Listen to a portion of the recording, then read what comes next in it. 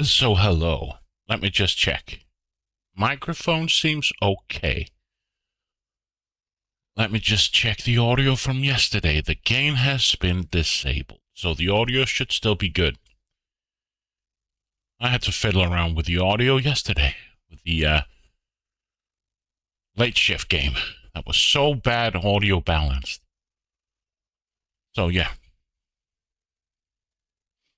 Let's play Jenny LeClue. Detectivu or Detectivu? Detectivu? Let's see. So what do we got? Audio. Music, sound effects at 80, dialogue at take it to 90 maybe. Sound effects down to 85, music to 65. Visuals high. No. Whatever game. Options, visuals, blah blah blah. Funny that it says that it's running in 340, 1440, which it doesn't, but never mind that. What about controls? There. Controls. We use WASD, we use keyboard, MX, J, flip, Q. Okay, so it's a keyboard game. Okay.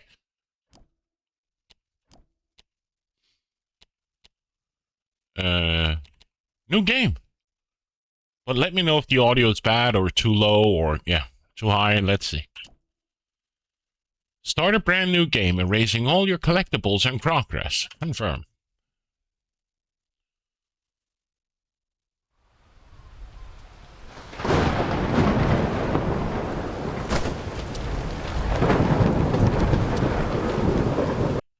Of course I can't see the audio, the meter. Seems okay. The audio seems okay. Good.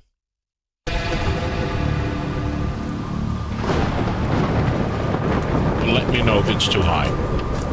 Maybe a bit too high?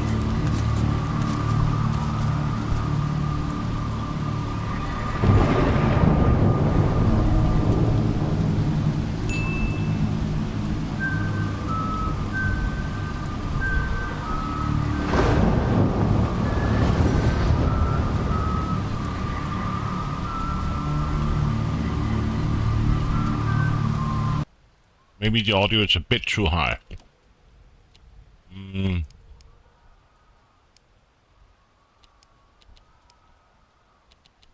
Hey, Strider.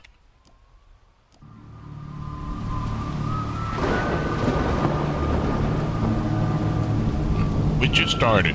The audio's good? That's good.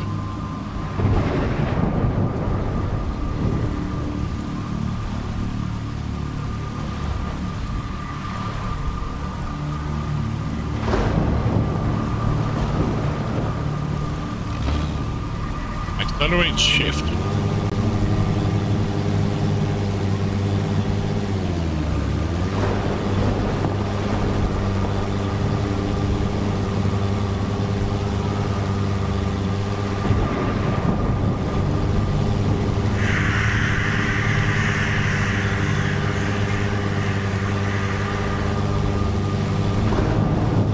Well, let me know if the audio is too high or too low.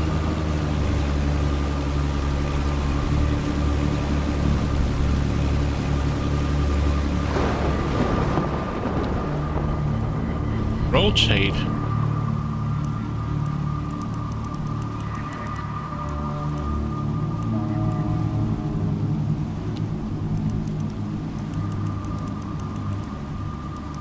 Oh, okay.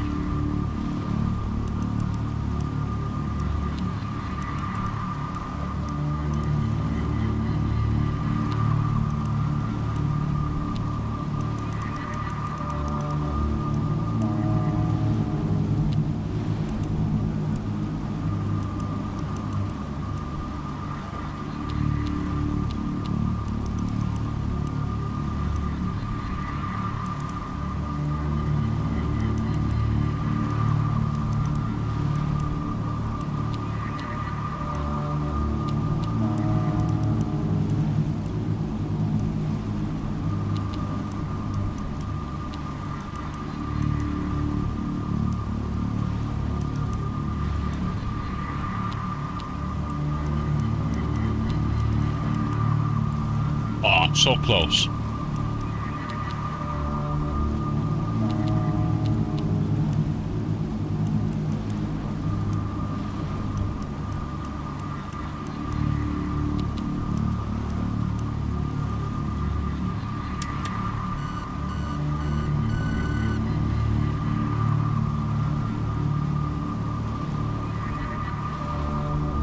Don't ask me what it's about. I haven't really read the synopsis of what it's about or anything.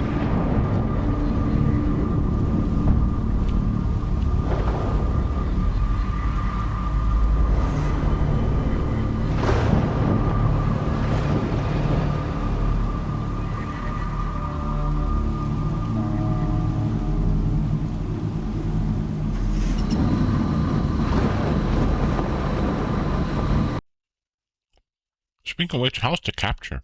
No, capture looks good. Okay.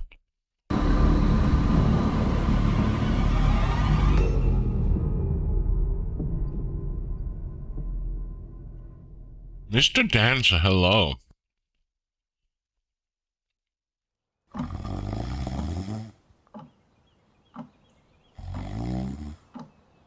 Did you finish your check, Murphy, today?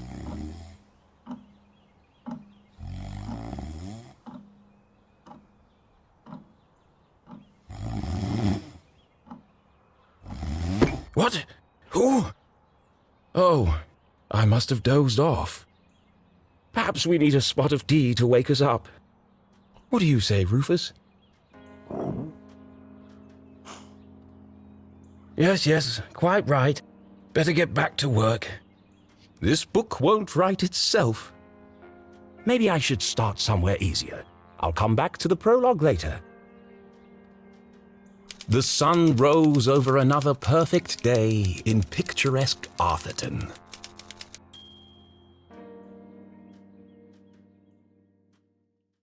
Not yet. Got to day 4, I think. To the casual observer, Arthurton news. seemed like any other small, quiet town. Is it the It was sequel or the nestled in a third valley one? between two I can't mountains, lined by lustrous forests, and perched on the edge of a pristine lake. Number 3? It had a main street with all the essentials, including a place to sip coffee. It had schools, a college, a church, and a police station. It even had a museum no one ever visited. It was the kind of place you might find anywhere on your travels. Typical, maybe even forgettable. But there was one thing in Arthurton that was unlike any other town in the whole world. Actually, it was a girl. Her name was Jenny LeClue, and she was the world's greatest detective. I can in the first one, but my laptop is too good for it. I know the first one can be a real hassle. Also, some of you, like the sequel, can be a hell to get to work. Oh, hello, Glenda. Yes, I'm curious to know if ScumVM doesn't support. Okay, patch me through then. Doesn't support Tex Murphy. Richard? It doesn't support it? I got it. I did, and my answer is no. I understand that, but... Well, yes, of course, but... No. Nothing is settled. I'm not going to do it. It goes against everything my books stand for. No, not yet, but... If I could just... Please, listen to what I'm saying.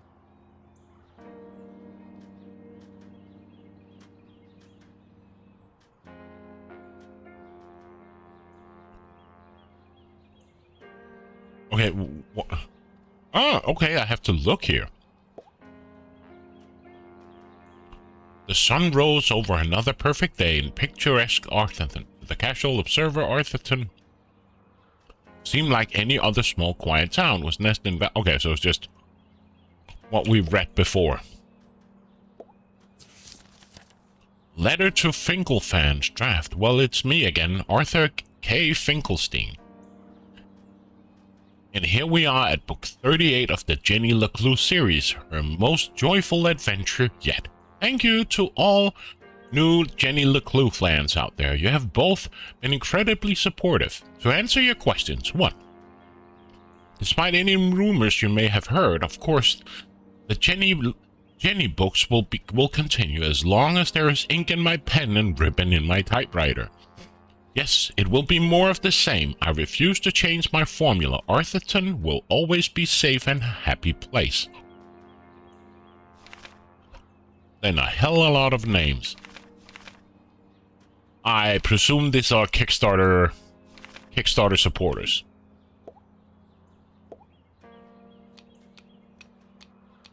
Okay.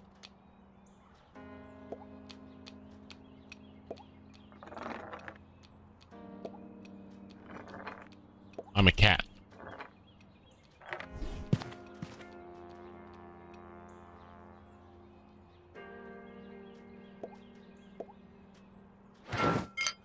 Oh. Gallery art. What is that? Is that a collectible? You found a piece of art. Head into the gallery to see it on display. You can exit the gallery from the main menu or the pause menu. During certain parts of gameplay, the gallery will be disabled in the pause menu.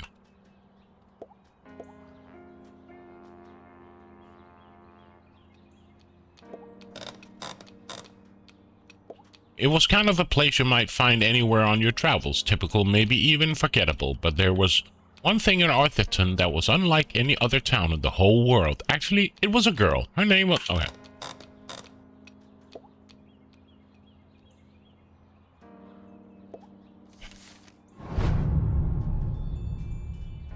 Okay, so we can zoom on M.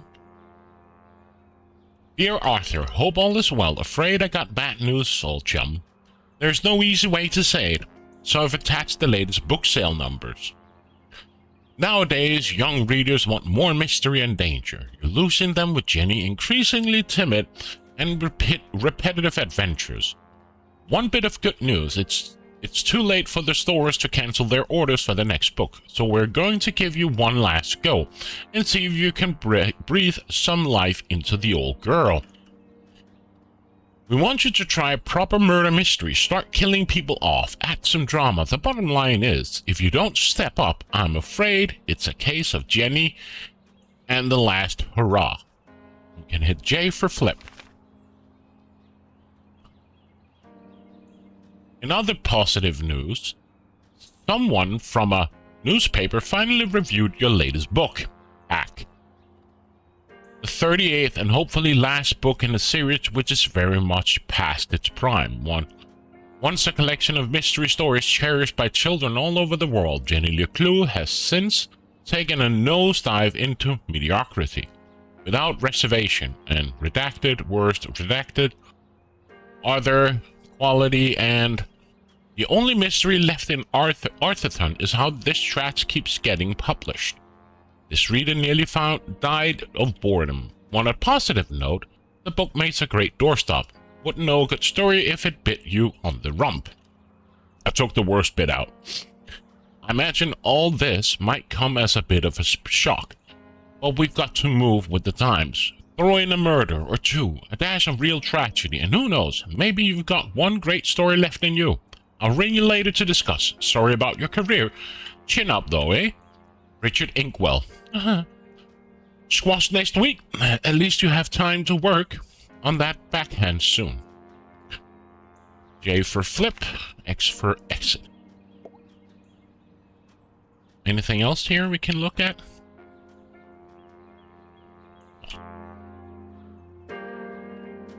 You don't understand what you're asking for. You want me to turn Jenny's world upside down? Kill off my characters and destroy everything I've built over the last 30 years? Fine, I'll give you what you want.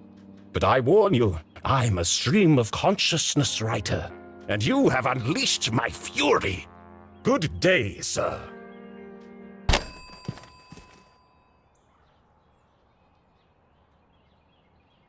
Boring? Predictable? Pah! Well, if it's murder they want, it's murder they'll get.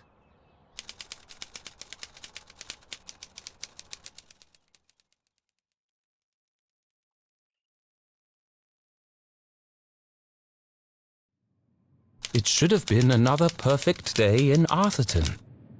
But today was different, and nothing would ever be the same again. To begin with, Jenny LeClue was dead. Okay. Plot twist. Her skin was pale, her eyes glassy and frozen. What cruel fate had befallen our beloved detective?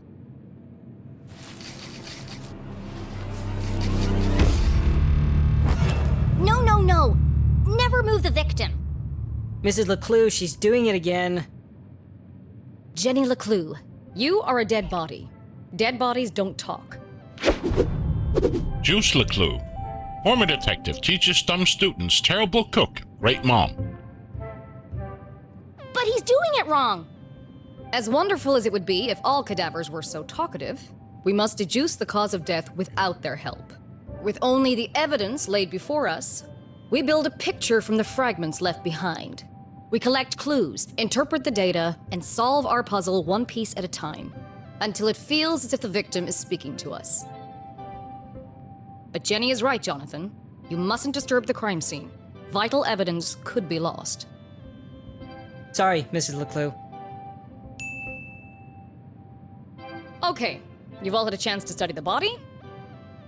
Who can postulate how she met her demise? Ooh! Me! I think it was an accident? Yeah, she obviously wasn't looking where she was going So she slipped on the wet floor, and cracked her head open. Like an egg. and then she bled to death. Really? How can you tell? Well, there's a giant pool of blood around her head. Yeah, I know. I was being sarcastic. Oh. Actually, you're both wrong. What? It was cold-blooded murder. Murder? Don't be ridiculous.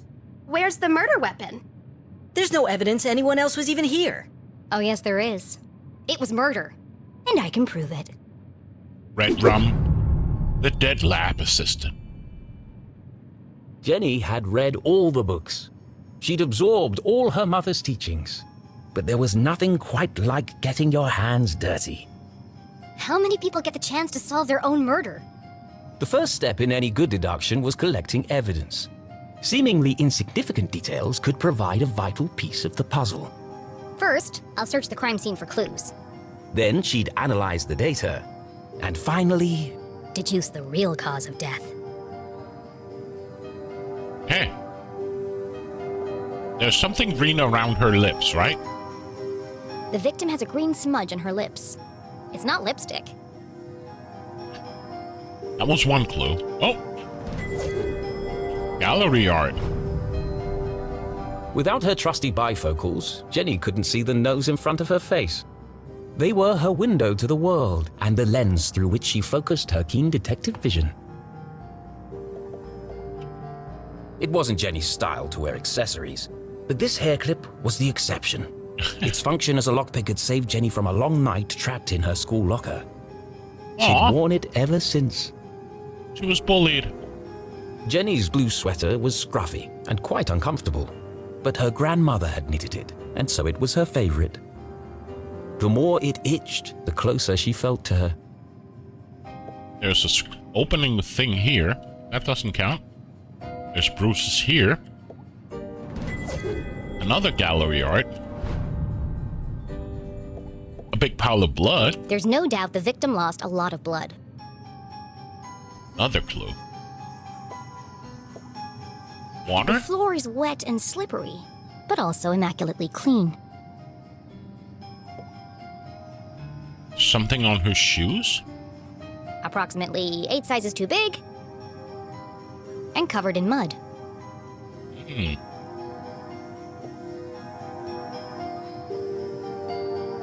What a waste of perfectly good coffee. Jenny's love for coffee was almost as strong as her passion for crime solving. Chalky green residue on the rim.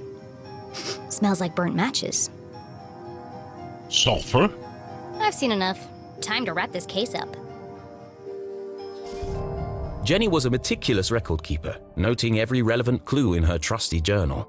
A great detective knew that solving a mystery was simply a matter of connecting the dots. I'm certain this wasn't a mere accident. Now I just need to prove it. How do I know the victim didn't slip? She had boots on? And pile of blood?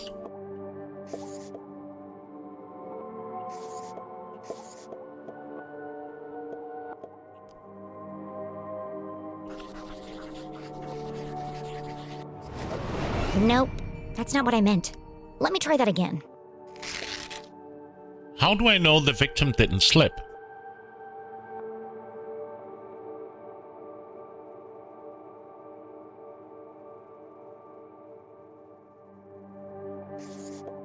There was a pile of blood.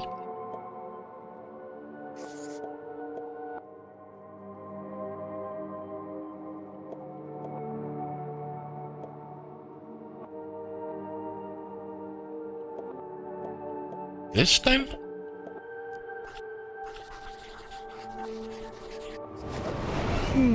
That doesn't seem right.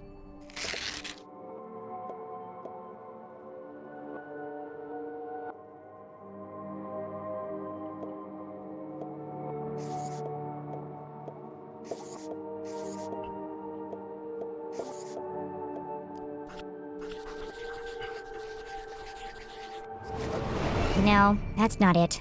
I'm missing something.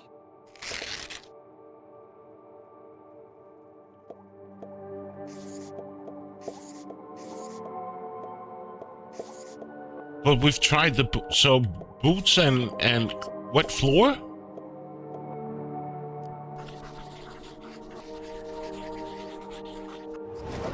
The victim's boots are filthy.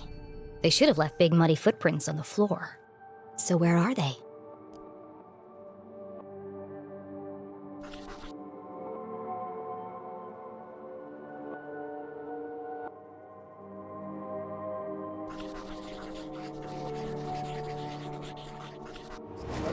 Either someone washed away her footprints, or she was carried here.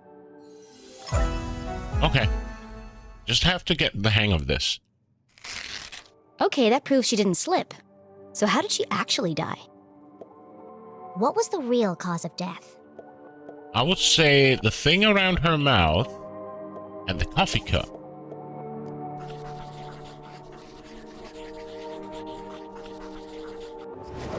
There's a green residue in the bottom of the victim's coffee cup.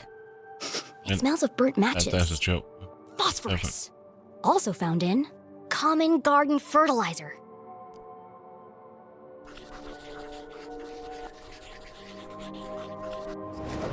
The same green mark is on the victim's lips. Her coffee was spiked with fertilizer. Someone clearly wanted her dead.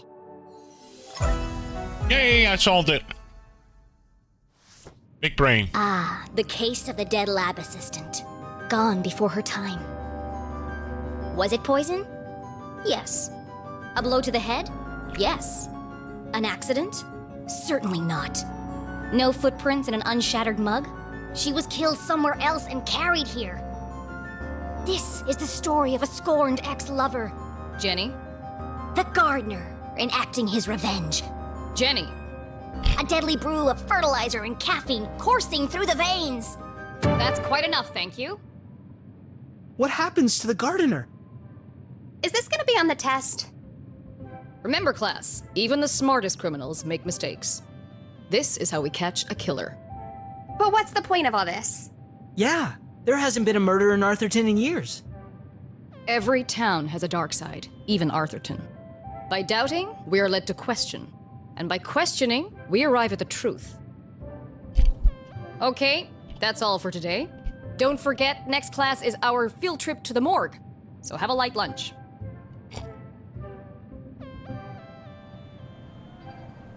The students need to think for themselves, Jenny. That's why they're here at Gumboldt. To learn. I just figured we all had places to go. Speaking of which... And where are you off to, young lady? I'm a dead body mom, remember? Dead bodies don't tell. See ya! Wait, before you go, I have something for you. Cool! What is it? If I told you, that would spoil the fun, wouldn't it? The LeClues didn't simply hand each other presents. They hid them. It was a family tradition, and Jenny had developed a sixth sense for finding them. With her trusty magnifying glass at her side, nothing eluded her.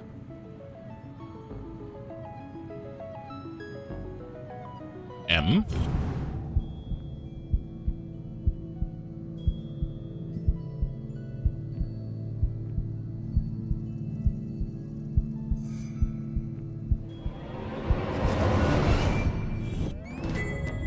A new journal!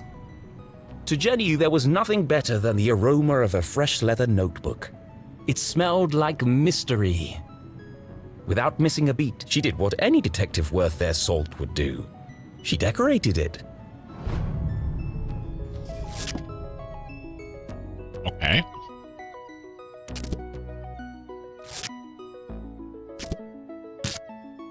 I love nerds.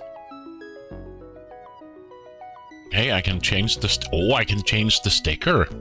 Okay.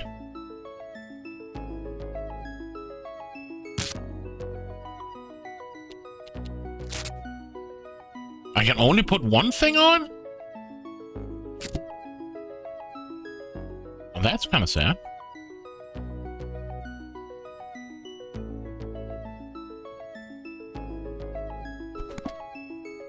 A new journal meant new adventures.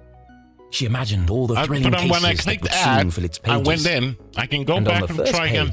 her mother had written an inscription. A great detective never gives up. Love, Mom.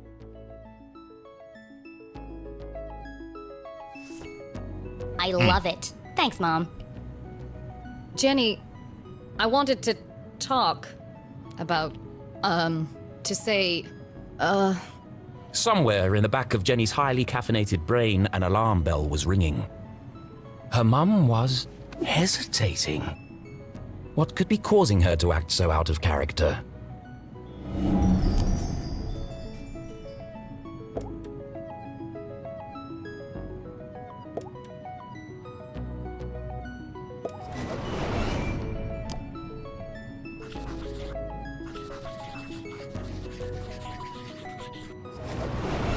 Crossed arms.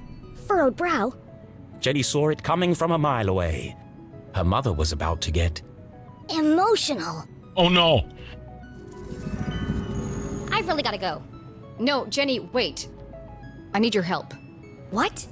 Really? Jenny couldn't believe her ears.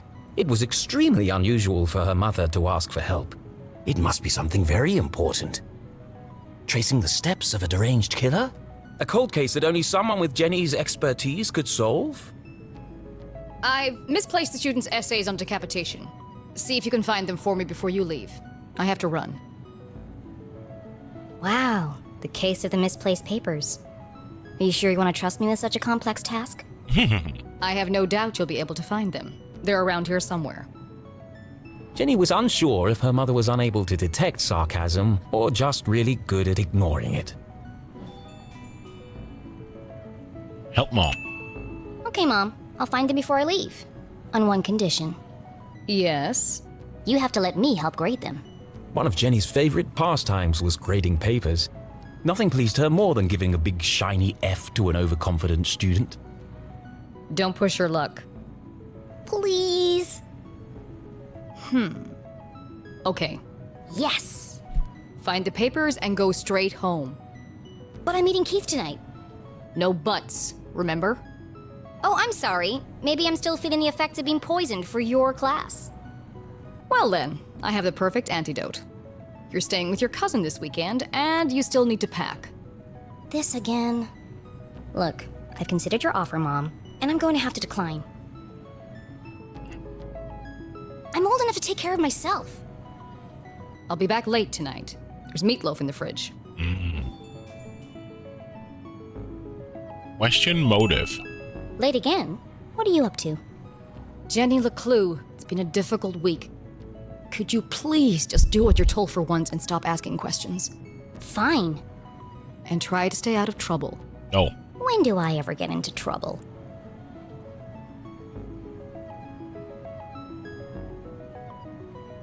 Okay, let's go All into... right, let's find these papers and get out of here.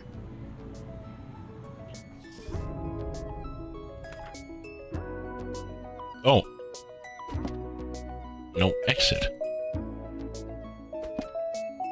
So, J, then I can add a thing. If I add the magnifying glass.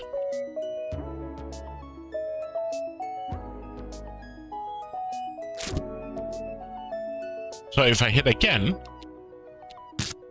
Okay, now again, but maybe not on the front page.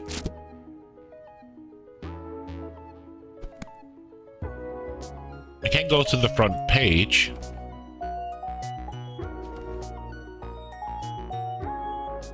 Oh, so there's also a meter on how I'm like improviser, planner.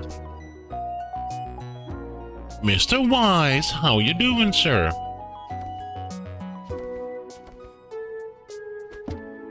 Hey.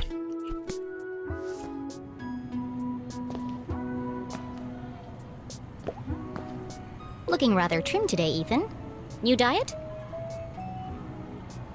What's the matter? Lost your funny bone?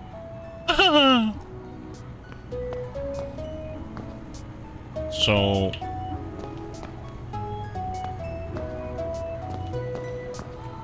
Can I run? Oh, I can run as well. Oh. Another art piece. Yay. Please do not touch. Someone must be running an experiment.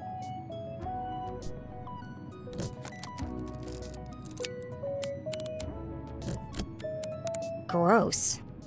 Pretty soon it's gonna sprout legs. Okay. Can't do anything.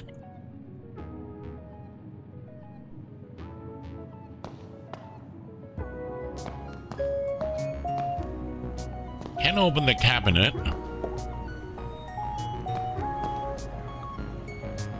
Becoming a great detective took more than book smarts. You needed real-life experience. And Jenny was always on the lookout for a chance to get her hands dirty.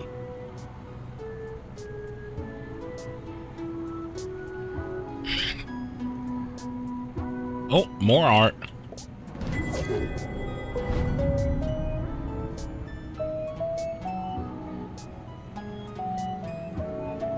I wish it has mouse control. I could bring up my controller, but yeah. Let's say the pause menu. Oh wow, is that all collectibles? Holy hell. Concept art. Damn, that's a lot of collectibles. Okay, never mind.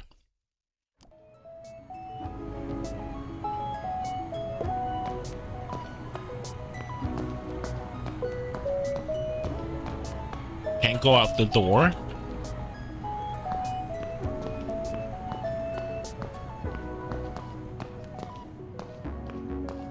Jam. One of Jenny's earliest memories was making raspberry jam with her mum. It's the perfect substitute for blood in class demonstrations. New camera, like And better tasting than the pig's blood the webcam textbook or like recommends. camera. Another piece of art.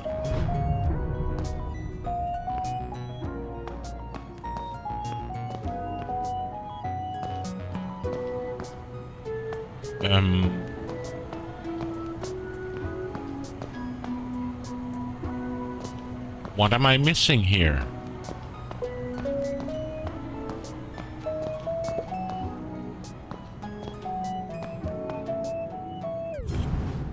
Oh, that's right. Use the magnifying glass.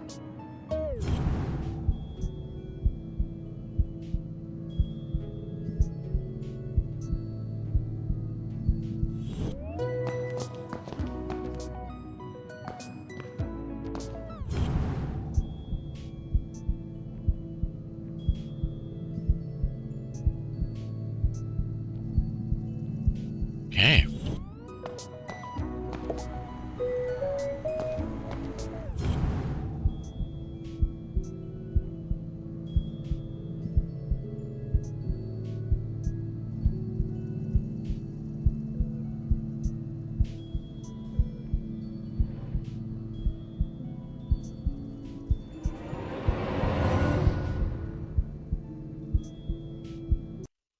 Whoops.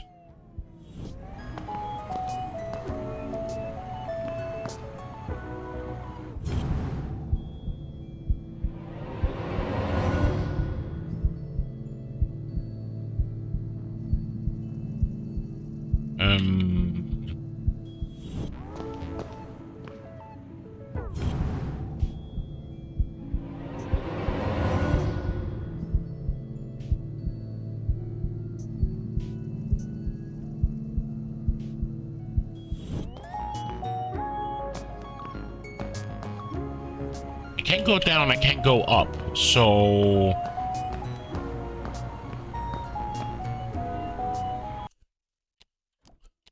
let me just check the controls. Interact, exit, journey, flip, QE, run, pause.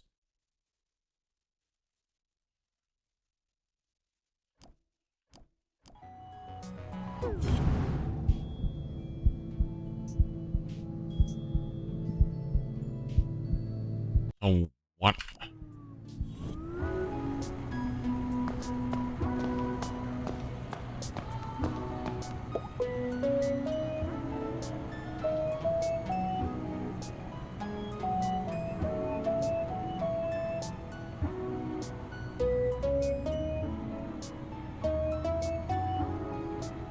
Ah.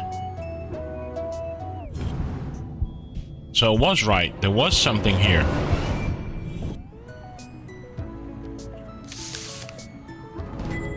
It's one of the students' term papers. You can tell by the terrible handwriting and erroneous conclusions. Mom must have put them behind the chalkboard.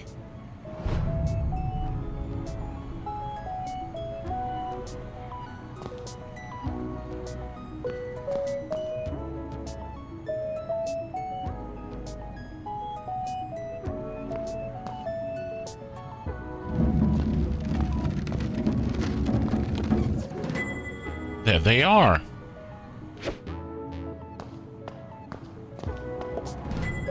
Found you. Time to get out of here. Journal updated.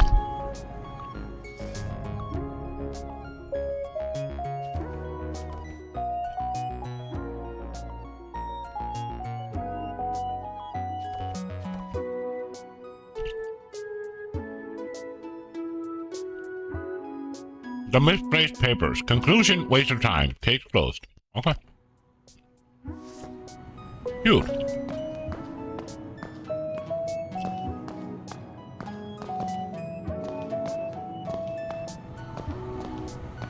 Now I can use the door.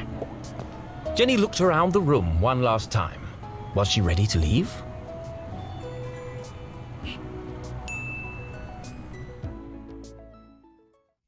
Yeah, webcam for filming. I'm trying to make Okay, a so she studio wasn't really dancer dead. thing with That would be FMV silly. point. No, Jenny was alive Interesting. and well and ready for another perfect day in Arthurton. A thing with FMV point and click with puppets. Okay. Interesting. Curious to see how that will work and the end result, but it sounds interesting.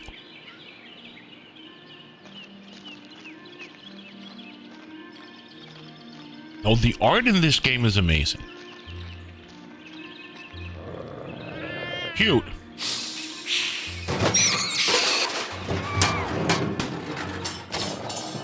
What the? What a mess. I should investigate. I'm Jack Ford. Look, it sounds interesting.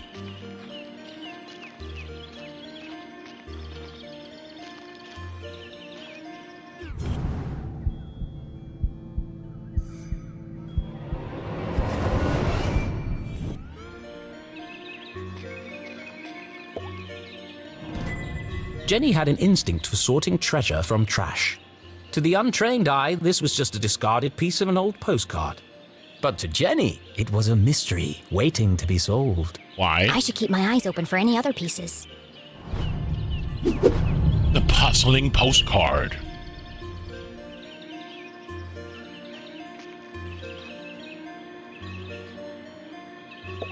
The notice board was awash with flyers, personal ads, and the occasional piece of All gum. Indiana Jones I'm like them amazed called anyone can Jeff find laid anything back on here. strikes Fortunately, against Jenny had a again, useful trick to use in a situation taking like place this. in the Mom always Interesting. says, a great detective eliminates the noise. Focus on the details, and you'll find clarity in the chaos. So, Jeff laid back strikes again. So, can you, like, tell the premise of the story, or is that a secret?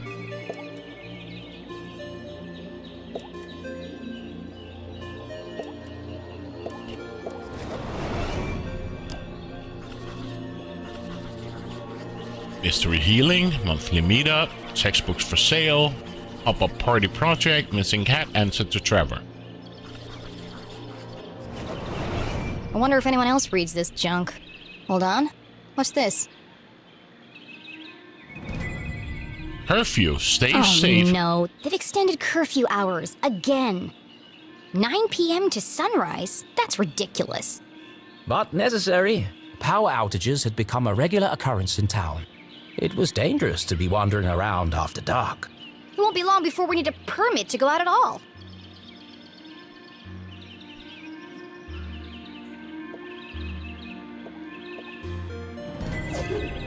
A new sticker. Ooh. Town notice, 5 p.m. Please pardon our mess. While we improve your power grid, during this period, you may experience the minor inconvenience of daily blackouts. APL.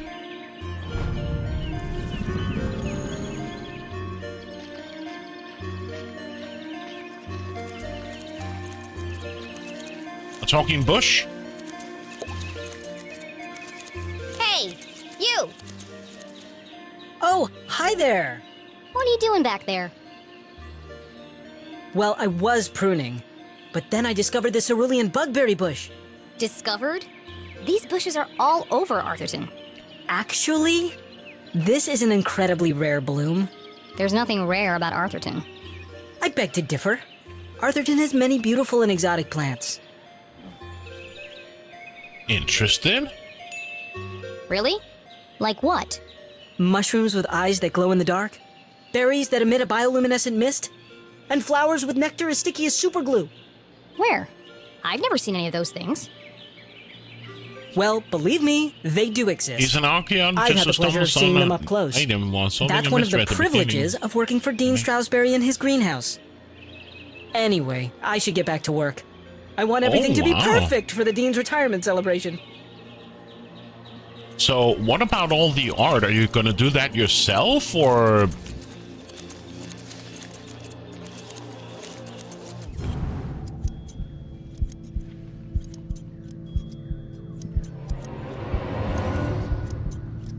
There is something right there.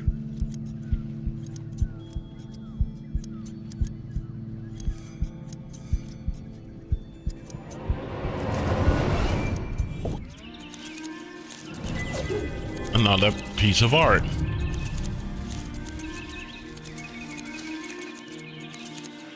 Let's check our journal. Curfew at 9 p.m. When will this madness end? Knowing you're knowledgeable, huh? So I don't really have any... Oh, damn, I really have to not use escape here.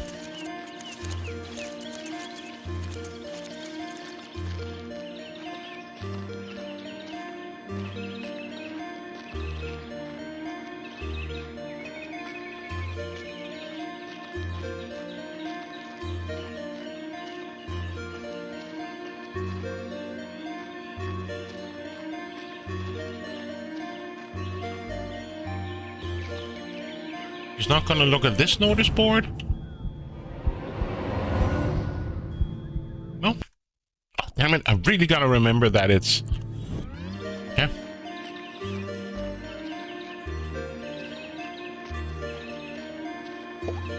Signs and decorations adorned the entire campus. A party to celebrate the Dean's impending retirement. Sounds like an exciting project. So are you doing stuff right now, or you're waiting for your camera to get there? Left. Left. I said left, damn it. What part of left are you having trouble with? My left or your left? My left. Obviously, I mean my left. Why would I mean your left? So you want me to move it the other way? Yes. Nothing would make me happier. If you're not careful, we're gonna have Braun's brains all over the floor. They seem busy.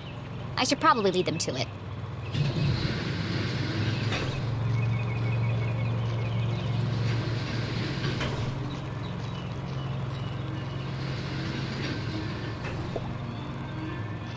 Read Dean Strasberry. Hello, Hello, Mr. Stroudsbury. How are you today? Stroudsbury. Les Stroudsbury, beloved Dean of Cumbold. Everyone's a jolly gentleman. The Dean was laughs often like seen Santa shaking hands Claus. and kissing babies around town. He's also Mom's boss. But more than that, he was her loyal friend. What do you think, Jenny? The Dean had dedicated his life to Gumboldt, and the townspeople had spared no expense in their tribute to him. Quite a striking resemblance, Mr. Stroudsbury. It's a scary thing, Jenny. Retirement. Great excuse for a party, though. What will you do when you're no longer the Dean? I've been trying not to think about it. This place won't be the same without you. Things change, Jenny. Time marches on, and we must do our best to adapt. It's going to be difficult, but I'm sure we will get through it. What do you mean, we? Do you think they made my belly too big? It's probably just a perspective, Mr. Stroudsbury. You are a clever one, Jenny LeClue. Speaking of which, have you been practicing your detective skills? Have I? Of course, always. Well then, I have a challenge for you. I bet you can't guess what I ate for breakfast. At last, a real challenge for Jenny. A fiendishly difficult puzzle that would take all her wits to solve.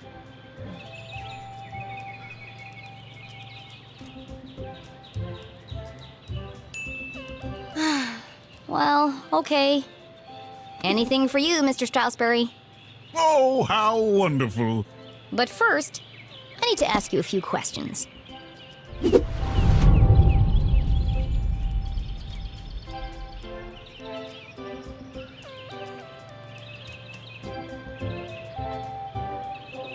Oh. Piece of art.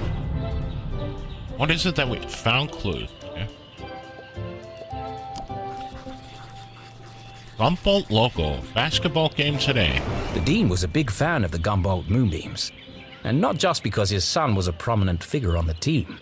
Well, a bench warmer anyway. And there's something on his tie or his bow tie. Powder. It can't be dandruff. He has no hair. I have a hunch it's powdered sugar. And I see that he's missing a button. That doesn't count?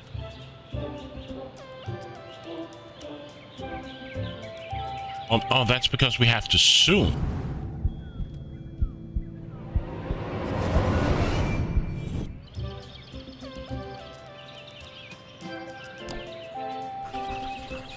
Blood. No sweat. Seeds. Fruit. It's jam. The Dean didn't button his shirt properly. It looks like a bloodstain, but the seeds indicate otherwise. This is cute.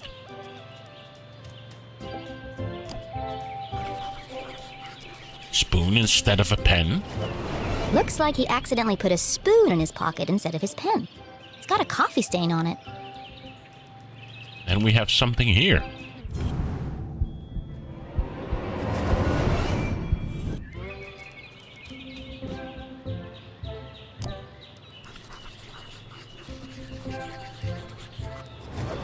A thick bundle of note cards poked out of the Dean's pocket. What's he keeping so close to his chest? You've been making a lot of notes, Mr. Stroudsbury. Oh, I was intending to make a speech on Saturday. Why have you scratched out so much of it? Your mother suggested I keep that's it short. a good and workaround. quite right, too. To not have rewritten it facial 20 expression for times now. by now. I just can't seem to find the right word. But it sounds interesting. But there's more to this guy. A pocket watch? Solid gold? Old? Fairly heirloom? His watch is slow. That's unlike the Dean. He's usually very punctual. Your watch is 45 minutes slow. Is it? Oh my. That explains why there was no cheesecake left in the cafeteria. My head's not screwed on today. Thank goodness you noticed, or I'd be late for my meeting with your mother. Oh, really? She didn't mention anything to me. Oh, well, of course she wouldn't.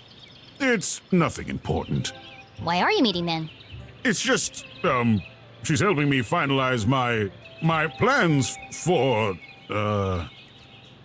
Your party? Yes, that's it. My retirement party. Thank you. Are you okay, Mr. Strasberry? Of course. Now let me just fix my watch before I forget.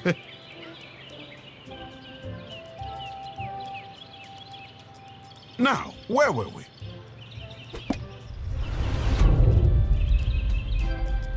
His ring?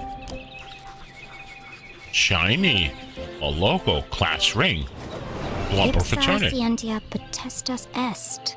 Looks like Latin. Your ring sure looks old. It was made for my grandfather. He passed it down to my father, who passed it down to me. And when the time comes, I'll pass it on to my son. No The zero Strasberry dime. family had been Okay. champions of education for generations. What does the inscription mean? Happy Thursday. Knowledge itself is power. The inquisitive spirit is a mighty thing, Jenny. And nothing is as important as the truth. Hey, what else do we have of clues here? What's that on his shoe? For the Dean, being covered in plant life was not unusual. His work as a botanist was renowned. Looks like you're carrying some extra baggage today, Mr. Strasberry. Well, I do have a lot on my mind. I was referring to your legs. Oh, thank you. I have been doing my daily calisthenics. No, I mean the sticky stuff on your pants. What? That sounds so wrong. Sticky stuff on your Exactly. pants. I've been working on a new orchid hybrid in my greenhouse. They're beautiful, but the leaves are quite clingy. I will say, I am looking forward to spending more It time is, in the dirt. but I like it. So, Nice and what do chill. you think, Jenny? Can you guess what I had for breakfast? Sure, Mr. Strasberry. I've got everything I need to solve this mystery. So, What did the Dean eat for breakfast? so there was something on his bow tie, right? And shirt. So I would say a donut.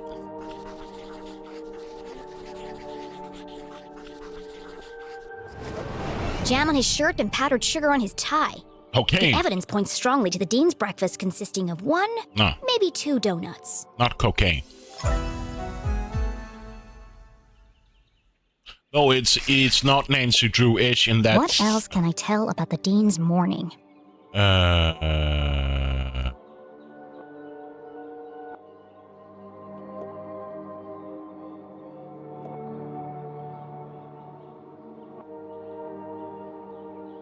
So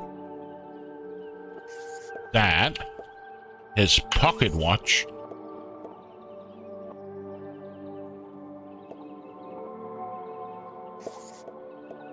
He was in a hurry?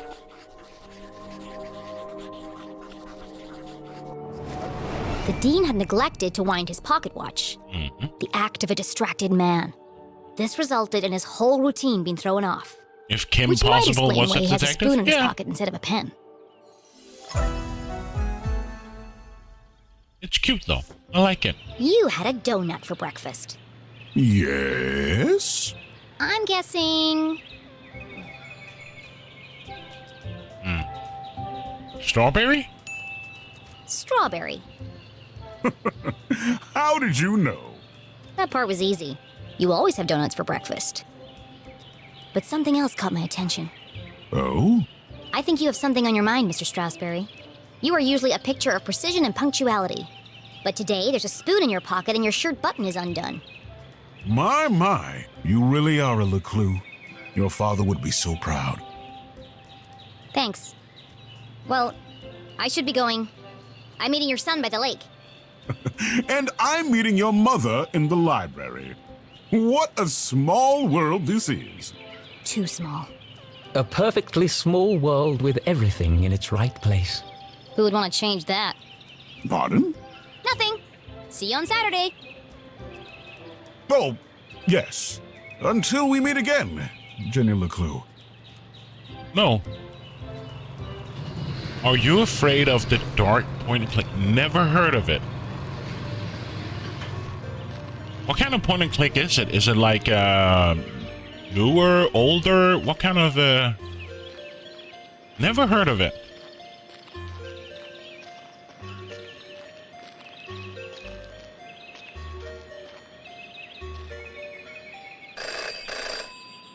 And we're from 1990, based on the show. Never heard of it. Well, that's not creepy at all. In her short time as a detective, Jenny had learned never to ignore a So ringing is it phone. FMV-ish or can you tell me a bit about it? Answer phone. Hello? The dog barks loudest before the dawn. What? CJ, is that you?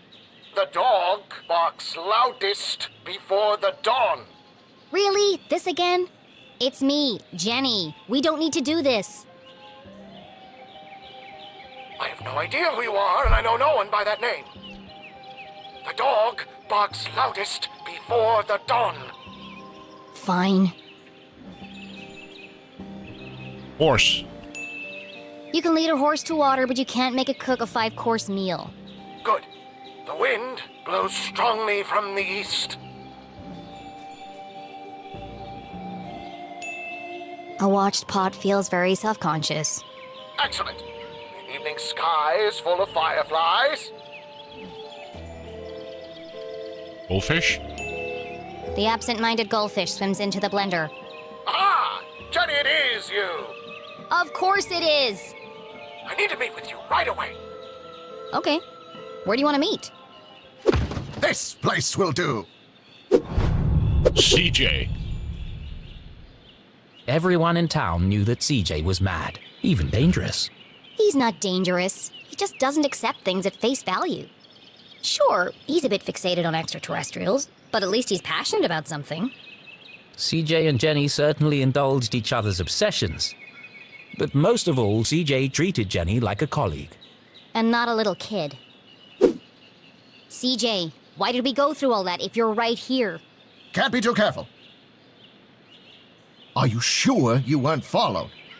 Who would be following me? Shh. This place is compromised. We don't have long to talk.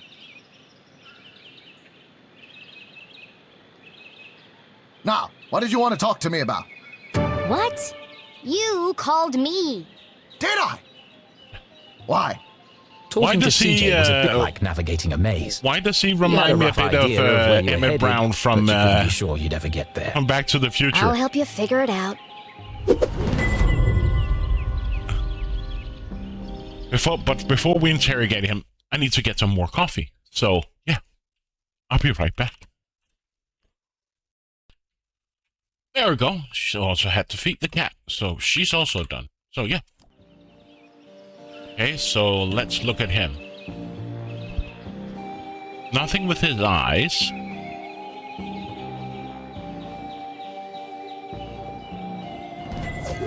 Piece of art.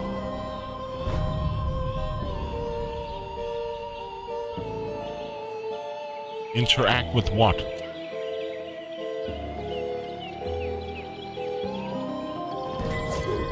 Or art.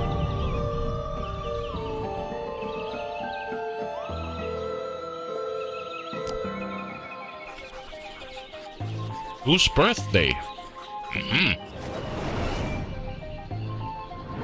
Is it your birthday, CJ? Birthday? Whose birthday? Clankson's birthday.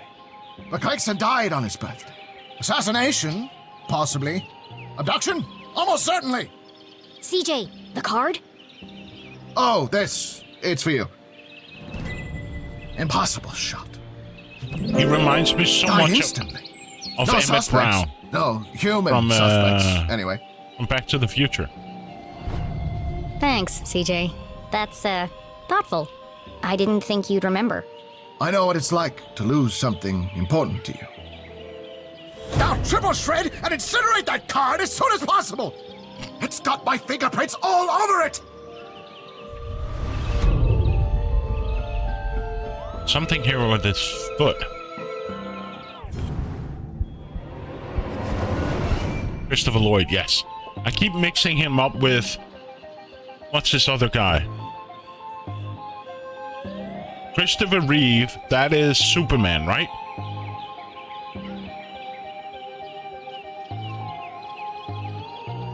And then we got another Christopher who was the Highlander guy. Right? Wasn't his name also Christopher?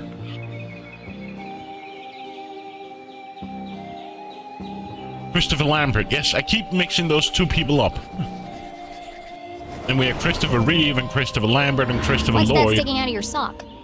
Ah! That's what I wanted to talk to you about. I intercepted a secret message. Classified intel. It's proof, Jenny. It's happening again. It's time for us to join the fight. Aliens This are doesn't look among like us, the kind of pamphlet and they're he coming usually for your makes. pet, so you're been prepared. professionally printed. Will you answer the call? Could CJ finally be onto something? Flip on J. Oh, it's just part of a cereal box. A cereal box from another space-time continuum? Nope, just a regular cereal box. It's an ad for a toy. But why? Why would it just be lying there in the trash?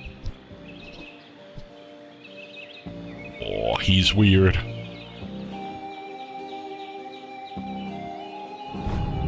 I'm sorry, CJ. There are still great mysteries out there to solve, but this isn't one of them. Jenny had uncovered why CJ had contacted her, but something else had caught her eye.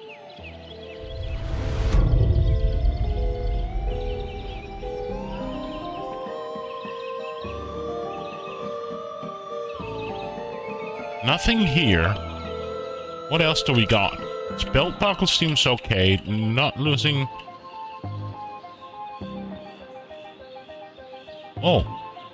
Here.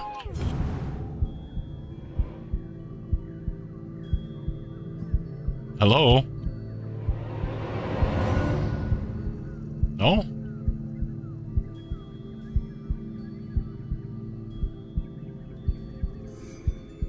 There.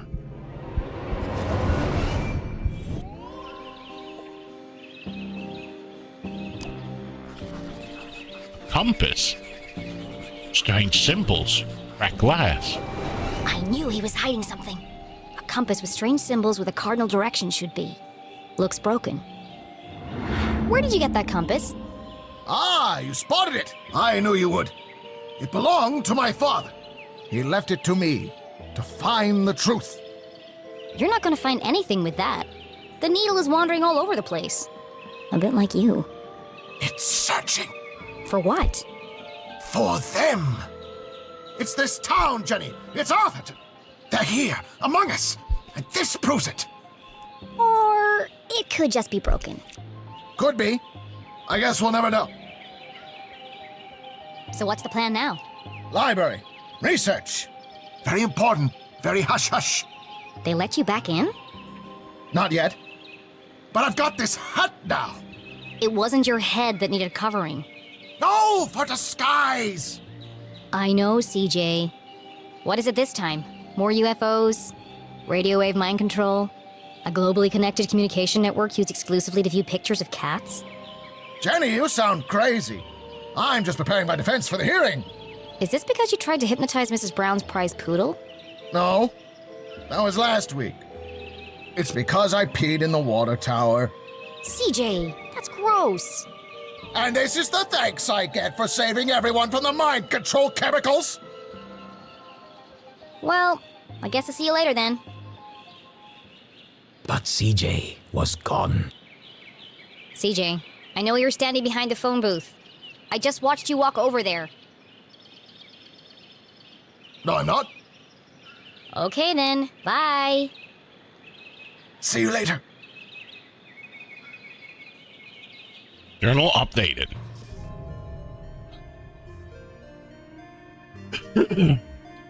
You can lead a horse to the water. Why can I not change the page? Ah.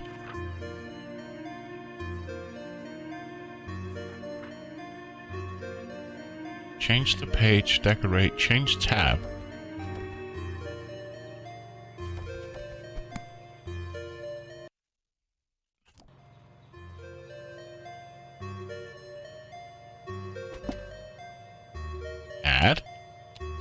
lightning.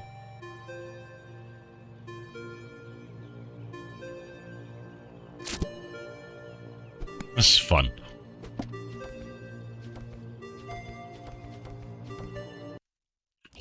Exit for X.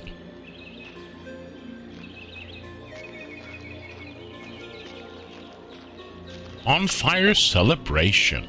Talk to Ada. Hey! Ah! Damn, that's the third time today. Oops. Hi, Jenny. Great job solving that case today. It's really cute the way that you and your mom work together. I wish I was that close with my parents. Enough chit-chat. Got anything new for me? Oh, yes. This is the real deal, hot off the press. I haven't had a chance to distribute these yet, so keep them to yourself. Ada and Jenny belonged to one of the oldest societies in Arthurton. An eclectic band of treasure hunters, collectors, creators, and dealers. Together, they were known as Sticker Club. For generations, Gumboldt students had been hiding and finding stickers all over town. Officially, Jenny was too young to join. But she'd found so many stickers on her own that they'd made her an honorary member. New sticker. Let's see. Nice crisp edges, rich colors. Very tacky. Thanks. I spent all week making these.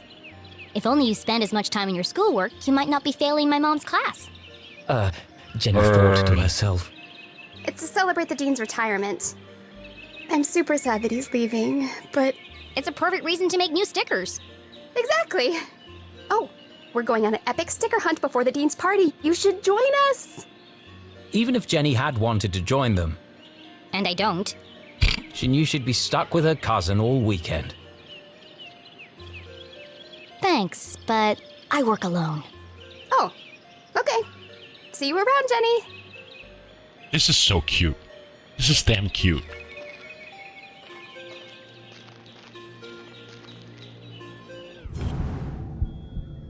What do we got? What do we got?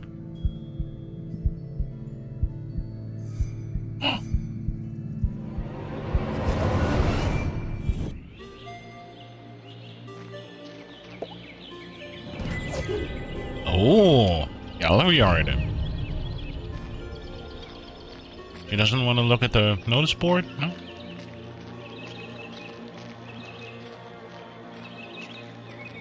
Oh, the art is cute, I must admit. It's so cute. What else do we have here?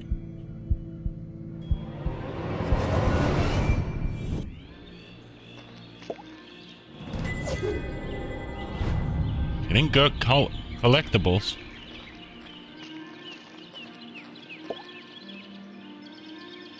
Lake Nowhere, 1 mile. Let's leave. It is cute. The voice acting is great. The art is cute. Stop!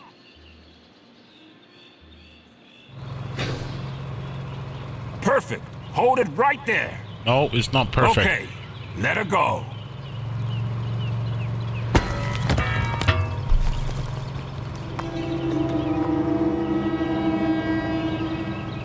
Oh dear. That was ominous.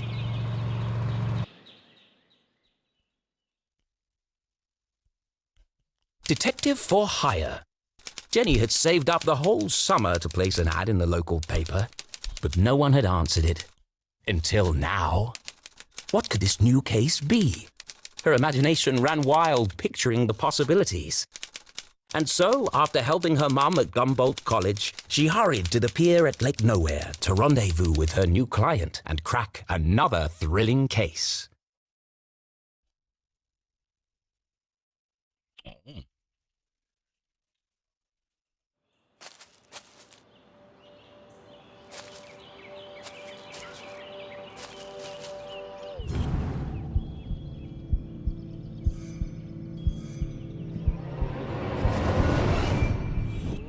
Let me guess, another collectible?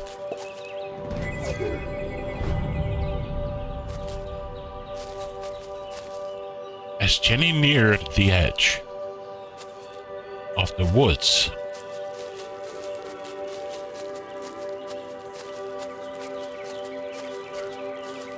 she heard a sudden strange sound. What the? Hey, kid! Watch where you're going! Hey, screw you!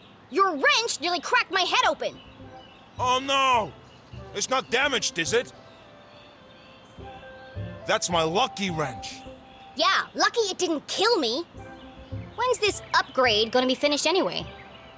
Look, kid, I just go where they tell me. Every night another power surge. Every morning another part of the grid fry.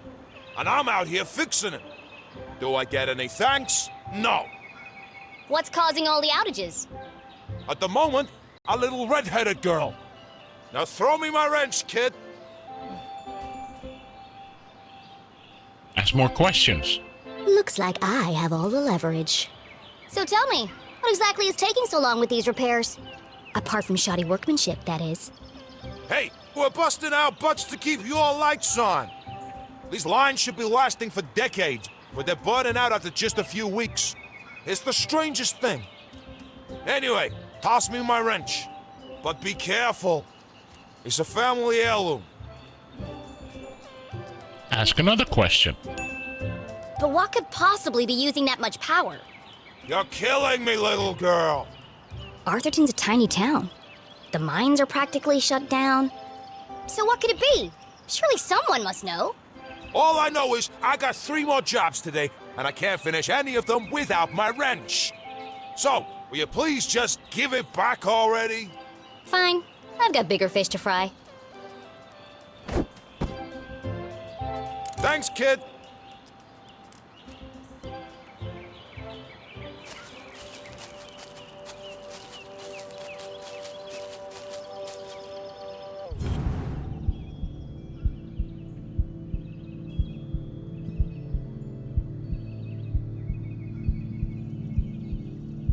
Where is it?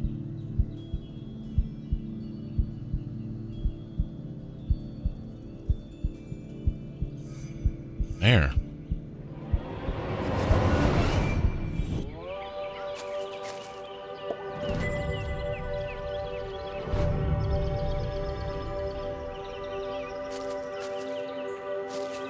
Part of the last piece of the puzzle, the postcard, maybe? As Jenny stepped out of the dark forest, she saw warm sunlight reflecting off the cool lake. And next to that, something even cooler. Keith Stroudsbury. Come on, Keith! Dance like you beat it! Not so much grinding. Oh, Keith, what are you doing? Not everyone saw it, but to Jenny, there was something special about Keith. He's just happy being himself. Nothing seemed to bother him. Not even having to dance in a costume for $1 an hour. But Jenny was not so laid back. Not when it comes to standing up for a friend. Especially her only friend.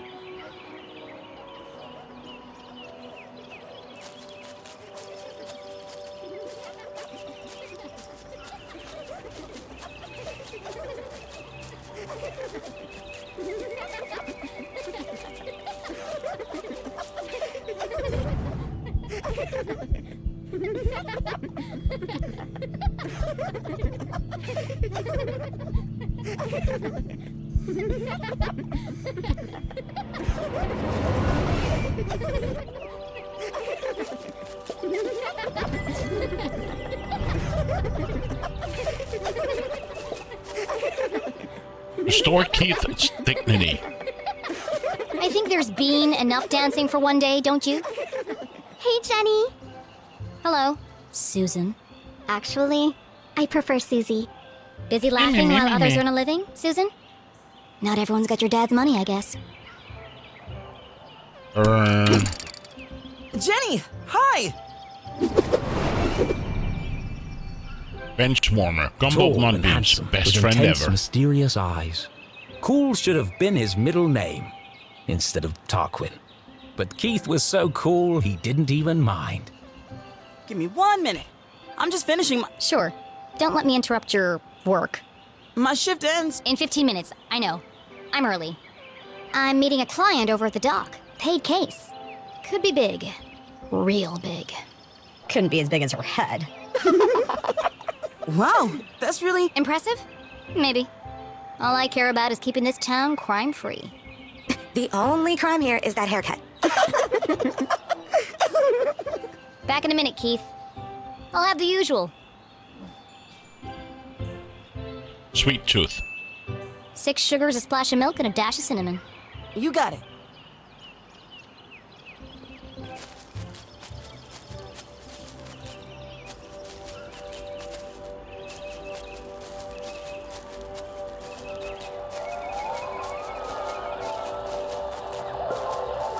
Talk to Brett. How about now? Move it to the left a bit. What's he doing up there? Not now, kid. We're busy. Any better? No, keep going. Now? Yes, it's working. Hold it right there. That's what all the fuss is about? Not this guy again. What is that? Whatever it is, it's not my music. Maybe it's jazz? Shh! I'm trying to listen. You shush. I'm the DJ. I'm in charge. When's this party getting started, boys? Oh, just a few more minutes. How are we supposed to dance to this? I think we're losing them. Another station must be interfering with the signal. But there aren't any other stations in Arthurton. Wait! All these wires must be acting as a giant antenna. Jenny listened closely to the mysterious transmission. It was like no other radio broadcast she'd heard before. Hold it steady! Sorry, I'm trying. That's just getting worse. You might as well come down. No, wait! I can almost make out what they're saying. But just like that, the sound faded away. What did you do? That's no use. Come on. We gotta get this equipment back to the AV department by 6. Jenny was so lost in contemplation, she'd almost forgotten the case at hand. My client. I'm supposed to meet her at the dock.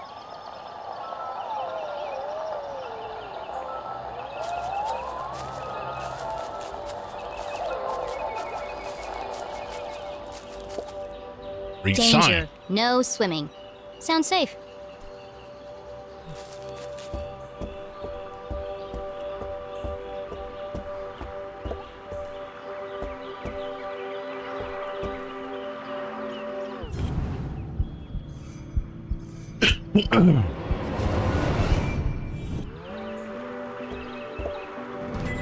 Another gallery item.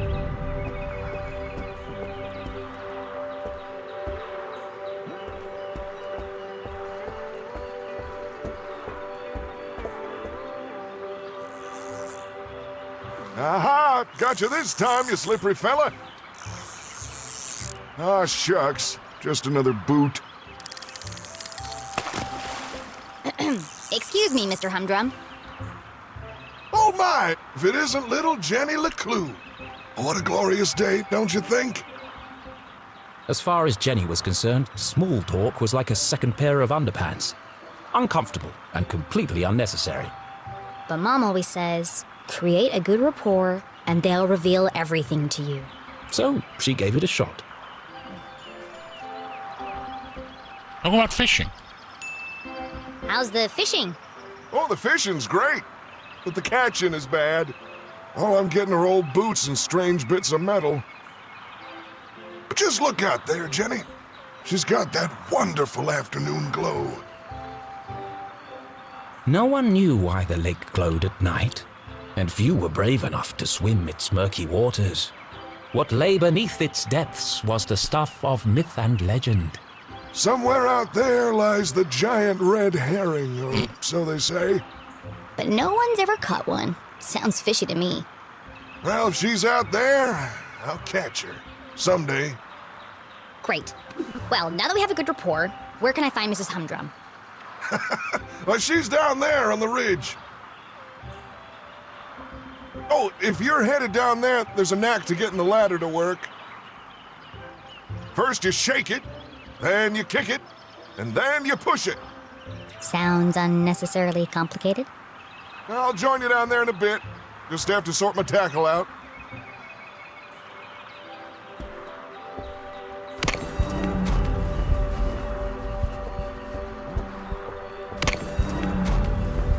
Okay, we can't... Come on.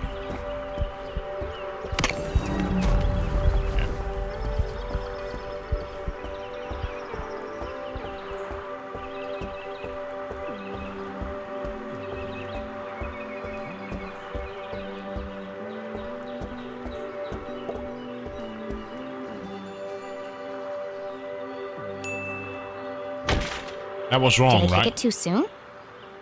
Yes, we have to shake it first. Shake it, kick it, and push it.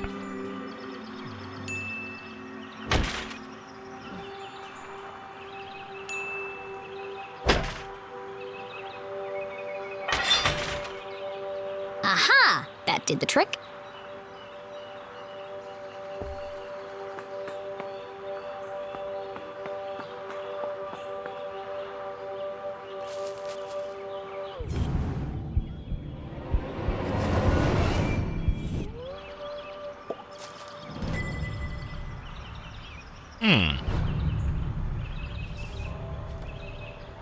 So where's the...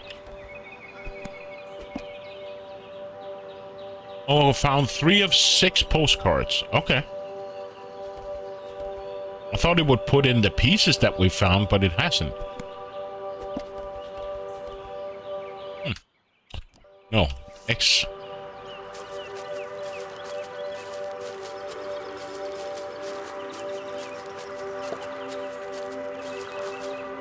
Mrs. Humdrum, I presume? Oh, hello! You? I'm the private detective you contacted.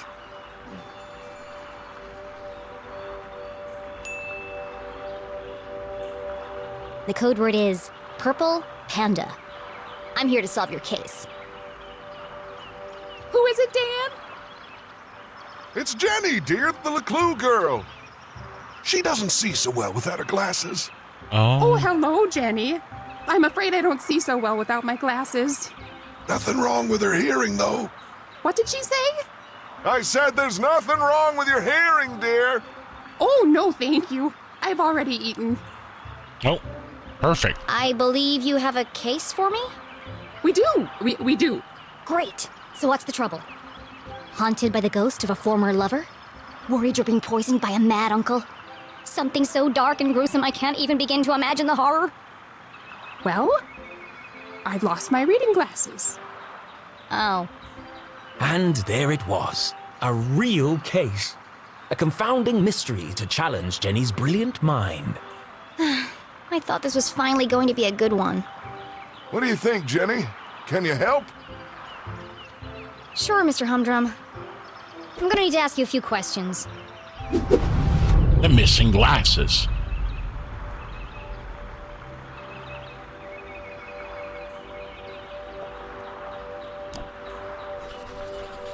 Expensive hairdo. Looks freshly blow-dried.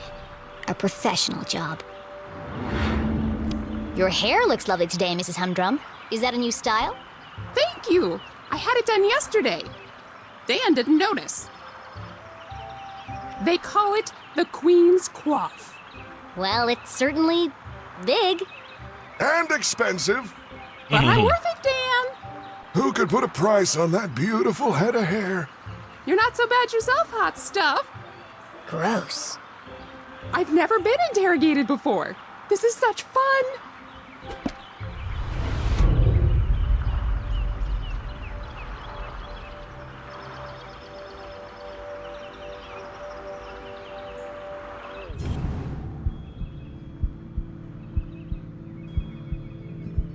Is it that she's seeing here?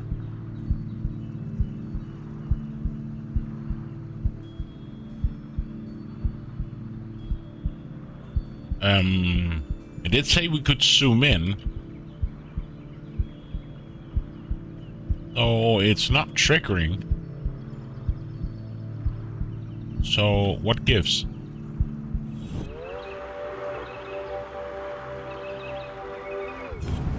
There.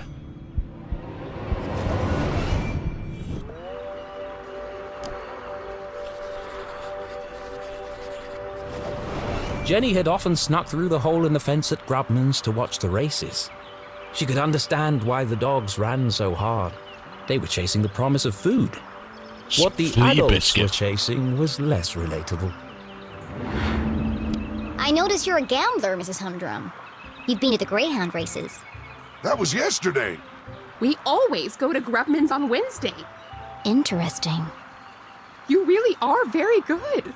The best. How long have you been solving mysteries? I'll ask the questions, thank you. Still 4 clues. Binoculars. Do you often carry a pair of binoculars? She doesn't go anywhere without them. I presume you don't wear your glasses when you use the binoculars. No, I can't get my eyes close enough to the eye cups. I see. Did you take your binoculars with you to the races? Of course. Those critters are so tiny I can't keep up without my binoculars. Interesting. What's next? Fingerprints? Oh, polygraph test? It's like you're reading my mind.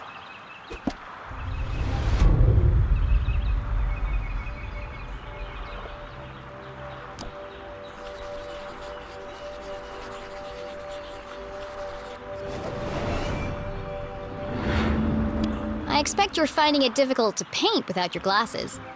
Oh no, I never wear them when I paint. I like to feel the canvas, to interpret the colors. She's an incredible painter. You should have her paint you. Thanks, but I don't mix business with pleasure. Have you figured it out yet? The suspense is killing me. And there's something else over here. A new sticker.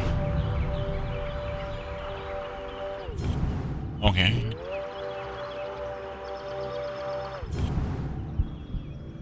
What are you... Oh.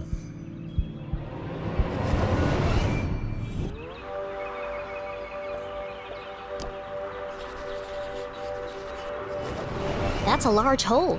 She must have caught it on something. Did you have trouble climbing down the ladder, Mrs. Humdrum? Why, yes, I did. How on earth did you know? There's a tear in your pants pocket. Well, what do you know? I didn't realize these pants even had pockets. I feel like you know more about me than I do.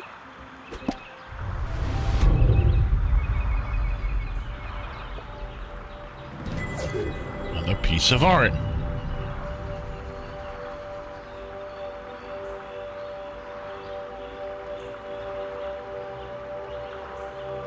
One last clue.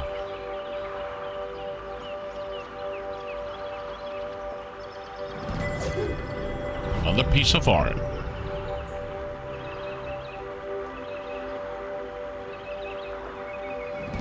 Another piece of art. Your shoe.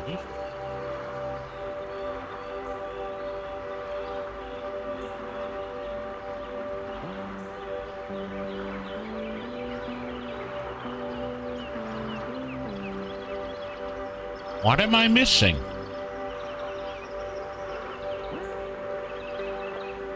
Ah, okay. Apparently her eyes were a clue. Jenny recognized the distinctive indentations left behind by a pair of spectacles. She must have been wearing them recently. You still have marks from your glasses on the bridge of your nose. You probably lost them within the last day or two. Oh, I never would have thought of that. When do you last remember wearing them? I'm really not sure. Damp? You had them at your Tuesday book club. Oh, yes. We're reading 50 Shady Graves. You are so thorough. Any more questions? I think I have everything I need to wrap this one up. So, Where are Gail's glasses?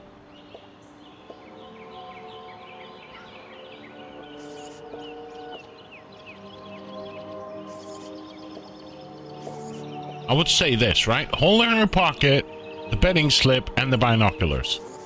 Oh, there we go.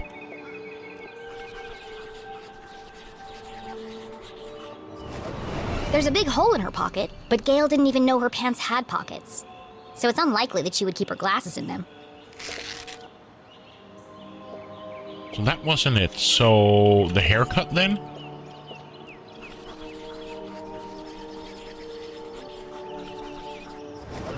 Gail was at the races last night. She had to remove her glasses to use the binoculars.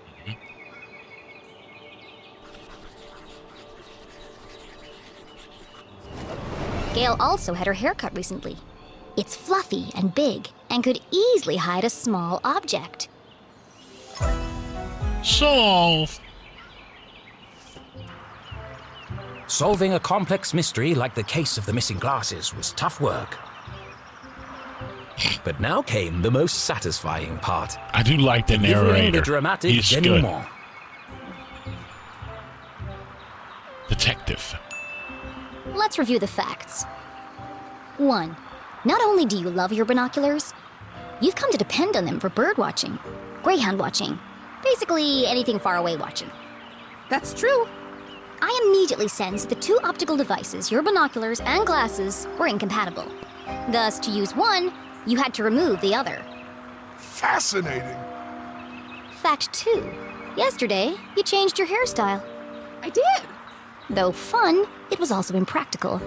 And so tall that it could easily conceal a small object. I see where this is going. Please, don't interrupt. After much research, deliberation, and debate, I've concluded there is only one place the missing glasses could be. In your hair. They've been on your head the whole time. Oh, so they are. Right there on top of my head. Incredible! What a talent! They're always in the last place you look, aren't they? A master detective in the making. What would we have done without you? Gail, don't forget to pay the girl. Oh, of course, silly me. You must be rewarded generously for all your hard work.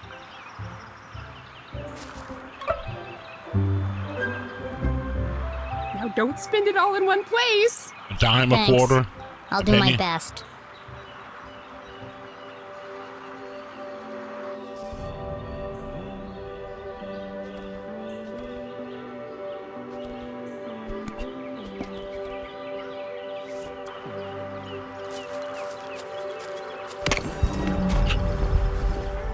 I like how she breaks her neck or...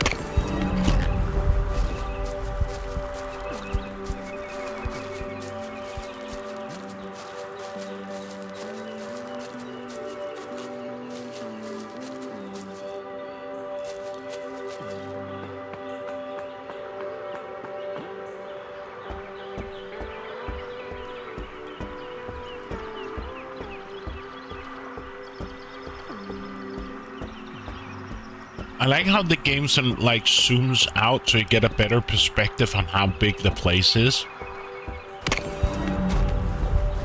And then zooms in again like later on. Kind of nice detail.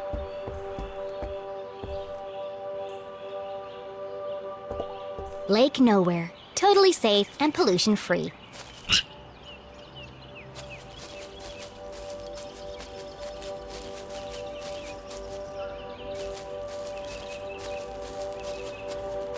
Are you ready, Keith? Wow, what an amazing detective. I know. Glasses on her head. Who could have guessed? Oh, you heard. Whatever would we do without Master Investigator Jenny LeClue? I thought it was pretty cool, Jenny. And a whole nickel. You must be so excited.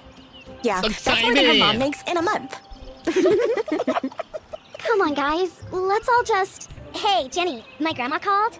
She wants her sweater back. Oh, how wonderful it was to joke around with friends. Sure. I've had enough of this.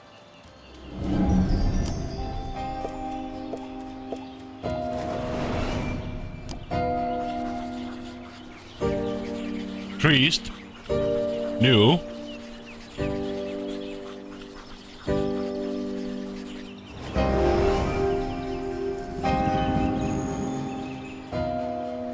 Be really mean. Skirt ironed but unevenly. The work of a distracted housewife.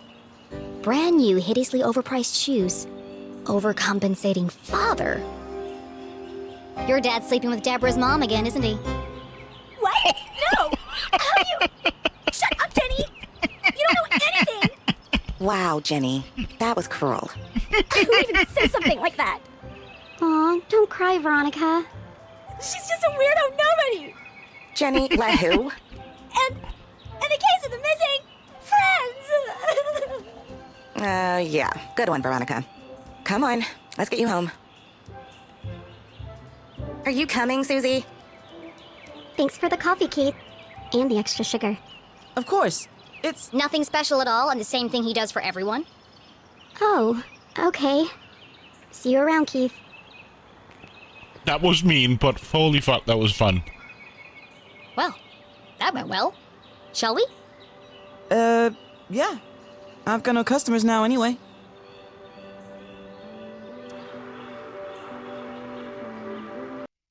Sorry.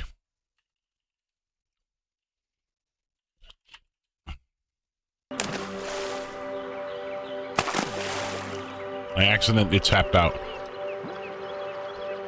Nothing exciting ever happens here. I'm so tired of these simple cases. Frustration. Ugh. How am I supposed to become a real detective if there are no real crimes to solve? You up that Poor old lady? bird. Darn.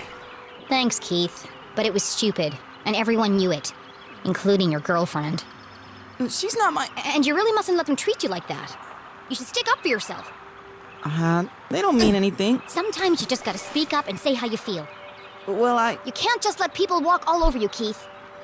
Okay.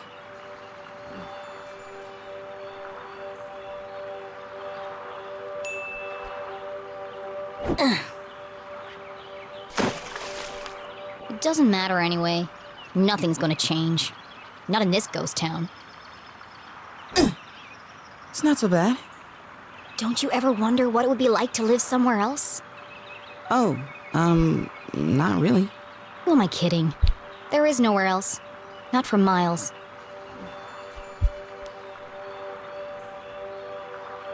Forlorn hope.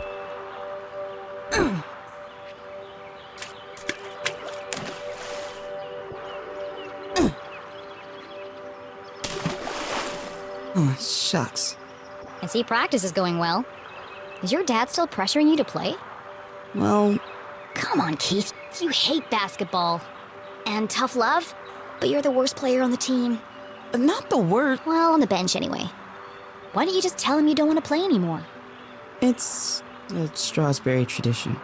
That's my point, Keith. This whole town is dead, stuck in the past. Everyone is just doing what they're told without questioning why. Where's the ambition, the sense of adventure? Are we still talking about basketball? Trick shot. Ugh. How's your mom? She seems distracted. Normally, she's so focused on her job. I mean, it's understandable. It's been almost a year since... And now she's planning to go away for the weekend, and she still won't tell me why. Yeah? She was definitely acting weird earlier. Maybe she's lonely? You know what? You're right. I am? She shouldn't be alone right now. Actually, your dad told me they were meeting in the library. We're going to need supplies. 2 of Mr. Bean's finest, please. To go, of course. Here is my payment in full.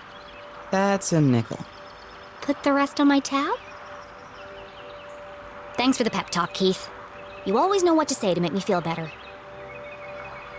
Last doll. You want it? Let Keith throw it. You take it. You need to practice. Here goes nothing.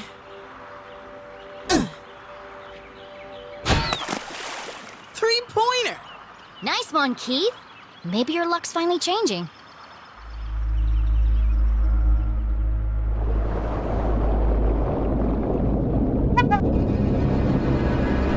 Hey, PS1.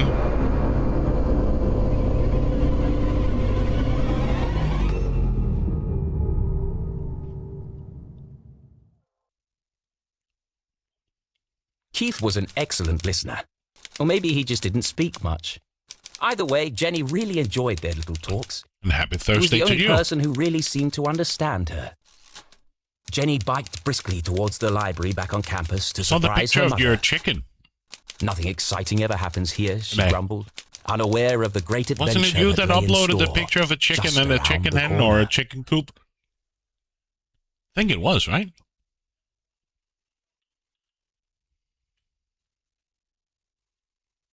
A sweet girl Pixel. Aww.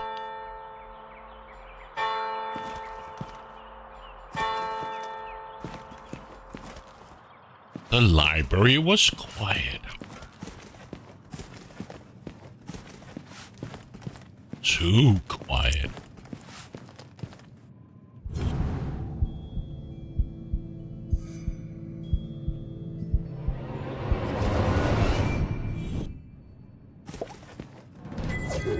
Another gallery item. Inspect portraits. Gerald Stroudsbury. Cornelius Stroudsbury. It's a wall of Stroudsburys. All looking the Stroudsbury lineage stretched back to the very founding of the university. There had been a Dean Stroudsbury at Gumboldt for over 150 years. There won't be for much longer. And a 3-stream streak. streak. Retiring, and the only Stroudsbury left is Keith. And he's not exactly the academic type.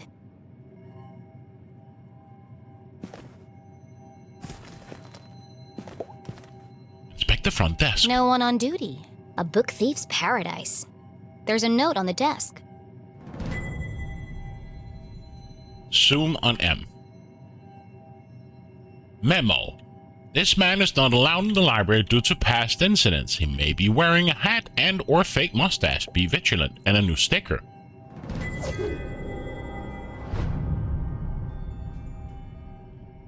Someone keeps leaving book cards in the quiet study area. Please remember to return cards to the front desk area and stop standing on them.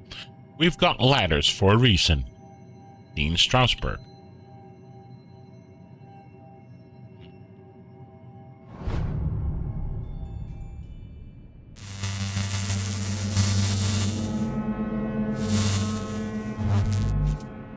That was weird. Power search? Hello? Mom? Mr. Strasberry? Anybody? Jenny's words echoed through the library. Oh, the narrator's doing it so well. A mystery was unfolding. Whatever it is, I'll get to the bottom of it. The quiet library. Too quiet.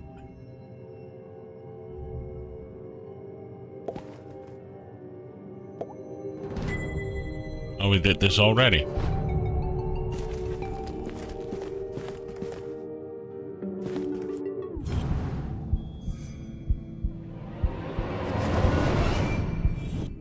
Les Stroudsbury, Gumboldt's 21st and jolliest dean, smiled down at Jenny.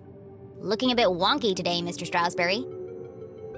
A pair of wires ran down the wall and disappeared behind the painting. It's too high to reach. What are you hiding back there? Guess we'll figure out. The chandeliers that adorn this library are made from rare Arthurtonian quartz, kindly donated by the Glatz Foundation. The Glatz family was one of the oldest in town. They were the first to mine the valuable quartz deposits beneath Arthurton, and as such, they became incomparably wealthy. And they sure like to let everyone know it.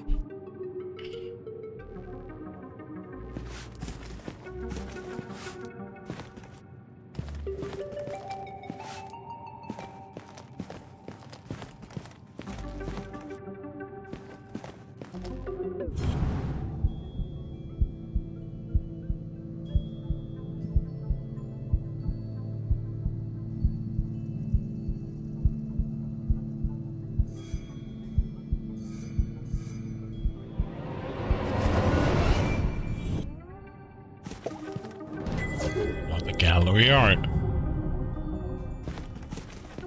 Many collectibles in this game. Maybe we'll figure out what we need them for. Laddertron 5000. The pinnacle of remote ladder and bookcase technology. kindly donated by the Glatz Foundation.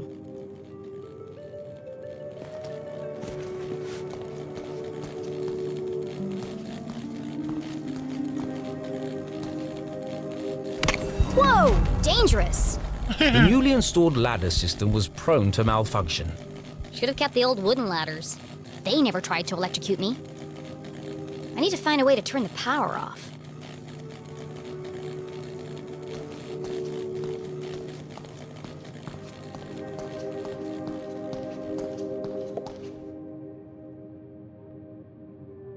Jenny gazed at the technological marvel of Laddertron 5000. Seems pointless. It's not hard to move a ladder. Sometimes it feels like some unknown force is just trying to slow me down.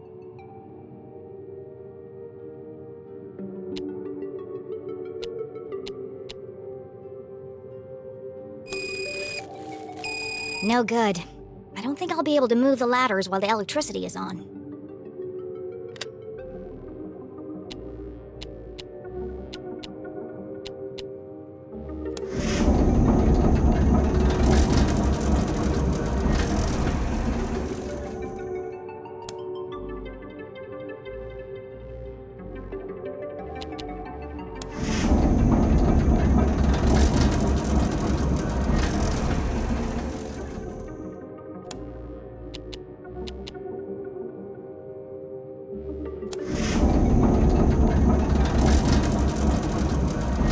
So that is the middle one.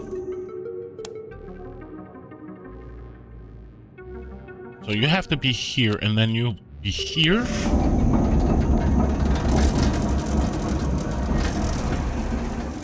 No. You'll have to be way over here.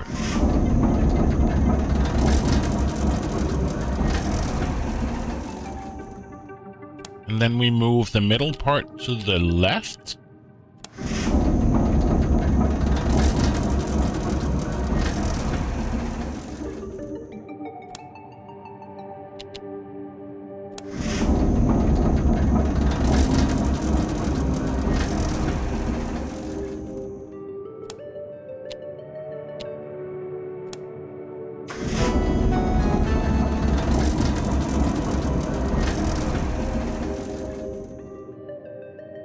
Jenny was notorious for climbing book carts.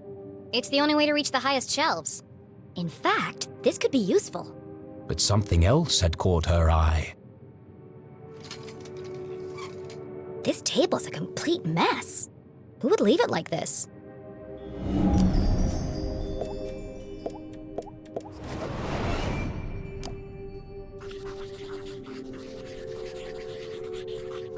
CJ. Illegible scribbles, intricate diagrams of giant machines, a worn copy of Aliens in Arthurton.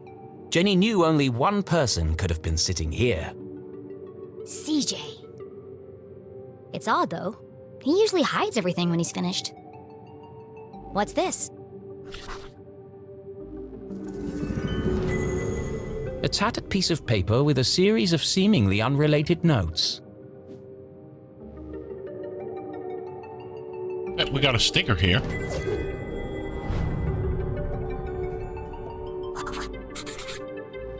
Experimenting on corpses. The Shadow Men. Possible landing site.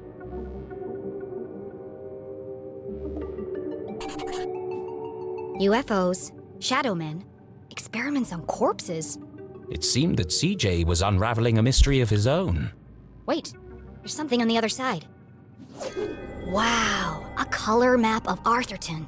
Jenny had never seen a town map with this level of detail before. I can't believe CJ left this behind. That's so unlike him. He'd be terrified if anyone else found it. I'll keep it safe until I see him again.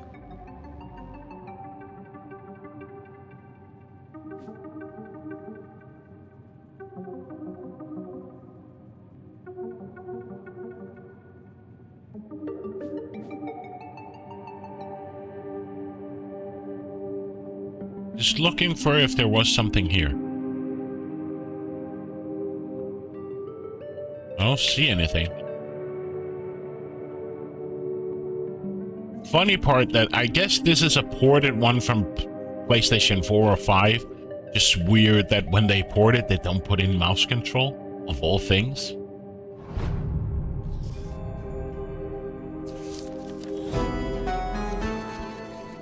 Found a map! Yay!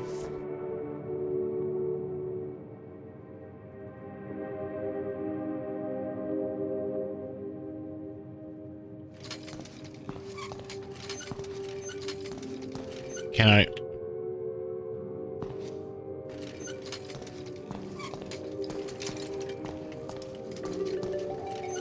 What?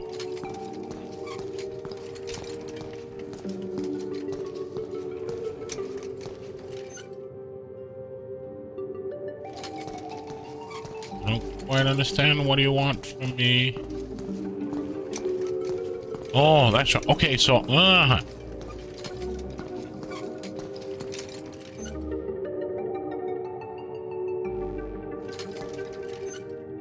But why can I not climb it?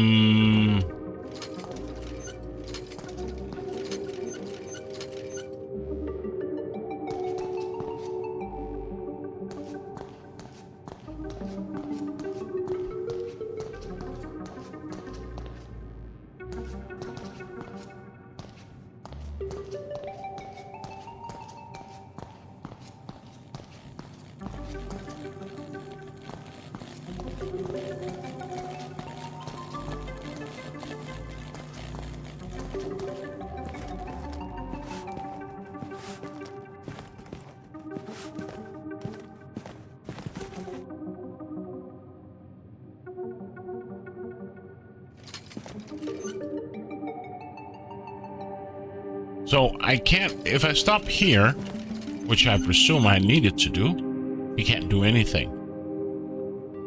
Can't go down, so where does the thing want me to?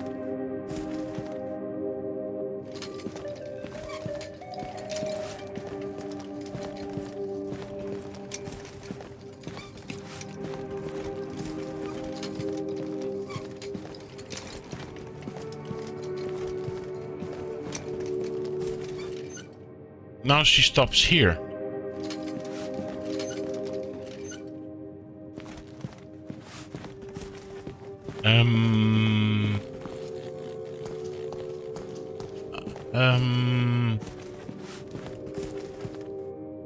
I can't pull it. I can't go to the other side of the table. Hey, Sakura. Oh, you piece. What did I do? Ah, okay. I see. Now I understand the thing.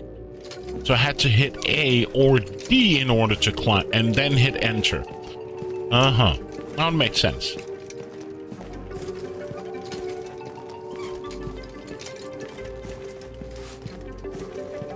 Now I understand. So, how you doing? So, A, and then I hit the... No!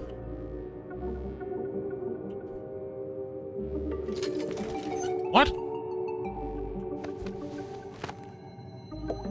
No secrets between friends, Mr. Strasberry. Jenny stood on her tiptoes and delicately removed the priceless painting from the wall. Oops. Aha! Precisely what I was hoping to find. It was? Let's see. Lights. How's your Command and Conquer playthrough going? Weren't you playing Command and Conquer the other day? Oh no, what was it you were playing? But Jenny knew better than to play with electricity. What was it you so were she playing left it yesterday? alone. Turn off breaker. It's a simple switch. You finished it Perfectly yesterday. Safe.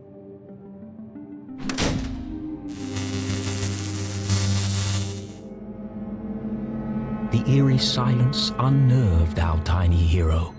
But even worse was the dark. Jenny had always been terrified of the dark.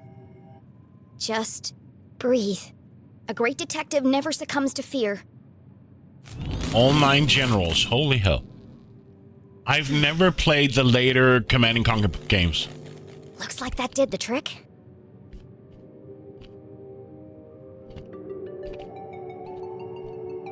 I played the Command & Conquer, the first one, the second one, Red Alert, and that's it. I never played the Tiberian Sun or the Generals or the FPSs or anything.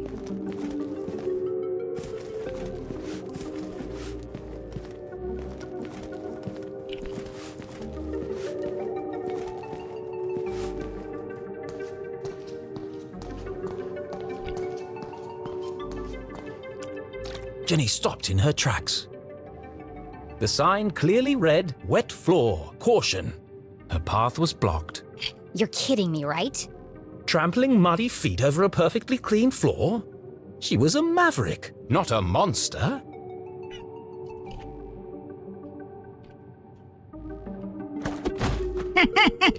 Wow, that really is slippery. It wouldn't be a good idea to leave my footprints everywhere.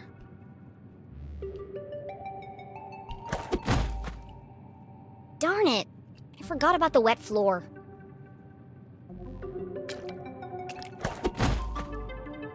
They should put a sign up. Oh, yeah.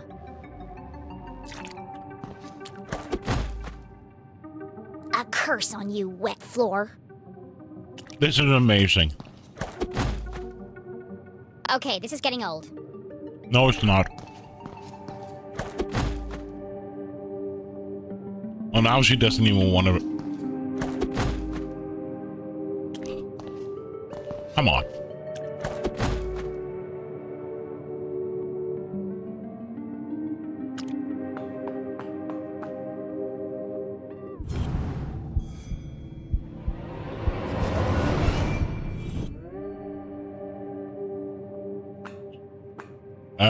Why don't you want to climb up?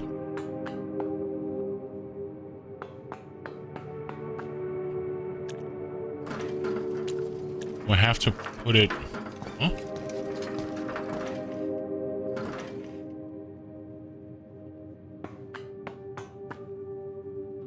What? Oh, I have to put it...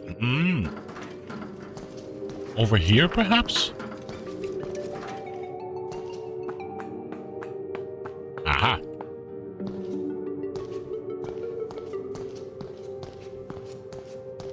So what's next in the Sakharov universe? What are your next game?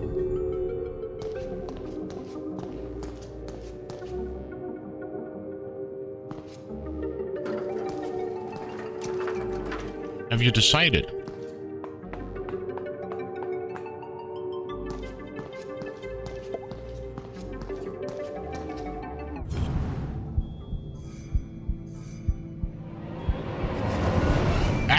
There's something on that shelf. Holy hell. That's, what did she say? She couldn't reach it. Rare books. Our most precious collections reside in this temperature-controlled room. Kindly donated by the Glatz Foundation. Yeah, we know.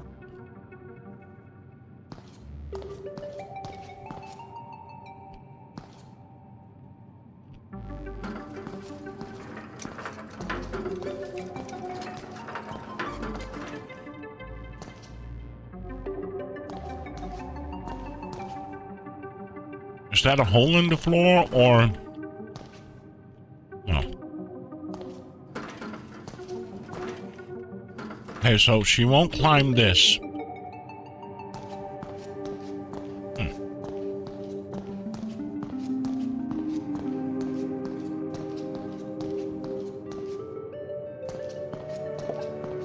The fallen remains of a bookcase blocked Jenny's path. I've heard Anachronox is a beast. I know Mitrell played it earlier. Or a few months back.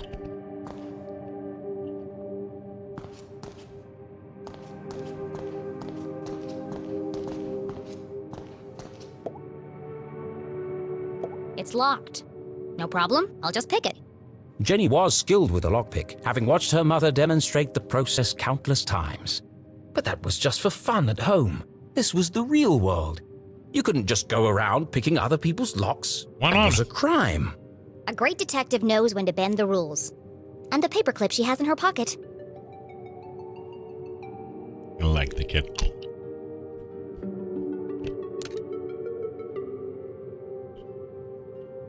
Mom always says, lockpicking is a subtle art. Move slowly and search for the sweet spot.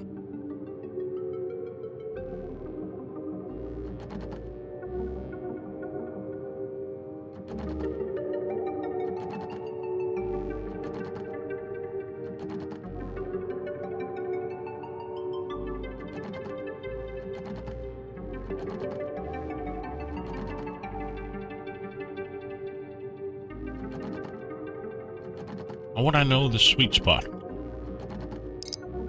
Oh.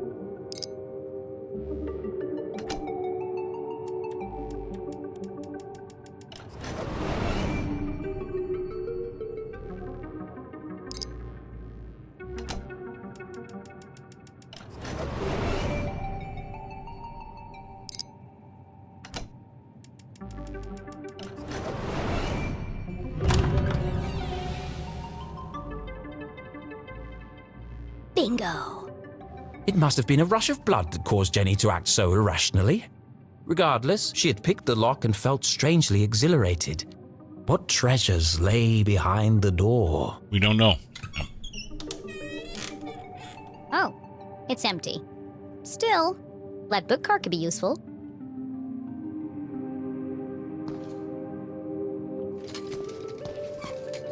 Can we climb the book cart? We can.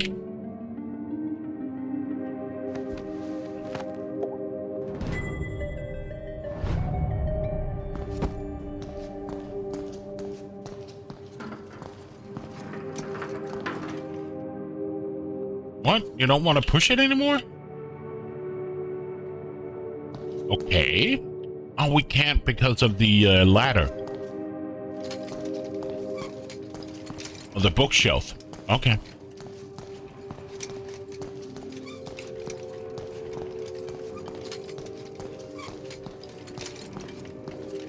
We clean the books? No.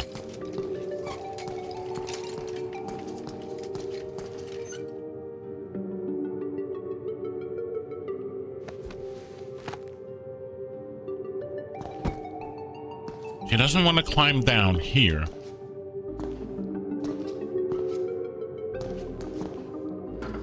Okay.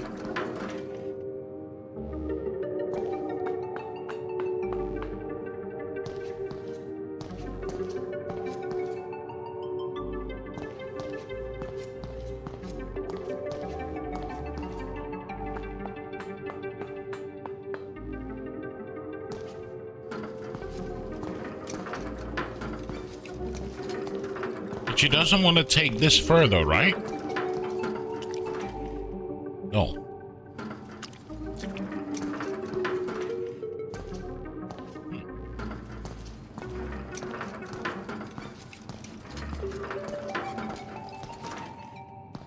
It's cute. I really love the art. It's really cute. Nope, just leave it.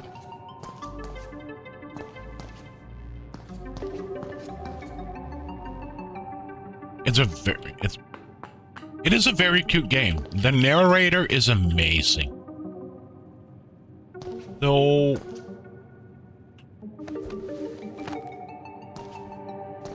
I'm curious, how do I get past here?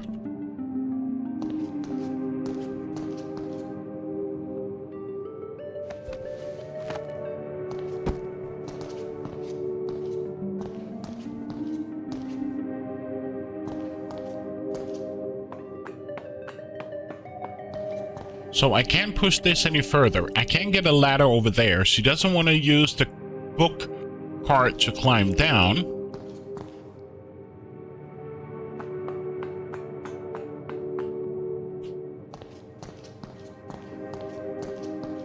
I can't get past the water.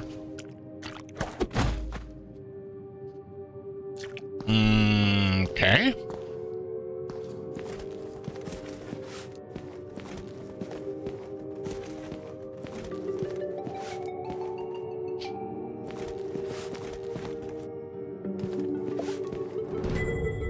Been there already.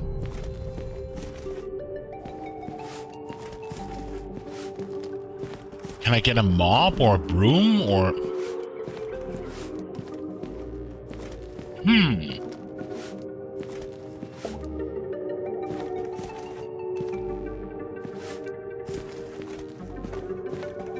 Can't go further down here.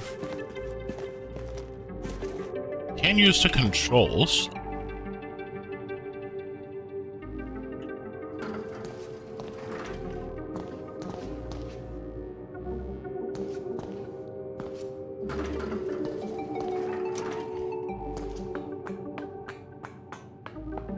What exactly am I missing?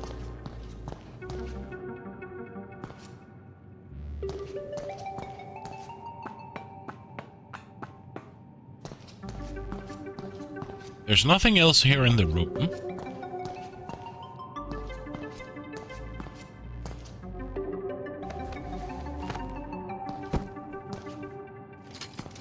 Can I jump over the bookshelf? Maybe. Ah! Whoa! An empty library, a fallen bookcase, and now a broken balcony? This mystery has all the hallmarks of foul play.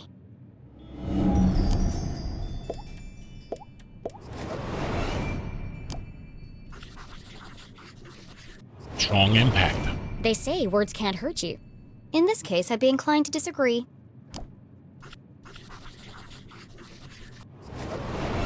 Solid iron and oak, torn apart like a piece of bread. It would have taken some serious force to do this. Something bad happened here. This is feeling more and more like a crime scene. And then Jenny saw it. A body? A bunny rabbit? A donut? Covered in a ripped curtain and surrounded by broken glass. It is a crime scene!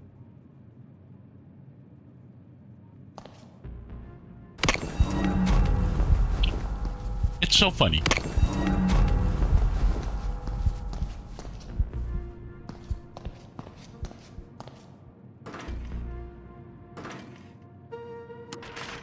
Something's blocking the ladder.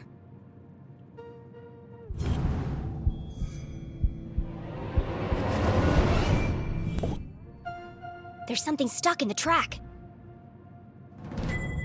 Ipsa, scientia, potestas, est. It's the Dean's ring! No wonder the ladders were malfunctioning. The ring must have caused a short circuit.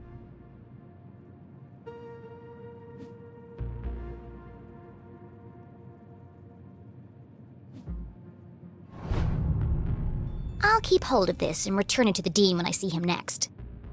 If he's alive.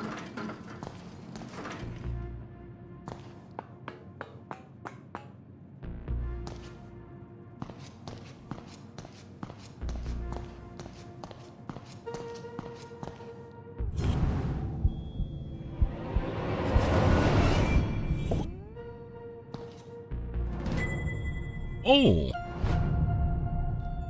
Another postcard.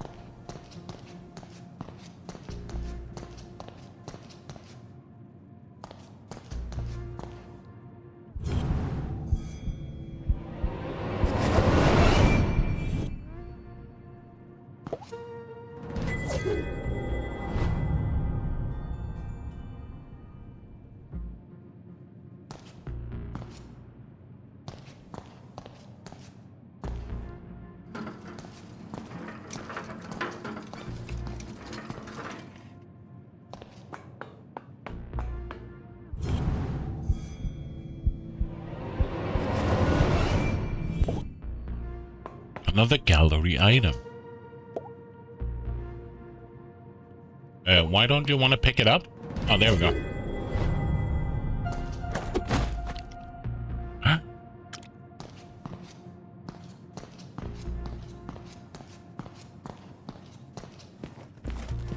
Another card.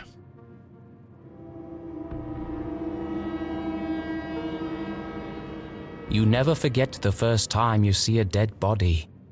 Says it's a bunny. It harrows the mind, terrifies the soul, scars you to your very core. A dead body? No way. This is amazing! Who lay under that curtain? Who had breathed their last breath? Who had shuffled off this mortal coil to meet their maker? I actually think I have a dun-dun-dun and a dum-dum-dum. It could be an escaped lunatic from the asylum. Or an axe-wielding maniac on the run from the cops. It could be... It could be... Mom? Oh no. Please, no. No, you never forget the first time you see a dead body. And I'm gonna take a break. I'm gonna get something more to drink. What have we got in our gallery, by the way? There's so much here. Look at all these pieces. Holy hell. But yeah, I'm gonna get something to drink, a coffee and stuff, but I actually think I have a dun-dun-dun. Dun-dun-dun! And a dum-dum-dum.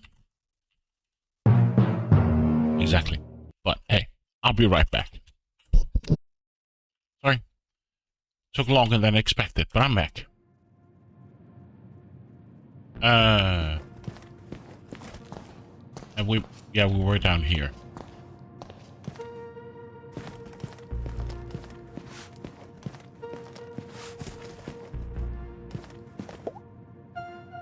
We there.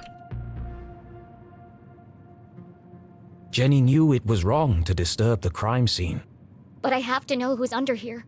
Slowly, she drew back the heavy cloth. Please don't be my mom. Please don't be my mom. Dean Stroudsbury? Dun dun dun. I'm sorry. I didn't mean it like that. Poor Mr. Stroudsbury. What happened to you? Was this a terrible accident? Or worse? Murder! Her stomach churned. Seeing the Dean's lifeless face, his contorted frame, Jenny felt the urge to run, to get as far away from this horrific sight as possible. Jenny had longed for an adventure, for a real case to solve. I didn't expect it to be like this.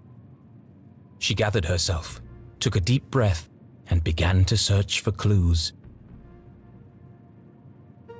So I saw an art piece here. Then I saw one down here at the bottom.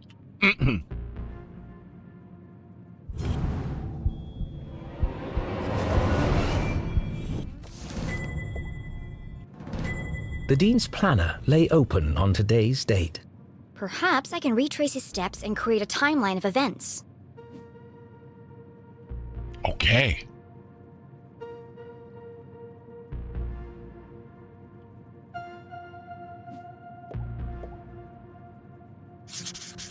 Meet JL. Could that be Mom? Where's Widow's Drop? I've never heard of it. Thursday. Looks like he completed all his chores for the day. I already knew the Dean was meeting Mom here. So where is she now?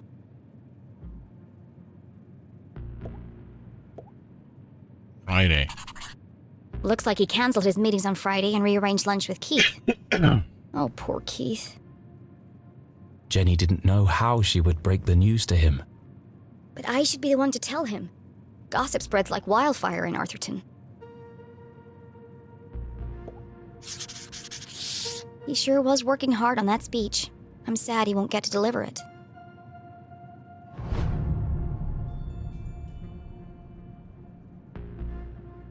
Another piece.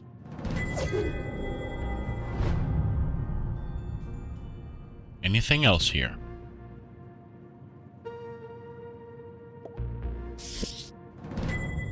A book about chance. What are the odds that this was an accident?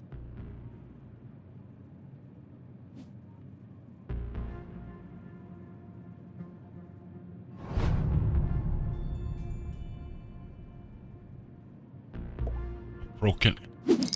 It's smashed, most likely from the fall. The hand stopped at 3:57 p.m. That gives me a potential time of death. If Jenny had arrived just a few minutes earlier, I might have been able to save him.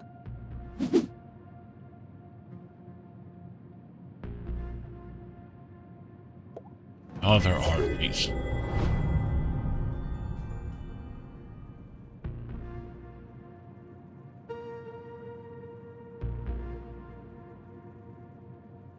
A piece of art.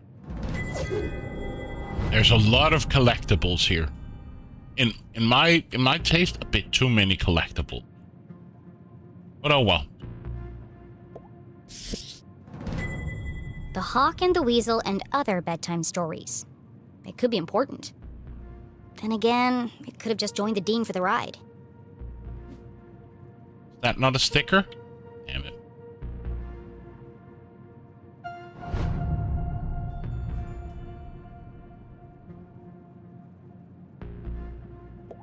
He looks like he's been dead for weeks.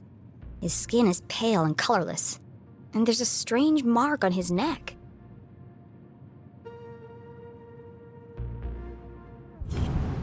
Something in his hand. The Dean's hand was clamped shut around a small object. That's strange. Rigor mortis usually takes hours to set in. I'm sorry for what I'm about to do, Mr. Stroudsbury, but this could be a vital clue.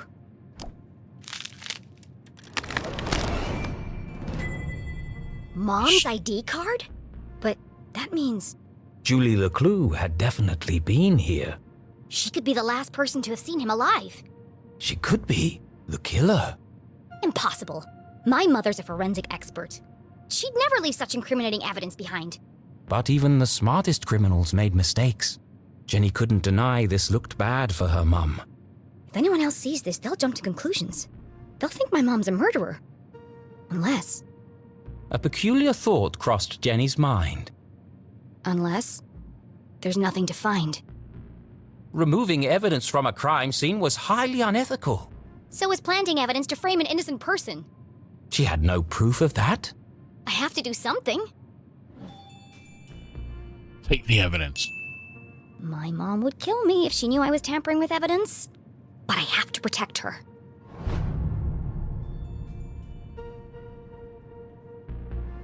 Another book. It's a book about predicting the future. I suppose it didn't belong to Mr. Stroudsbury then. Sixth Sense by Clairvoyant. Oh, the pun.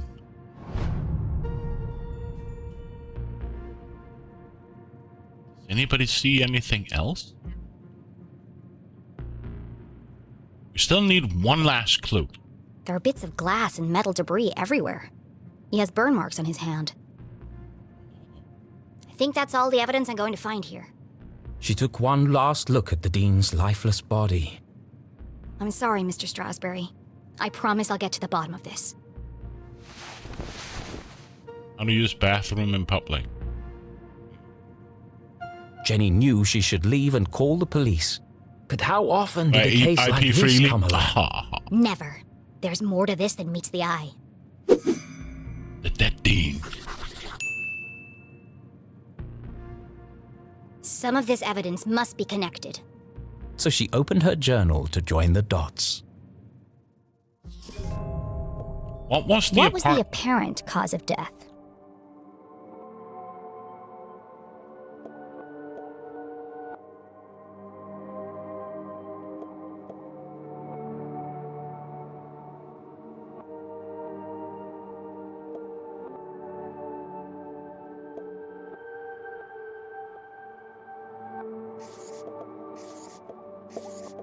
Like this, maybe?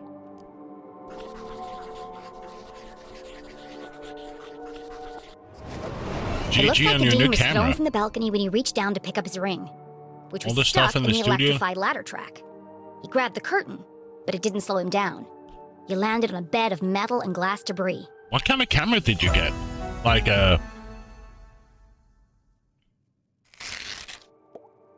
What is is unusual about the Dean's death?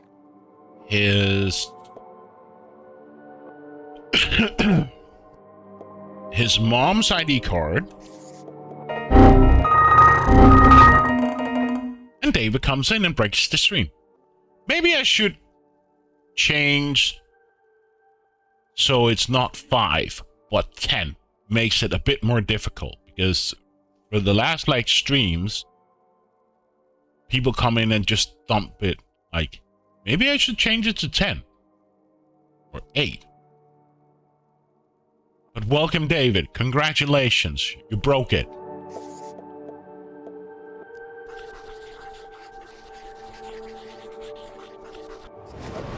The Dean has a strange mark on his neck. All the skin around his face is gray and gaunt. Reduce it to 3 or 4? Why make it so easy? He's holding my mom's ID card, which makes her the prime suspect. But why would she? Here's a 20% to make it to get it, right? 1 to 5, that's 20%, right? Jenny suspected foul play, but what was the motive? Makosi. Had she missed something? The watch! Never heard of that Dean's watch brand. stopped at 3:57 p.m. When I came into the library, the clock tower rang 4 times. The library only has 1 exit, and I haven't seen anyone but the Dean since I got here. Which meant, if the Dean was murdered... The murder's still the killer here. Must still be here. He's getting away!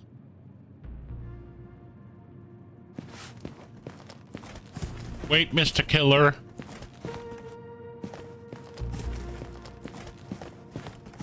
I like how the camera is panning and the...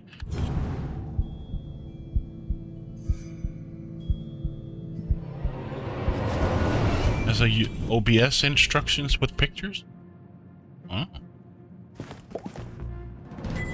Another gallery item.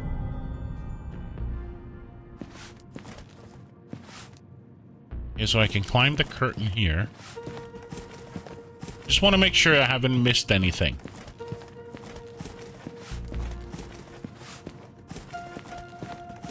Doesn't seem like it. Okay, let's climb the curtain. Love how she runs.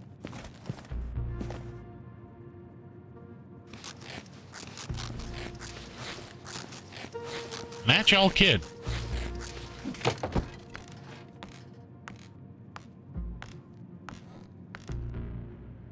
Jenny could hear police sirens in the distance.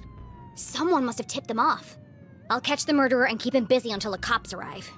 Chasing after murderers was hardly the job of a little girl. Hey you! Stop!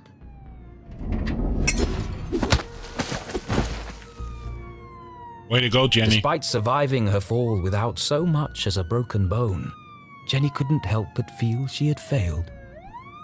As the sirens grew louder, she knew it would only be a matter of time before the sheriff arrived. And then she'd have to explain why she hadn't called for help. But the worst feeling of all was that she had let the killer escape. As she drifted slowly into unconsciousness, Jenny heard a familiar voice. Concerned, gentle, soothing. Jenny? Oh, Jenny, what have you done? Mom? Freeze! You're under arrest!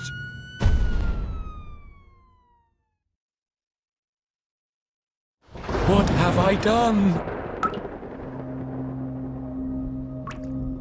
The story's really developing here. A dead Dean, blood. I killed him. UFOs.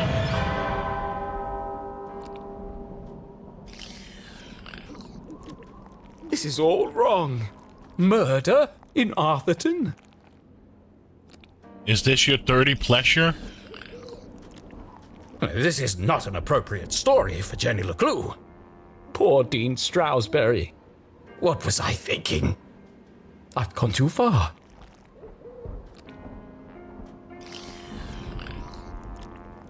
Yes, perhaps I murder should then. take a break. Come on, Rufus. Let's go for a walk. Clear our heads and work off some of this jam. Hell no. Cute dog.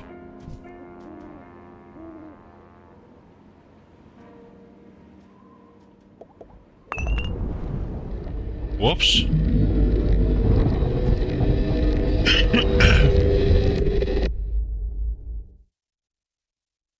Okay. I didn't expect this to happen. But okay.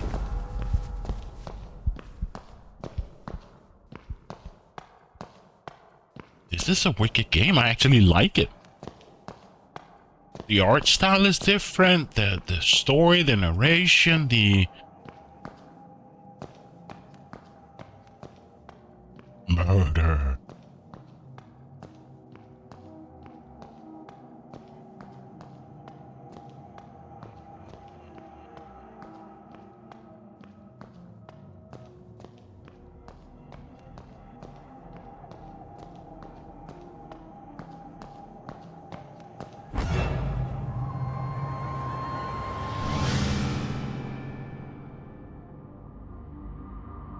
Why were you there?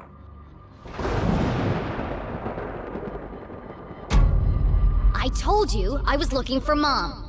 Why? We were going to grade papers. When do I get to see her? Did you disturb the crime scene? Of course not. Now let me speak to my mom.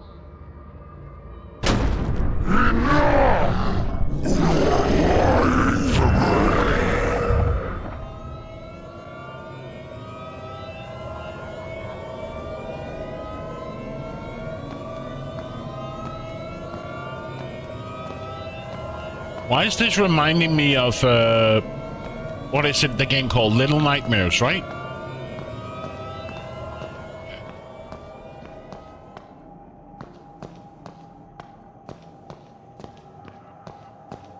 This is wicked. But it reminds me of Little Nightmares. We have to crawl and avoid the big monsters and being caught.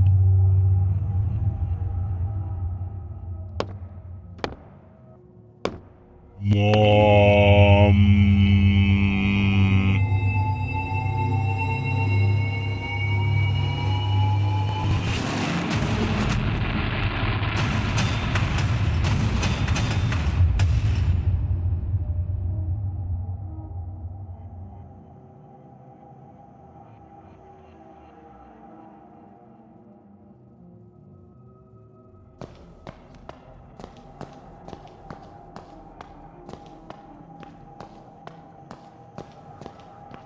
This is wicked. I like it. I never played Little Misfortune. I've seen a play one and a half, bit of a playthrough of Little Misfortune, but I don't own it myself. Keith! Please, look at me.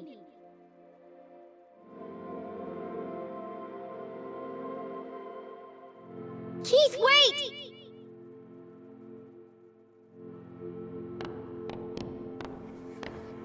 Poor boy, no, he has no one. It's an accident, murder, guilty. Were they lovers? She wanted guilty, pure evil murder.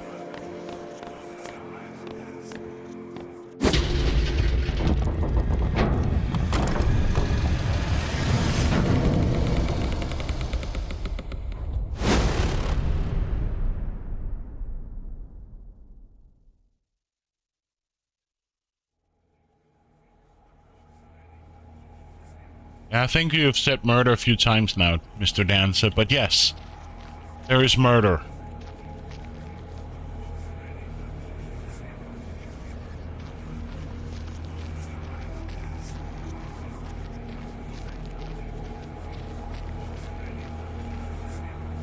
Hey, can I grab and hold this one? Oh.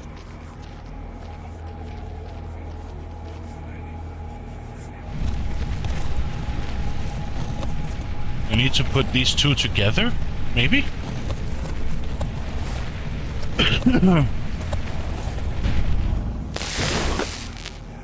Also, it's a puzzle. Interesting. Anything here to the left?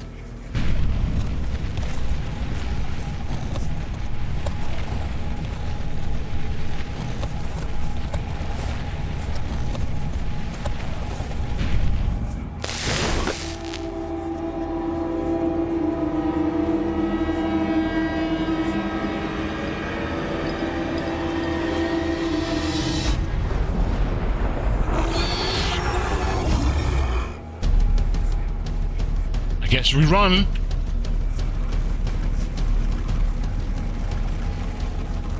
I'm running.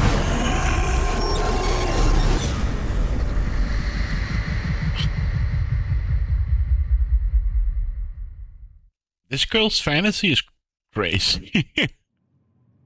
What a horrible nightmare. Dean Stroudsbury was dead. My mom was in jail. Keith told me he never wanted to see me again. And worst of all, I was surrounded by an evil army of giant teddy bears.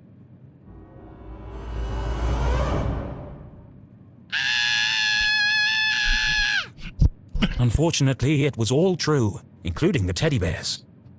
My eyes! There's something wrong with them! Everything's pink! But her eyes were fine. It was the room that was pink.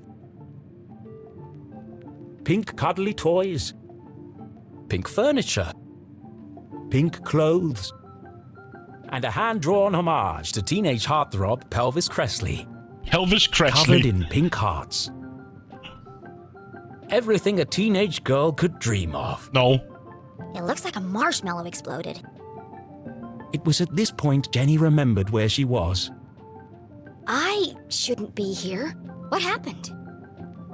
And what is that terrible music? I can't think straight with that racket playing. These aren't my clothes. And where's my journal? That wasn't the only thing missing. The Dean's ring! It was in my pocket.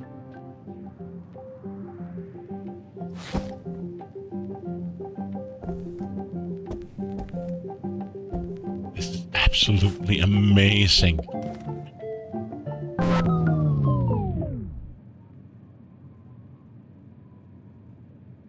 You're the what? You're the fan that I love. Ah yes, the eagerly awaited follow-up to the smash hit. Even though I'm a big star and you're just a fan, perhaps someday we could be together. Ugh, who buys this crap?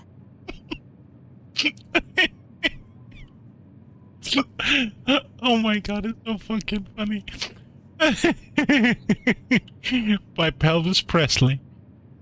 Not Elvis Presley, but Pelvis Presley. This is so freaking fun. Huh? Hushed whispers in the hallway? I should investigate. Not right now. Gotta wait.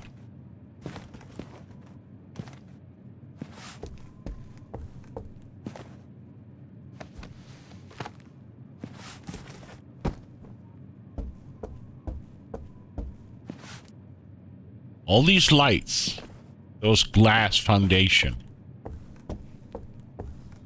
Pink. It's locked from the outside. Who would trap a child in this nightmarish hellscape? Jenny peeped through the tiny keyhole. As her eyes adjusted to the light, she recognized the substantial frame of Winston LeClue, Arthurton's long-standing sheriff, and Jenny's... Granddad! Jenny's relationship with her grandfather was contentious, to say the least.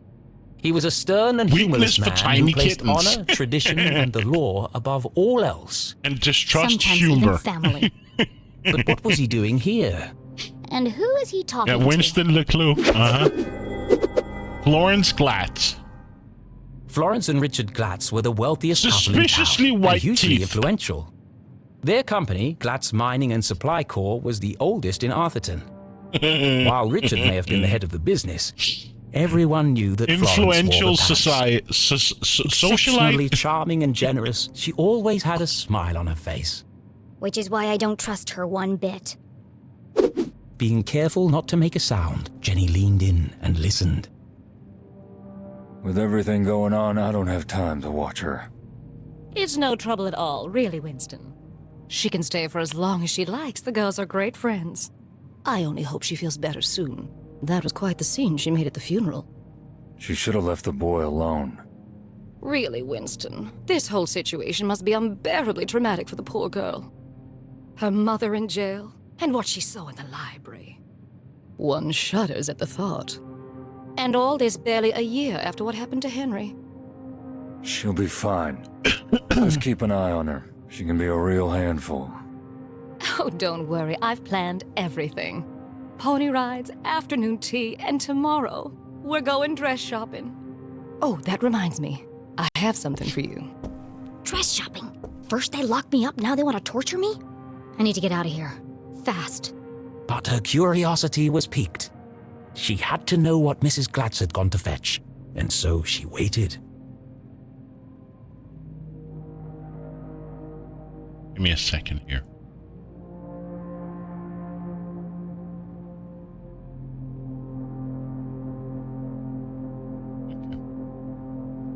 What do we got? 3 clues. The duty of sheriff had been Winston's birthright, passed from father to son for generations. Of course, that tradition would now end with him, but he preferred not to think about that.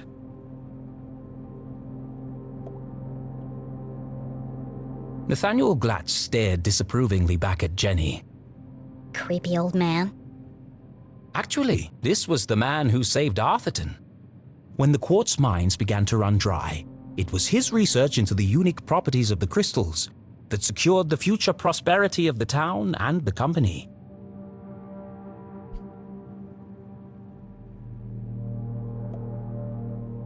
When Thaddeus T. Pumberbitten discovered the first quartz seam lining the Great Mountains, little did he know the impact it would have on the future of the town. Little did he know the Glatz family would muscle in and take over the whole operation. Nowadays, it was hard to go anywhere in town without seeing something made from it. Huh? Where did he go?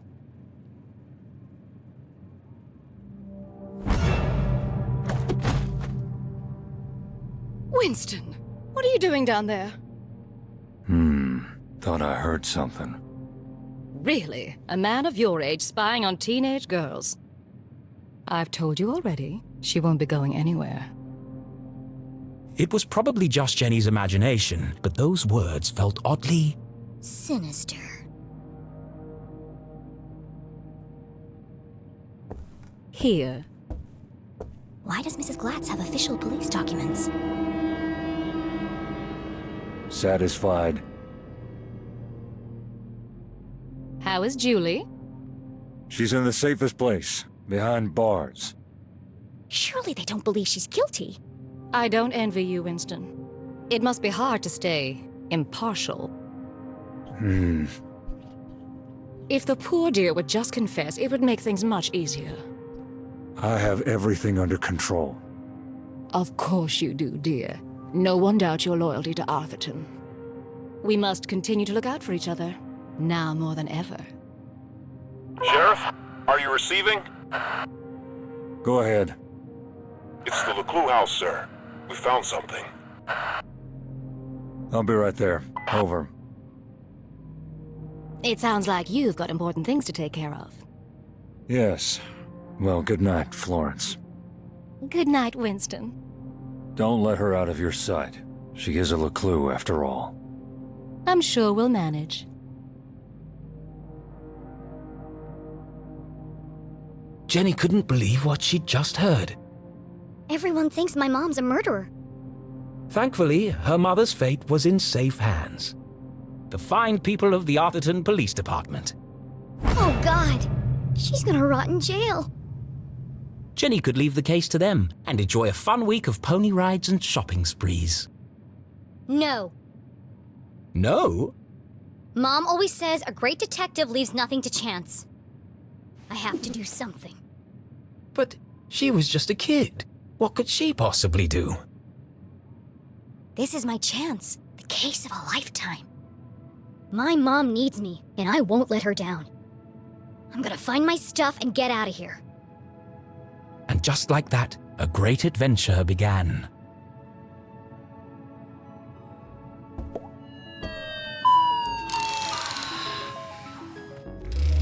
I love you! I love you! Ah! You're my best friend! You scared the life out of me, pig.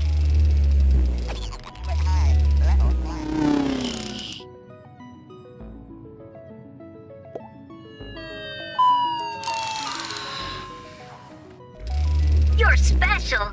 You're special. What a scary pig. You got anything else to say? Let's be friends. No. Let's be friends.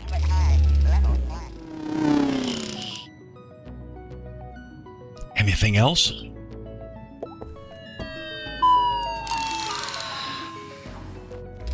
I love you. I love you. Last time.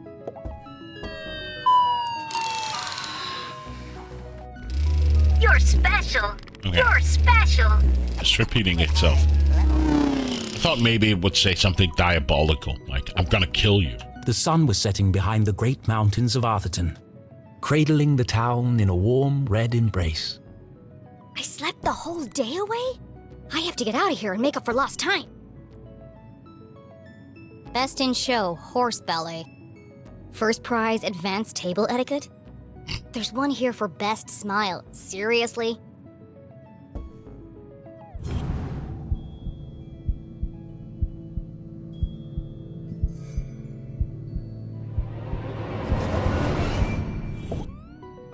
All the dangly bits are swaying. Strange. It's not windy in here. A heart-shaped mirror for the lady who loves herself.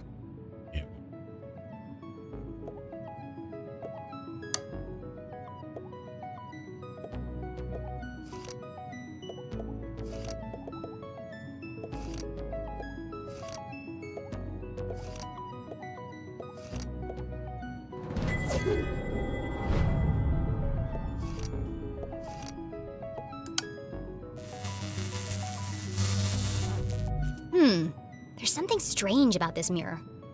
This requires further investigation. Does it? That's more fun than it should be.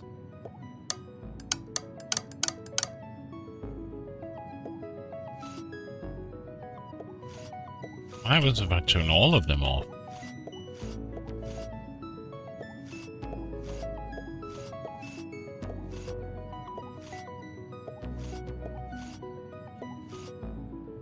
Maybe I have to find a pattern of some sort. Let's just try to turn off. Nothing happened. I thought I was onto something. Okay, let's try the bottom one and this one. I feel like I've seen that heart shape somewhere else in this room. Okay. Can I inspect this one? There's a track in the ceiling panel around the chandelier. It looks like it can move. Okay. Seriously, who has windows this big? Below, Lake Nowhere stretched out as far as the eye could see. In the distance, Jenny could just make out the great lighthouse on Skull Island. It's foggy out there tonight. Did he say Skull Island?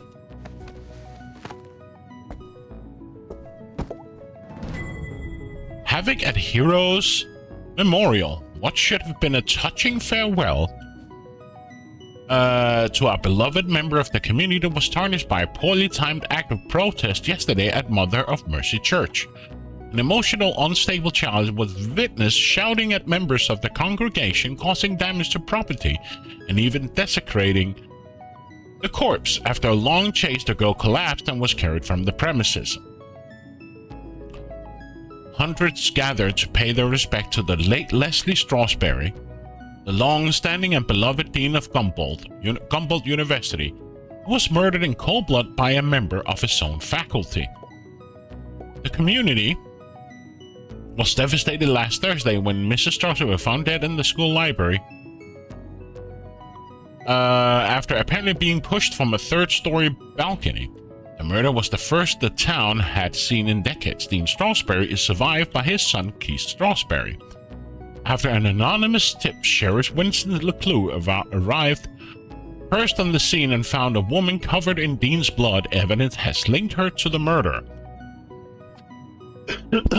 Although a murder for the killing has not been established, the woman has been identified as Julie LeClue, professor of criminology and daughter-in-law to Sheriff Winston LeClue. He remains in custody at this time while police continue their investigation.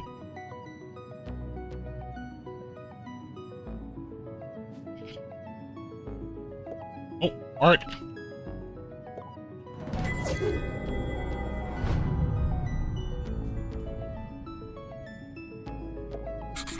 I don't remember any of this. I bet that kid's in a lot of trouble.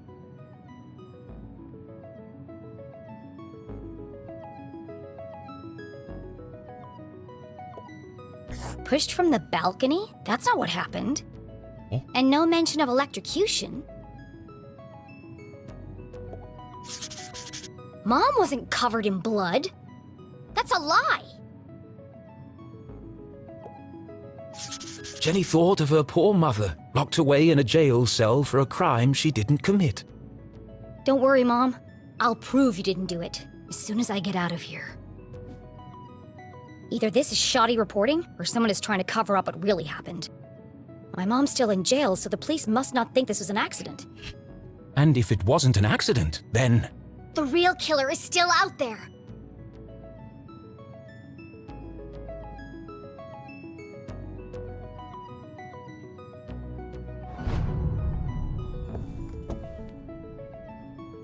On the other side of the lake, beyond the Forgotten Forest, sat a more modest house.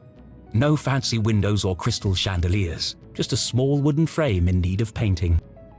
Home.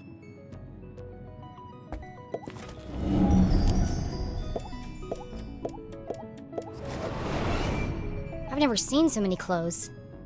Maybe mine are in here somewhere. Too pink, too flashy, too delicate, too flowery, too expensive. Well, my clothes definitely aren't here. They'd be easy to spot amongst all the sequins and ribbons.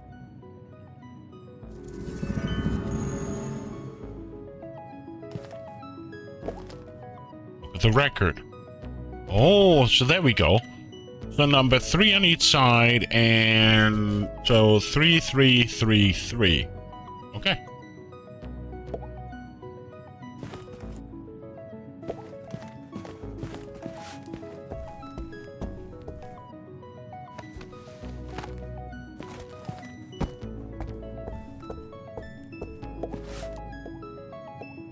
Ouch!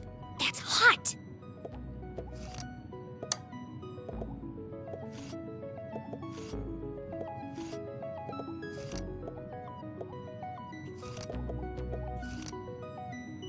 Think it was something like this? No.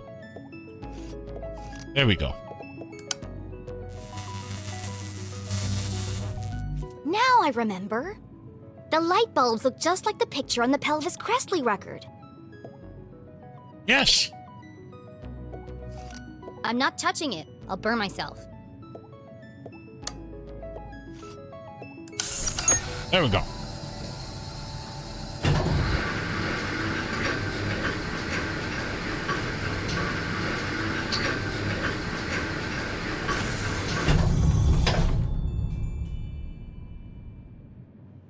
This family's disposable income is outrageous. Would have a secret. I always knew they were hiding something. A secret lift I bet there are all kinds in of the horrific room secrets lurking going up there. going to the attic. Mm-hmm.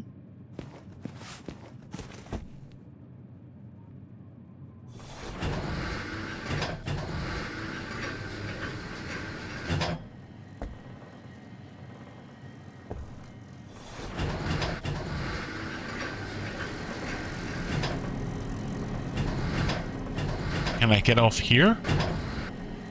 Oh.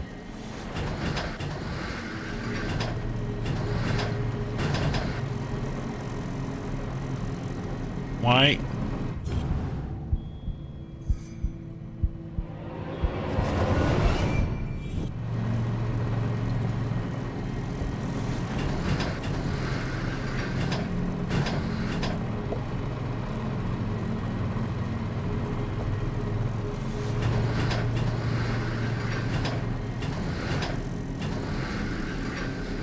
Oh, it's just a dusty old attic.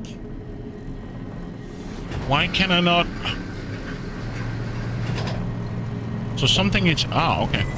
Aww.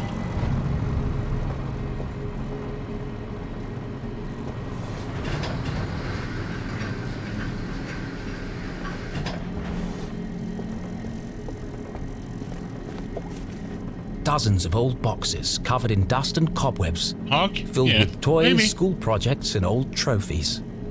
Attics, where dreams go to die.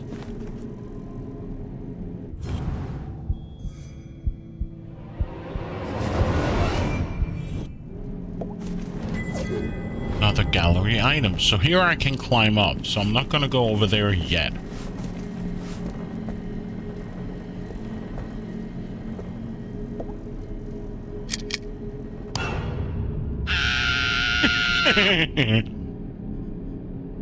Oh, hello, spooky bear. Feels like he's watching me. Maybe he is.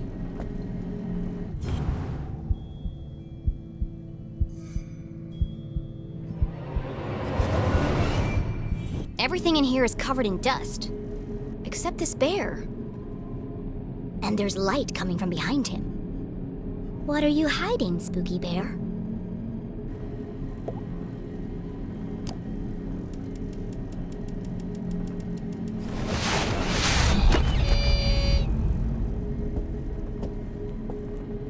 Smothered by a giant teddy bear. What an end that would have been. Nasty. Okay. Just as I suspected. A hidden staircase. Not going that way yet. Let's go. Let's go back to the. To here. You could climb up here.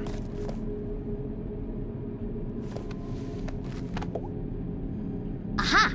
A way out of here. Locked. But where is the lock?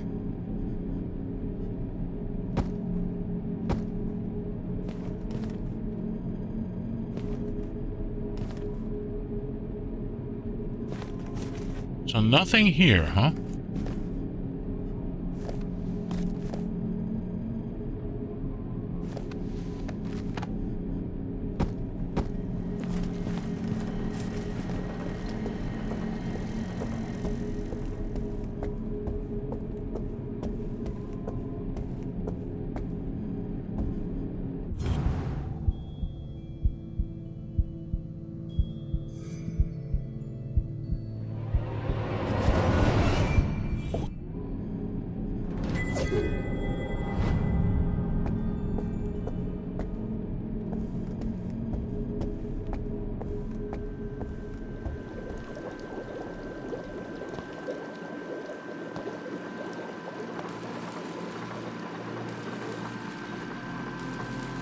Jenny was no stranger to the labs at Gumboldt, but she'd never seen anything quite like this. Certainly not inside someone's house. Mom? Hey! What are you doing up here?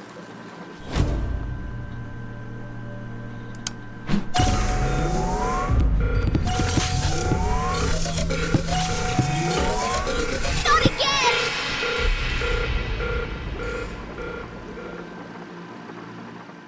Susie?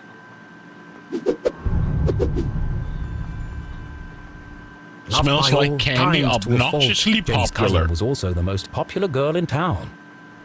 Unbearable. Oh, Aw. hi, Jenny.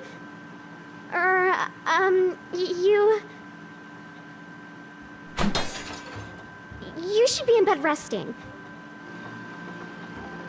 What are you doing up here? I should ask you the same question. Laboratory? What is all this equipment? And why is there a secret elevator running from your room to the attic? Oh, you must mean my collection of teddy bears. Be diplomatic. I see. My apologies then. But tell me one thing, Susan. Why is that teddy bear wearing a welding helmet? Well, there's a simple explanation for that. There are just too many to fit in my bedroom. Back up. You're sweating like a freshman at prom, Susan. Now answer the question. What are you really doing up here? It's not what you think. This is where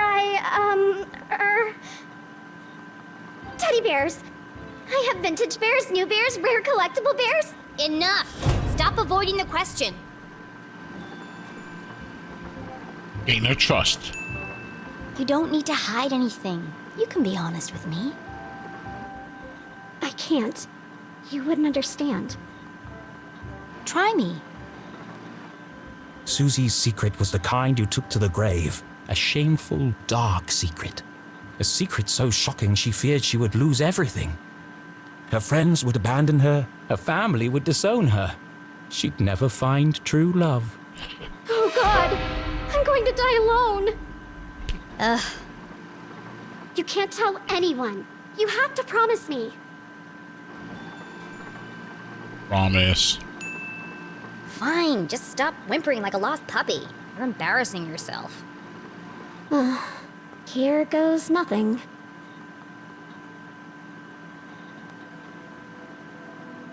This is my secret laboratory.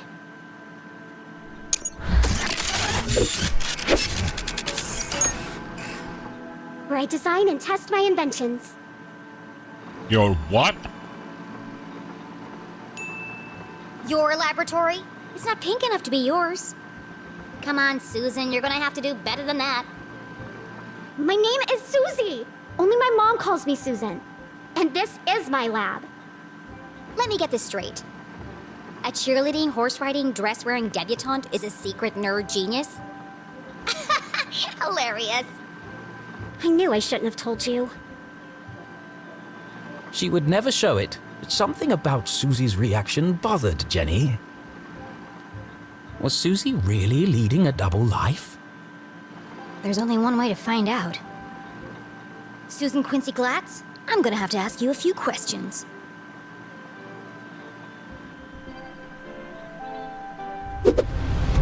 Interrogation of Susie Glatt.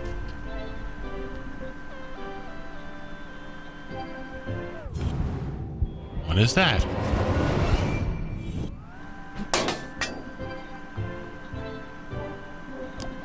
A welding torch with a bow tie?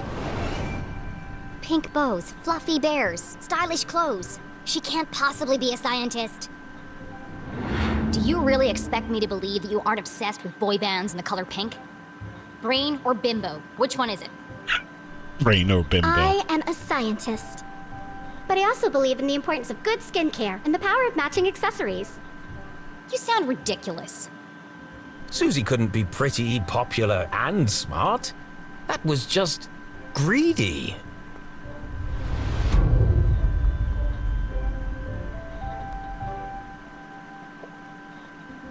Seeing textbooks strewn about the floor reminded Jenny of something. My journal! I need to get my stuff back. Where are my clothes? Oh, Gerald took them. Who the hell is Gerald? My Our butler. Of course you have a butler. He's taken them to be cleaned and pressed. They'll be ready in a few days. Well, I need them. Now. I've got a dress that would be perfect for you. No. It's got purple bows, and the sequins will really bring out the color of your eyes. Oh, be polite. No, thank you. I'd rather be burned to death. That's a way of being No one's nice. gonna take me seriously in a purple ball gown. And where's my other stuff? Don't tell me Gerald's got my journal. It's irreplaceable. Like I'd let that nosy old fool see your diary. It's not a diary. It's my case notes. Right, of course. A girl's gotta have a place to keep her secrets. I put all your stuff in the lockbox under my pillows. Are you kidding me? No wonder my head hurts. Jenny needed to recover her journal and the Dean's ring, but she wasn't quite finished with Susie. So nothing under here.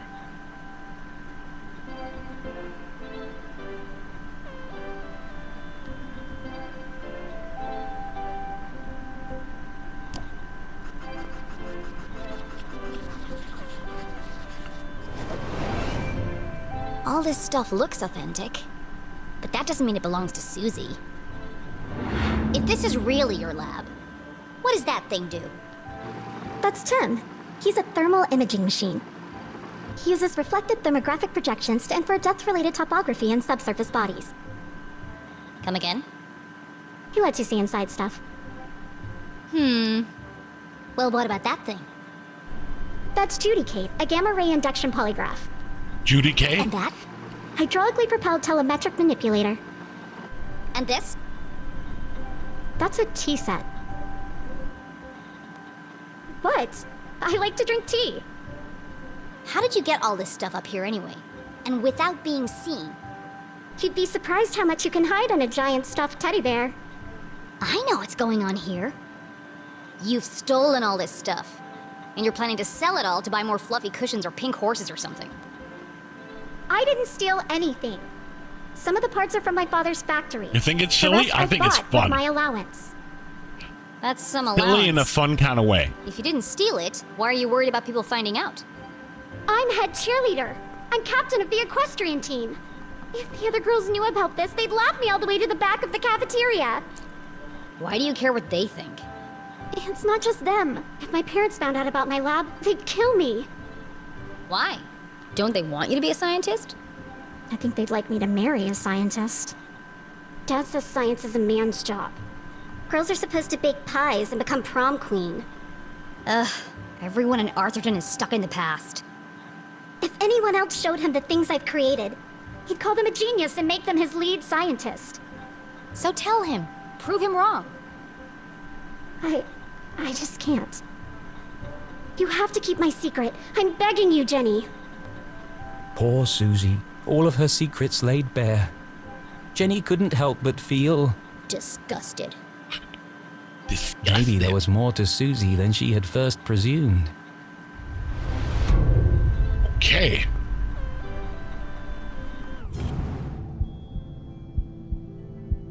Why is it lighting up here? We have to go get...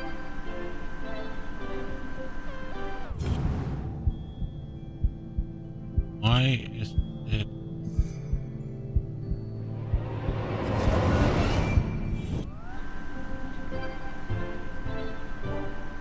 Well, that's the tea set, right?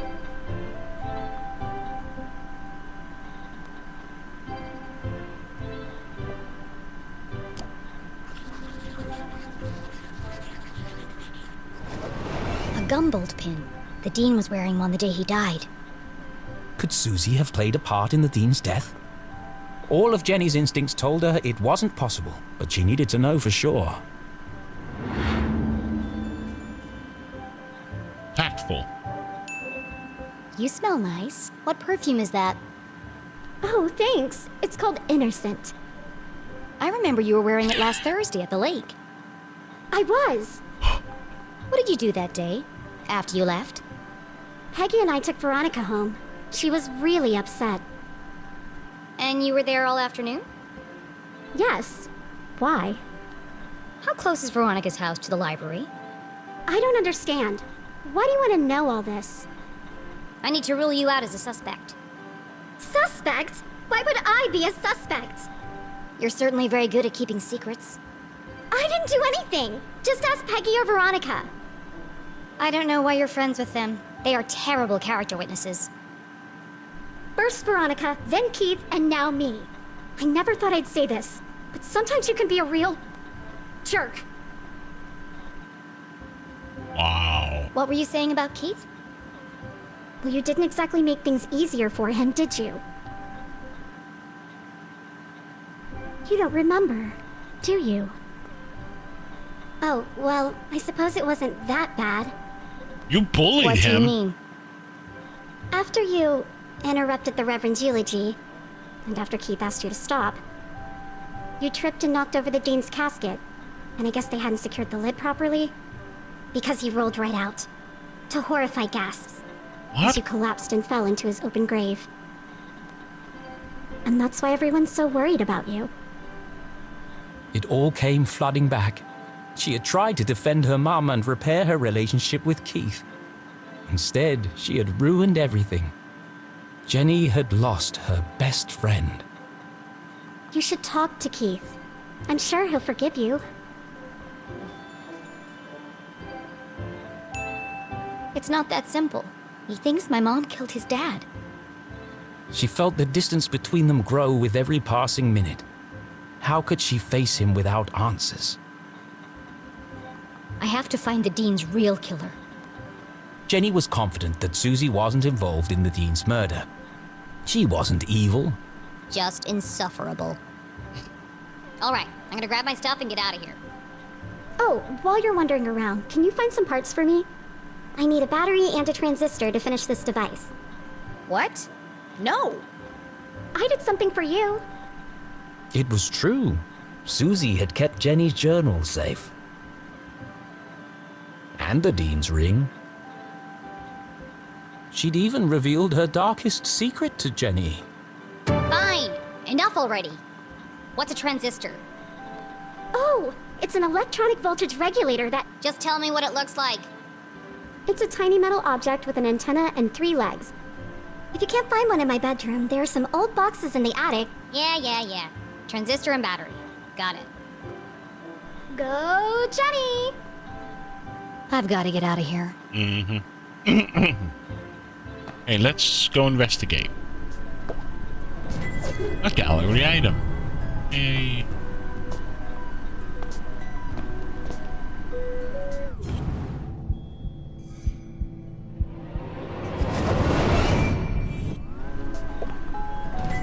A sticker. Yay me. Did we get our journal back? No. Not yet.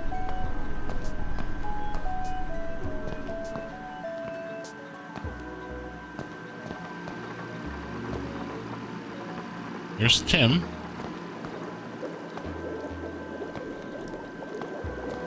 Can we use this? No.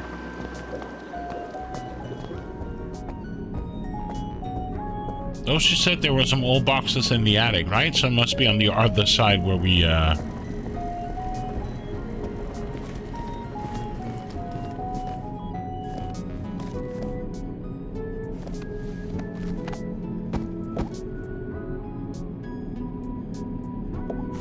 Bunch of old science fair projects. They had all been submitted by Anonymous, and they'd all won first prize. These awards should be hanging on the walls downstairs. It was sad to see all these marvelous accomplishments hidden away in the attic. Susie wanted so badly to please her parents, to live up to their expectations of what a Glatz girl should be. She never even told them she'd entered the science fairs.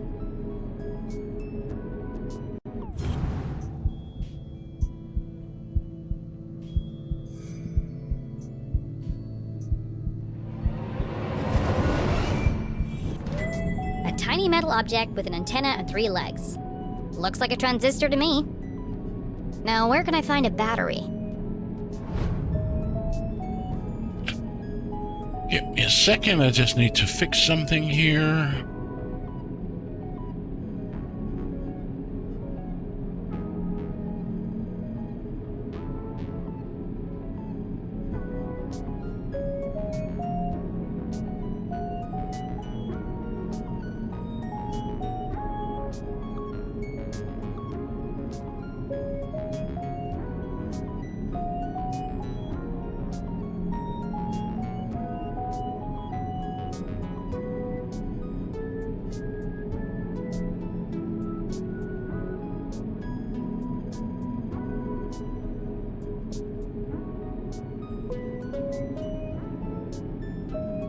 Give me a second here.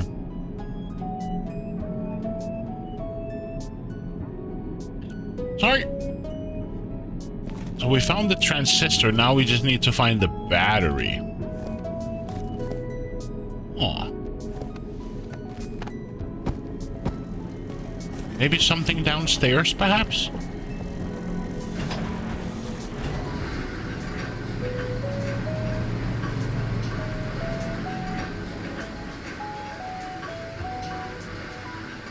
Maybe in the pig?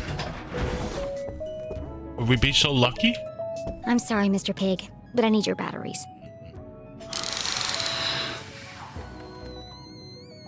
I love you! I love you! This will only hurt for a second.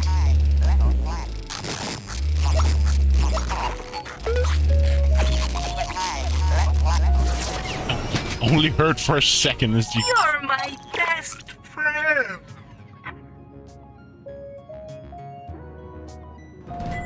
Thank you, Pig, for donating your body to science. That's Susie's stuff taken care of, but I still haven't found my own. She said it was under the pillow in her bed. I don't have my detective gear to pick the lock. Besides, I can't just walk out in front of Mrs. Glatz.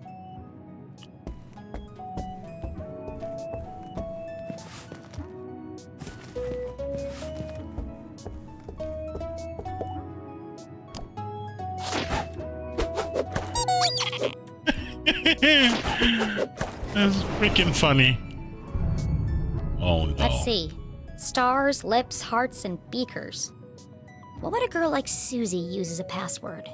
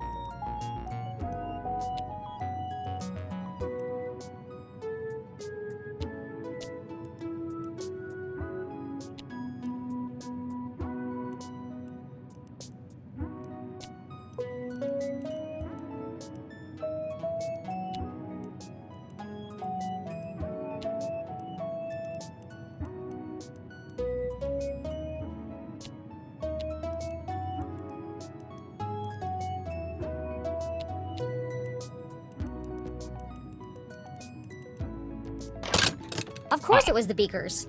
Clever. My stuff! Jenny hid the ring in her pocket and flipped through the pages of her journal. No obvious signs of tampering. At least Susie knows how to mind her own business. I'll give her the battery and transistor, and then I'll find a way out of this place.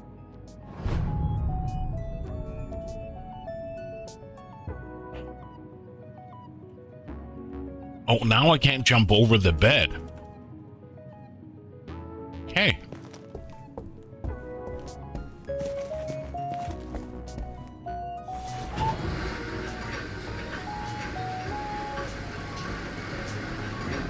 This is hella cute. I love this game.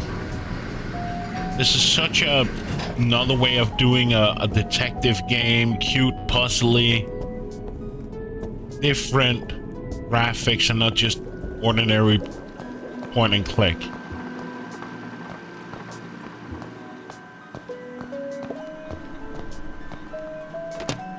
Here you go. Oh, wonderful. Thank you. Now, back to the task at hand. Making my escape. Don't you want to know what these parts are for? Only if it will help me get out of here. Ah! Careful! That's a stick of dynamite! Dynamite? Are you crazy? You could have blown me to bits. I did say be careful. What are you making bombs for? They're not bombs. They're silent explosives. Silent explosives? Think about it. Dynamite that doesn't make a sound. Impossible, you say? Not at all. My first breakthrough came when I discovered the unique properties of... I can use this to blow my way out of here. The explosion might be silent, but I think my mom would notice if part of the house was missing. Yeah, okay. Well, thanks for the show and tell, but it's time for me to go. And how exactly are you going to leave without being seen? I'm glad you asked, Susan. I'll be making my exit through the window in the attic. Once I found a way to unlock it. Oh, you're out of luck there. My parents are super security conscious. All the windows are locked electromagnetically. Where are the controls? Downstairs, in Dad's study. And I can't get there without being seen. Is there some kind of override? It's impossible to open them from up here, unless there was a total power failure. Well then, I know exactly what to do. Okay, well, I'll be here if you need help. Escaping Glatz Manor.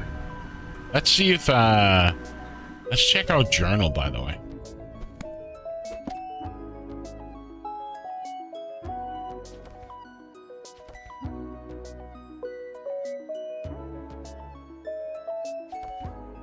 Five of 6. Yeah. Keep messing up this one. What does this machine do? That's Judy, Kate. She's a portable lie detector. Portable? I was just about to say portable. It's 18 feet tall and bolted to the floor. Yeah, well, I'm still working on that part. But she can detect a lie with 98% accuracy. That's quite a claim. Let's see. Good evening, small human child. I am Judy Kate, arbiter of truth, detector of lies. Since this is the first time we have met, I will need to calibrate. To begin, please answer this simple question. What is the meaning of life? What? How am I supposed to answer that? Ha! Ha! Ha! Just kidding. Oh, sorry. I've been experimenting with her personality chip. She's using humor to build a better rapport with subjects. Still needs some work. To begin, please tell me your name. Tell the truth.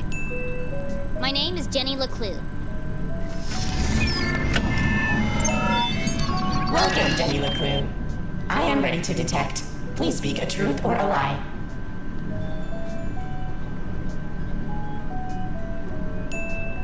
I have an evil twin sister called Penny.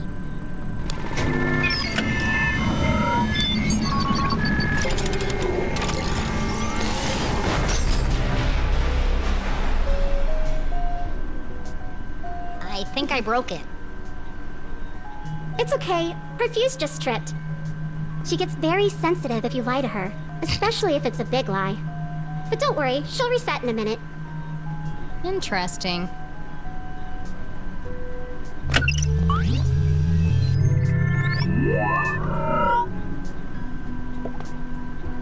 Should we try again? Welcome back, Jenny LeClue. I am ready to detect. Please speak a truth or a lie. Let's try another lie. I never go out after curfew.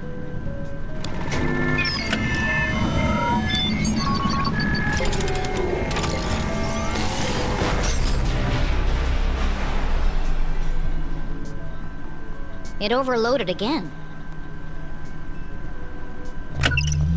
Let's try a lie. Let's try truth afterwards.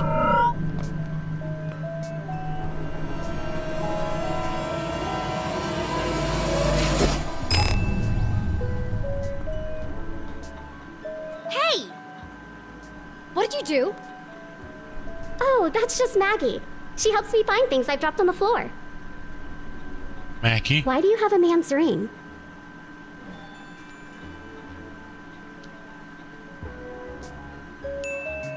It belonged to my dad. But that doesn't make any sense. I'm telling you the truth. No, I mean, why would a ring made of gold stick to a magnet? Unless... There's something more to it. Which of these machines did you say could see inside things?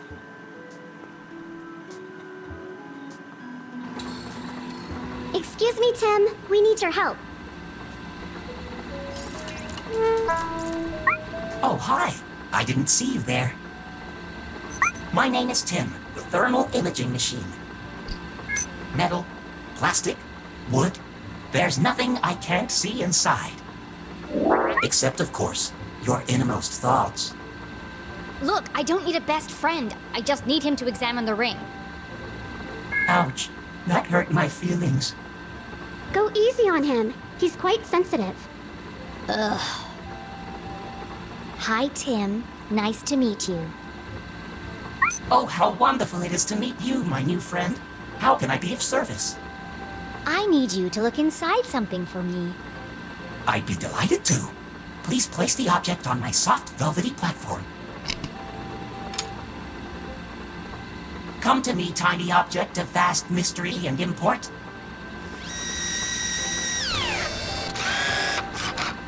Reveal to me your deepest secrets.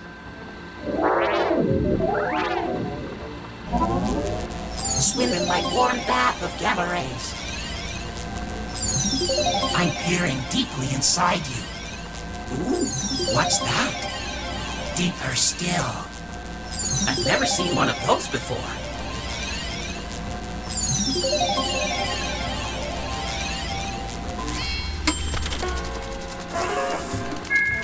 Fascinating. All the wonders I have seen. Well, spit it out already. One moment, please, while I paint you a picture of the journey we just shared.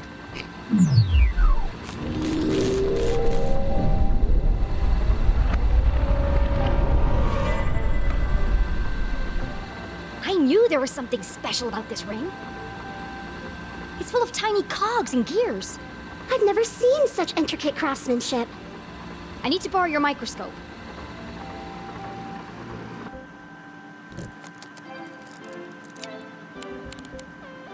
Tiny buttons hidden in plain sight. Clever. I wonder what they do.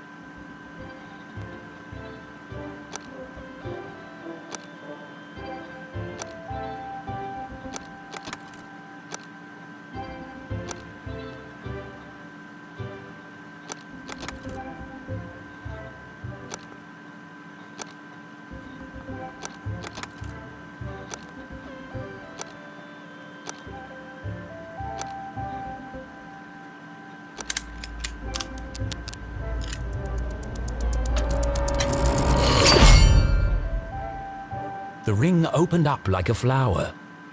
Why would the Dean have a ring like this? Whatever its true purpose, one thing was clear. This ring was important. Important enough to kill for? Dean Stroudsbury, what were you involved in? Did you say Dean Stroudsbury?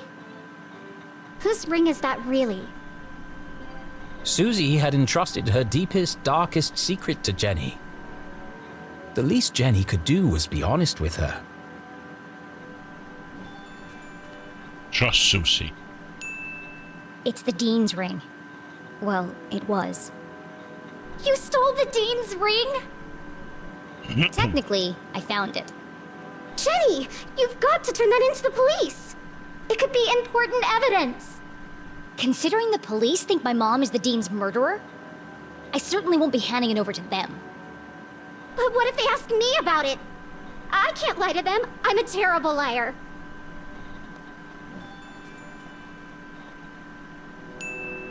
It's not lying. It's just leaving out the parts that don't concern them.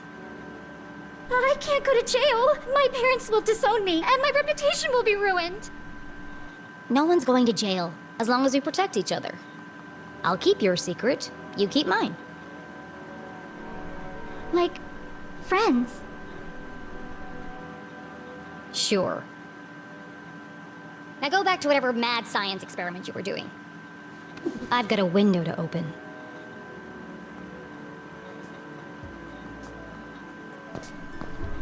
Let's go over and talk to this again and just tell the truth and see what happens. Welcome back, Deputy LeClue. I am ready to detect. Please speak a truth or a lie.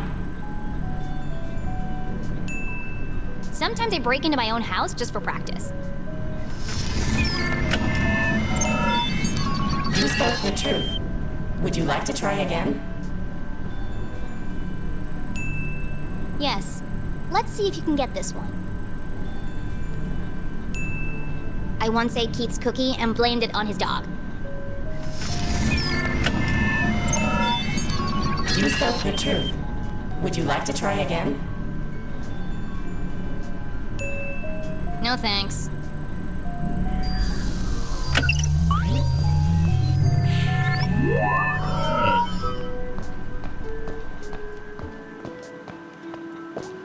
Complex formulas filled the large chalkboard.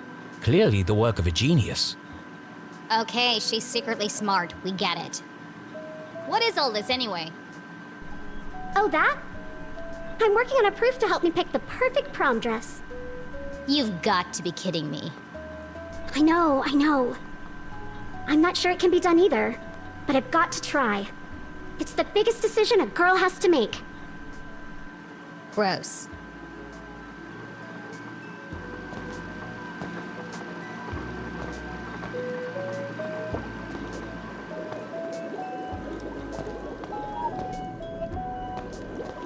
What's this again?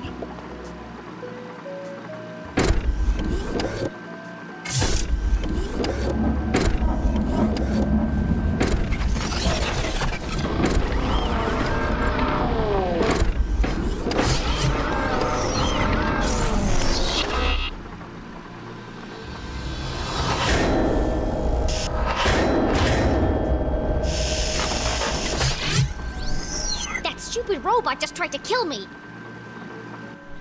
Oh, be careful. Claude is very fragile. Fragile? It's enormous. I haven't finished calibrating him yet. If you want to help, get him to pick some things up and put them down again. He needs the practice. Just don't pick up anything too heavy.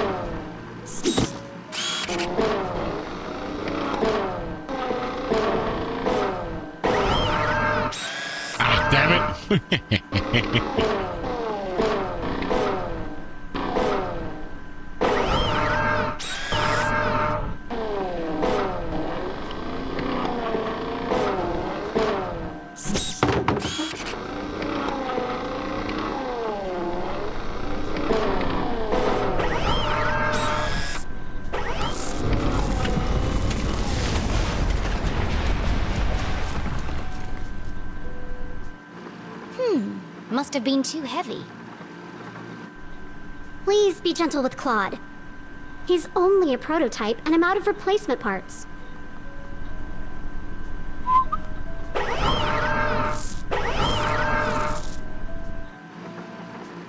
got it!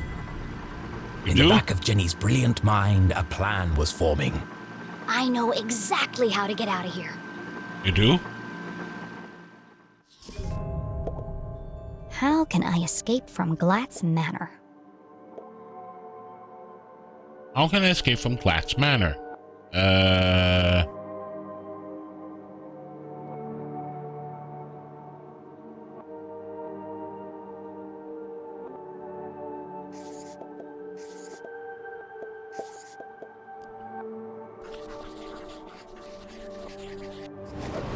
As much as I'd love to blow my way out of here, I need to get out silently without being seen or heard. Okay, so that didn't work.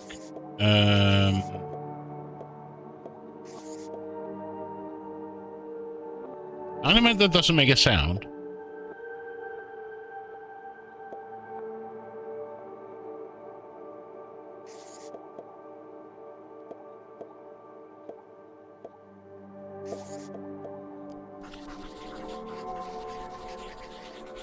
Oh. As much as I'd love to blow my way out of here, I need to get out silently without being seen or heard.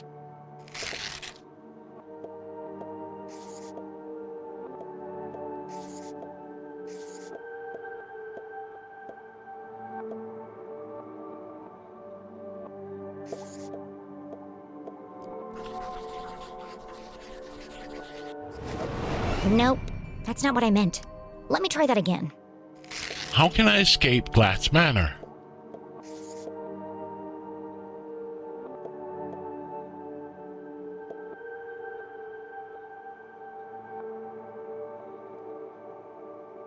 So these two, right? A window. And it can only be these three.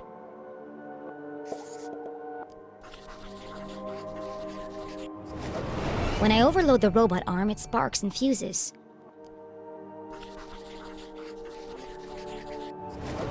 And when I lie to Judy Kate, she nearly overloads the power supply.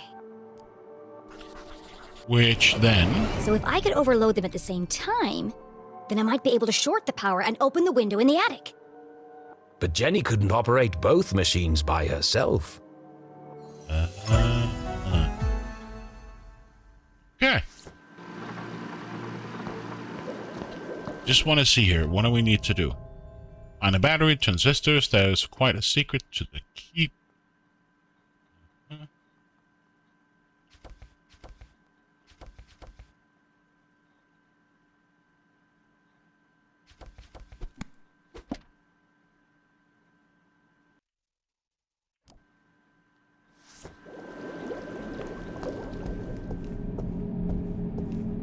But we can't. Just curious, can we can't lockpick ourselves out of here, right?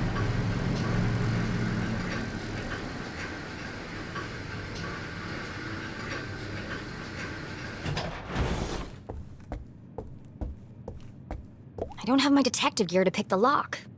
Besides, I can't just walk out in front of Mrs. Glatz. That's right, her clothes was sent for cleaning.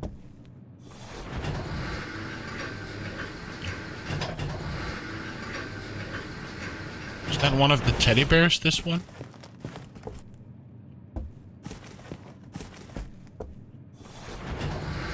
So I guess we asked Dinner for help, and yeah.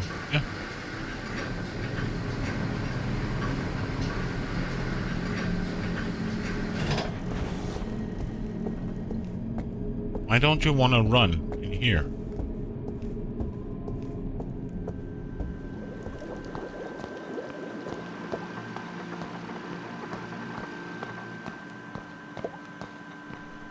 Susie? Yes? I need your... Asking Susie for help was worse than having a tooth pulled out. I need you to do something. Of course. What can I do to help? I didn't say I needed your help. Oh, sorry. I don't owe you anything. Okay. What do you want me to do? Go stand by Judy, Kate. All right. But why? No time for questions. Just wait for my instructions.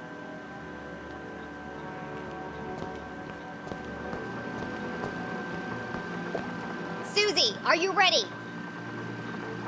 Welcome back, Susie Glatz. I am ready to detect. Please speak a truth or a lie. Okay, I'm ready. What should I do now? Just hold on until I give the signal.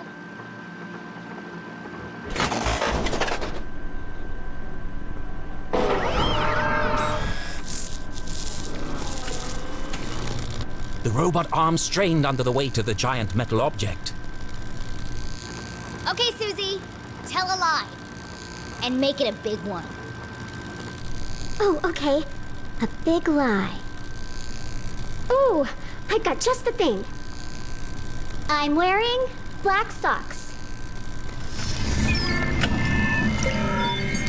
That was a lie. No, Susie. A big lie. Something terrible. I'm just no good at lying. Tell Judy, Kate, you killed Dean Strasberry. What? That's horrible. I can't say that. Do you want to help or not? Yes, but... Then hurry up and say it. Will we bet it will trick as a truth? I really don't hope so. The Dean? Louder! I killed the Dean. Bigger! I killed Dean Strasberry. Say it like you mean it! I murdered Dean Strasberry. I bashed his brains in. Now I danced on his grave.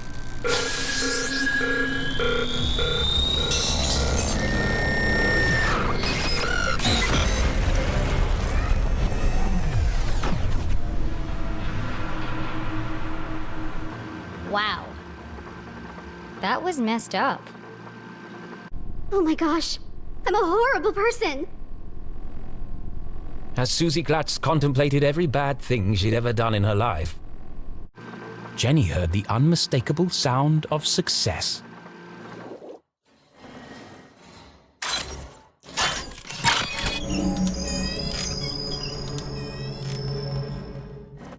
It worked.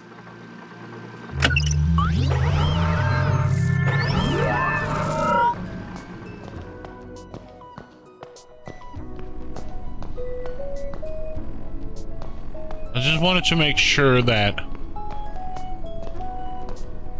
Oh, she's just standing there completely, like, petrified. Bye, Tim.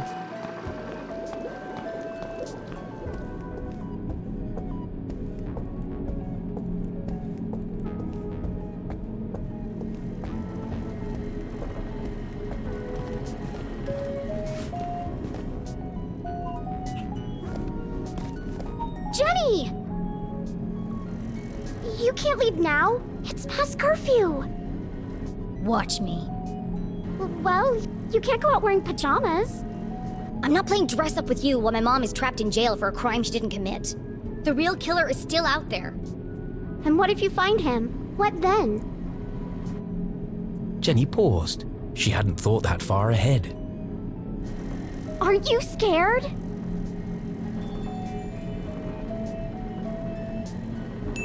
Yes. Of course Jenny was scared, but she would never admit that to Susie.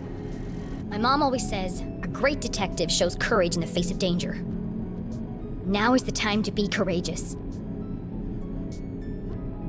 Well, let me help you. We can work out a plan together. Sorry, Susie, but I work alone. At least take this with you then, so we can stay in touch. Accept help. Fine, I'll take it. A Susie talkie.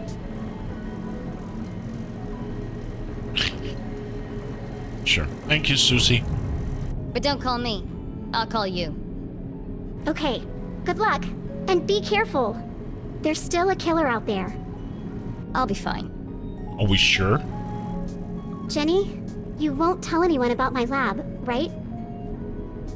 Only if you cover for me. Of course. I'm always here for you. We're going to be best friends, Jenny LeClue. I just know it. Sure. Right after I sign up for cheerleading.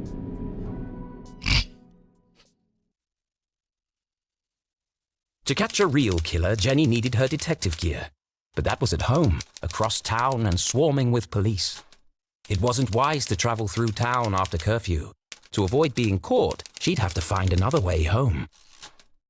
Excellent, thought Jenny. Time to exercise my sneaking muscles.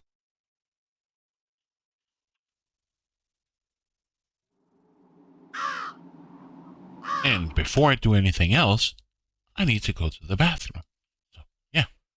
Go pee and go whatever. I'll be right back. There. I'm back.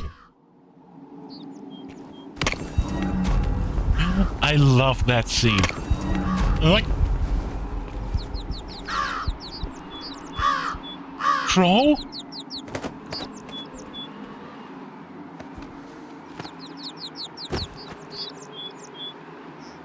What?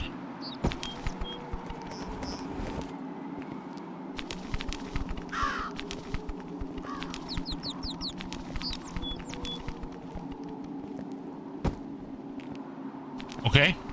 You just walk Jenny by... paused at the edge of the roof, her teeth chattering in the chill wind. Below her, Lake Nowhere glowed eerily in the darkness. From this vantage point, she could see all the way to the lighthouse at the center of the lake. Only the wealthiest families in Arthurton could afford such spectacular views. If I cross the lake, it's just a short stroll through the Forgotten Forest to my house. But navigating the lake at night was not an easy task. Many accomplished sailors had met their doom on the ragged rocks of Bear Claw Bend. Well, I've already worked out a way across. Time to get off this roof before someone spots me. Uh-oh. Damn it! Think fast, Jenny. And just like that, Jenny was gone. Her first great adventure cut short before it had begun. I'm right here. Just hanging around. Just hanging around. What a pun. Yeah, we didn't die luckily, Braxton.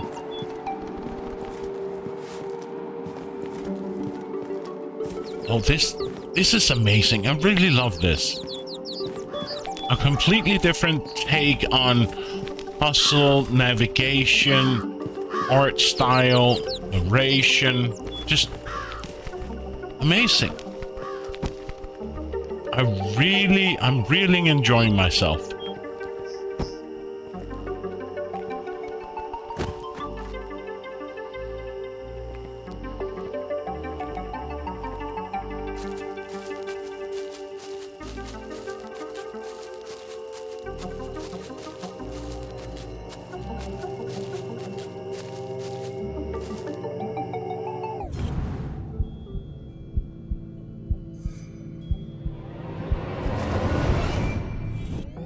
Yeah, I really love this. Oh yeah. Okay.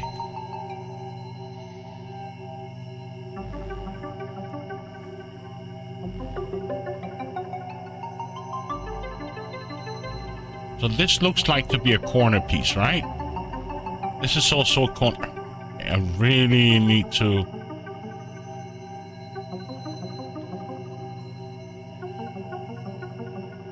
Okay, so it snaps. Okay. This is actually annoying that it actually snaps to the...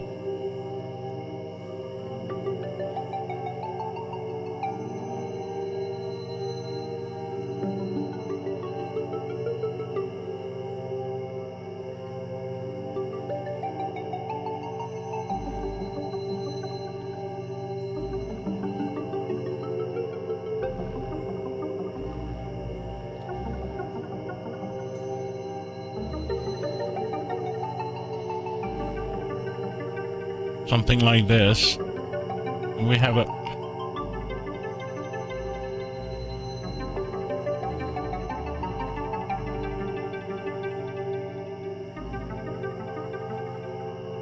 Oh, this has to go here, right?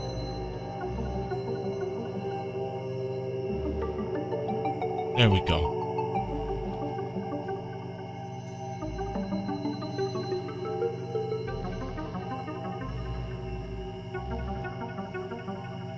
Goes here. That goes there.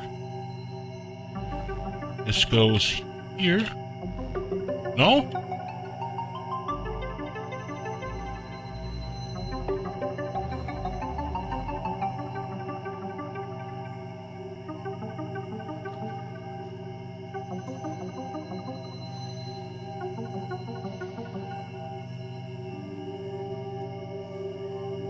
What? Why doesn't it fit here? Okay.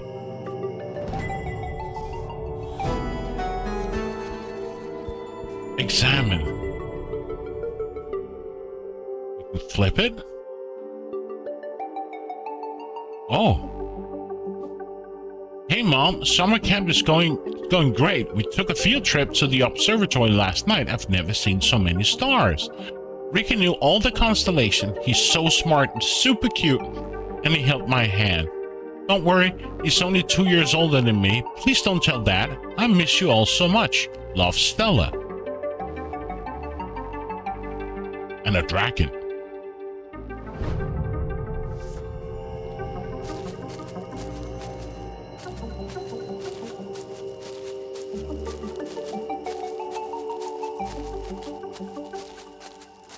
But you're right, I really love this game.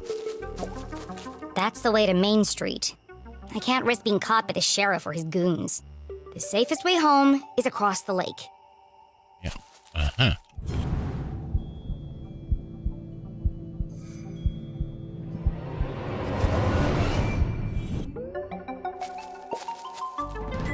No, the gallery yard.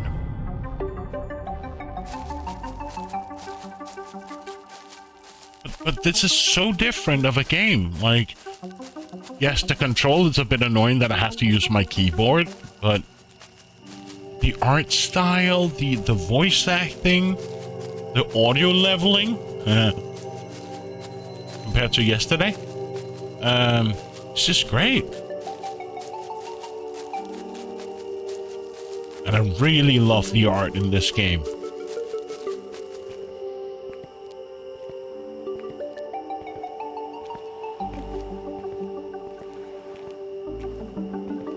Super cute, different.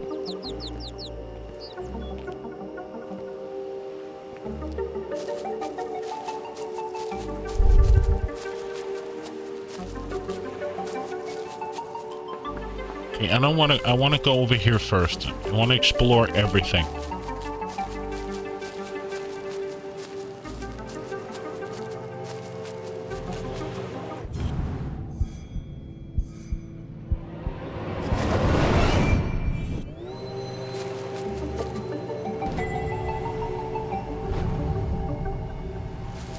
Another piece of art.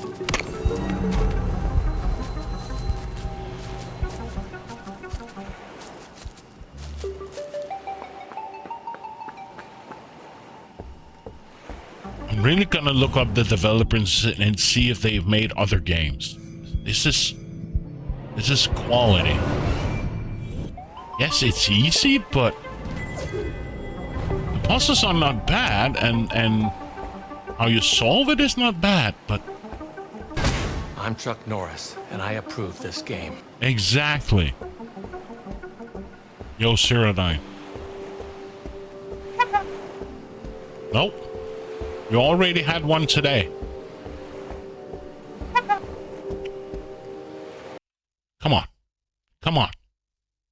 Do it. You still got 2 or 3 more. I can't remember how many you can do a day. 3 or 4? Come on. More. Nope.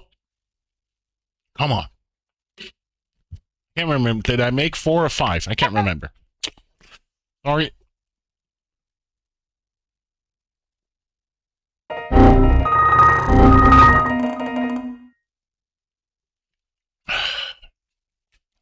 Got it. Last attempt. Good for you. GG. So now we have 87 failed and 27 successes. Good. What's that sound?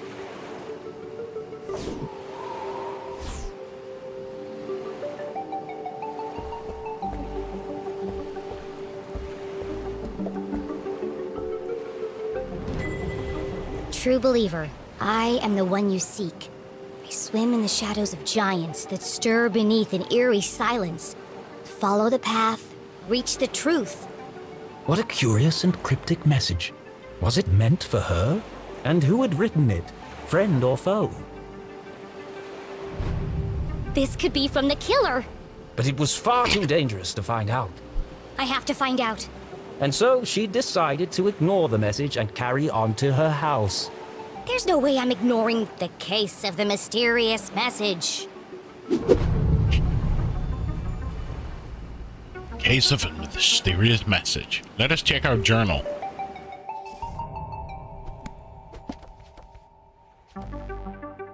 So we found 1 of 7 of the other postcards. Realist dreamer.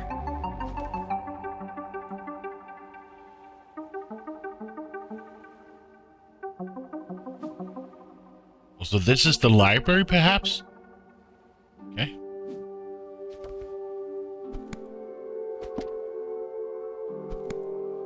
Should we decorate it? Let's add another sticker.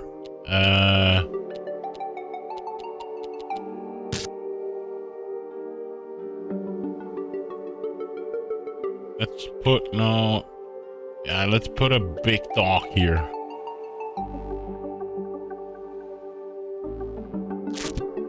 There.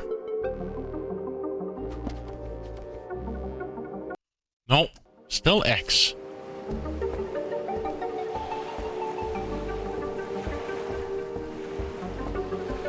SS Susie.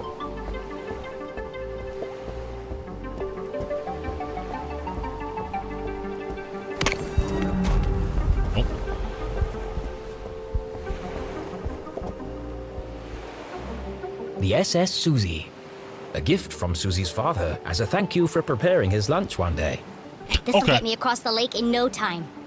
Unfortunately, the boat didn't belong to her. I'll just borrow it for a couple of hours. They won't even notice it's gone. But borrowing something without asking first was just stealing. It's always easier to ask for forgiveness than wait for permission. Of course, the boat needed a key.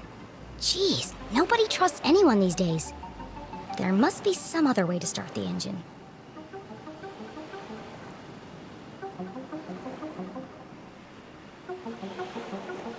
I bet I can hotwire the boat if I get this panel off. Risk of electric shock. It was far too dangerous. I love danger. 3rd-degree burn, smoldering flesh of death, warranty void if removed.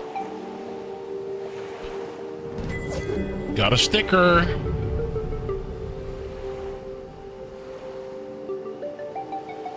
Can't lockpick it. Oh. Another art gallery. Another art piece.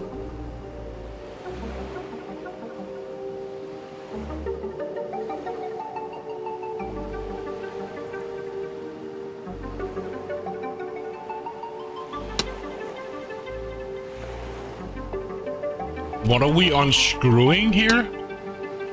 How are we unscrewing this? Never mind. I don't think we have to think about it. Damn, this one's stuck. Foiled at the last moment by a rusty screw. Oh well, time to turn back. There's only one screw left. I can just pry the panel back. And so she very carefully pulled on the panel.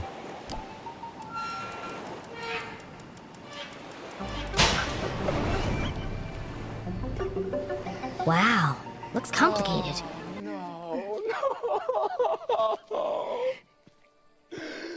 But why? But why, Cyril? Why? Far too complicated for a child to even attempt. Mom always says, a great detective focuses on the solution, not the problem. It looks like I can bypass the ignition by turning the dials until all the lights are illuminated. Piece of cake.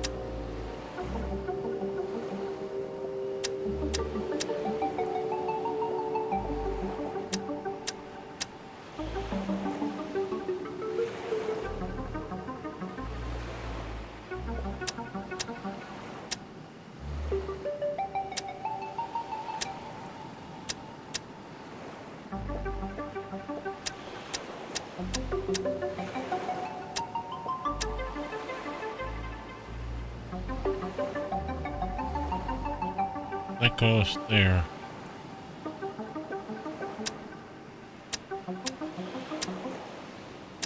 What?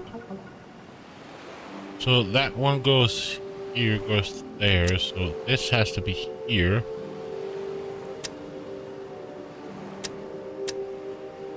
Right? This one only from the first one.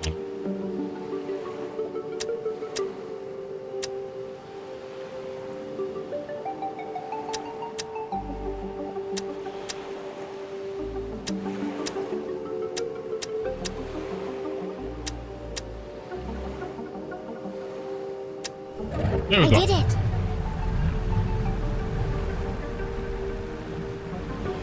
Jenny had found a way to cross the lake, but she was still a long way from home. She pulled out her journal and plotted a course.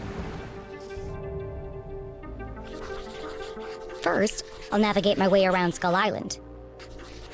Next, I'll sail up the river to the Almaston Bridge.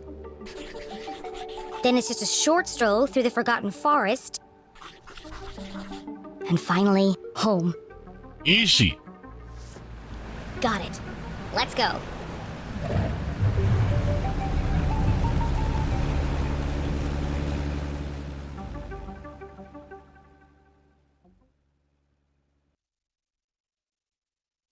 Jenny had never crossed the lake after dark. Come to think of it, she'd never even driven a boat before. She thrust the throttle forward and felt a cool wind whip through her hair. Sneaking around after curfew had its benefits.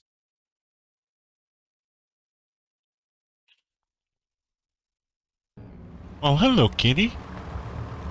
My cat came to visit. Hey. Hey. So, going boo.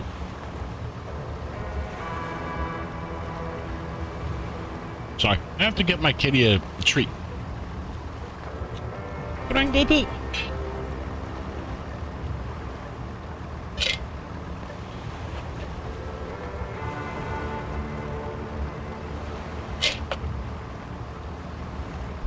Kom eens, kid.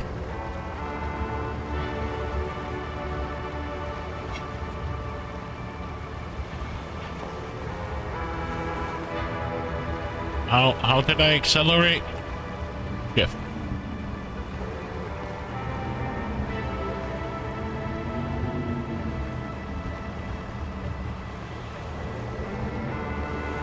This is actually more difficult than I thought.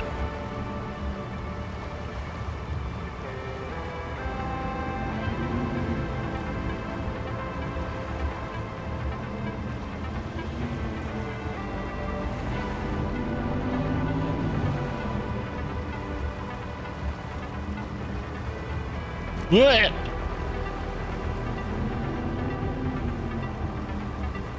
There's sharks here as well.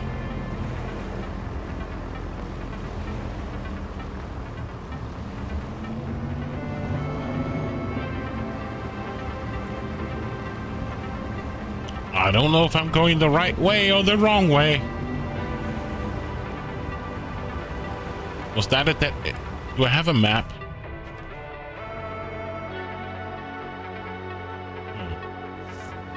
Maybe I'm going the wrong way? Can I pass through here? I can.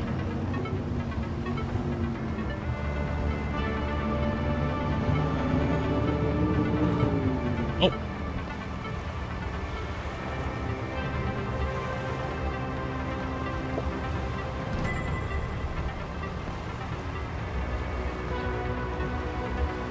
Where did I have to go? Around Skull Island and where?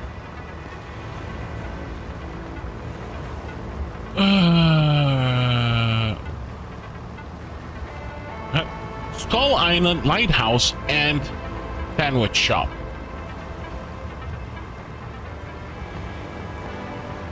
So I'm going the wrong way.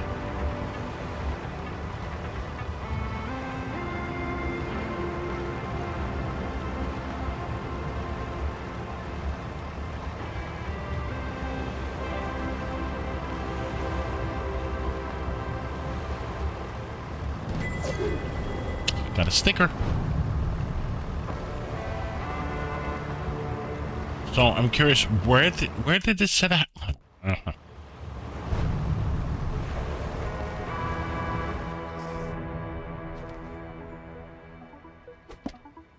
don't want to decorate it. Around Skull Island and then up to what?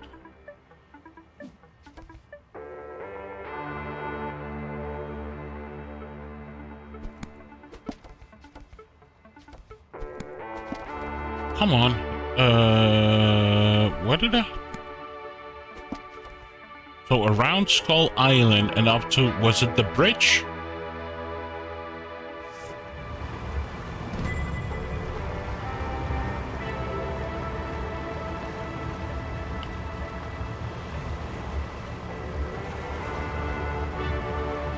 Okay, so around Skull Island and up to...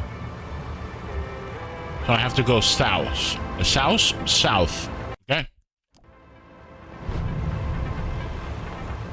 So, how was it? All the way back. Okay, down to Swallow.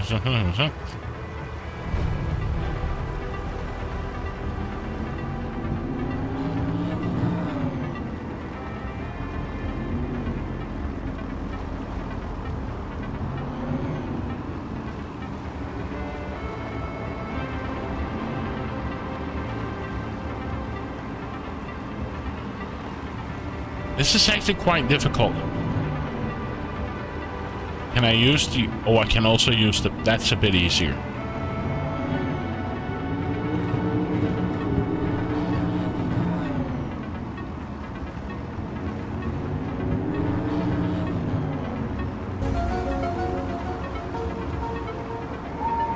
It's not that bad.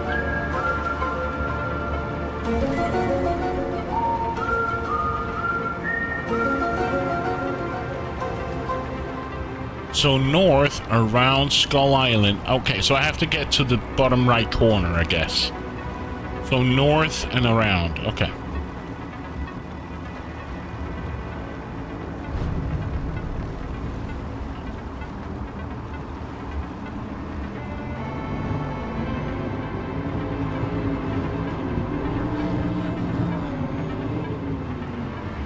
This is Skull Island. Skull Island, home to an abandoned lighthouse and an excellent sandwich shop. Decommissioned over 100 years ago, but the light mysteriously continued to illuminate the darkness.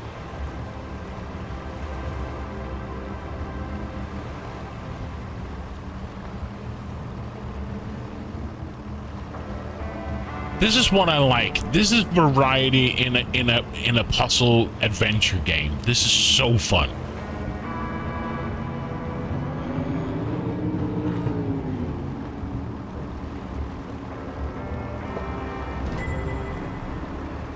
Okay, so I'm on the right path. So I have to go. Okay, let's just follow around. Okay, so. Whoops.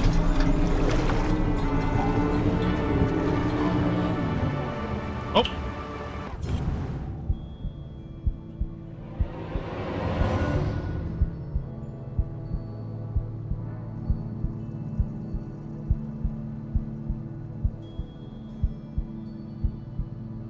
What have you found here?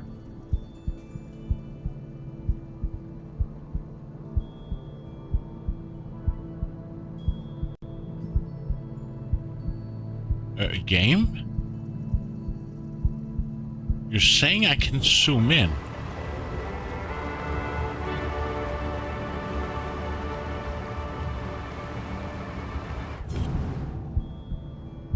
Where is it? Where is it?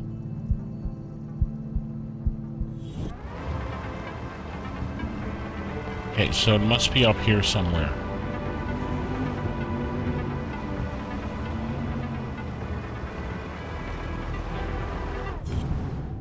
There.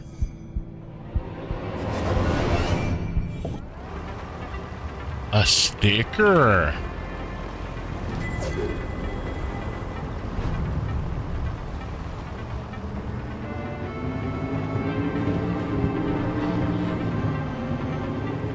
Oh.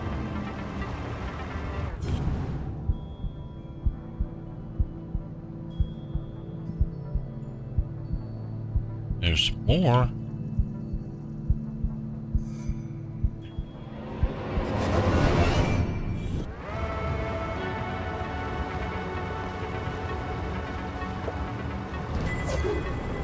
No, this again.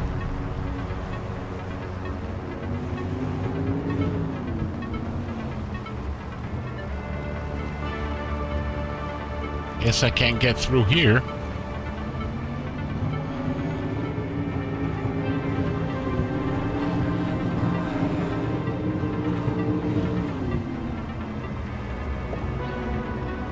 Can I go this way?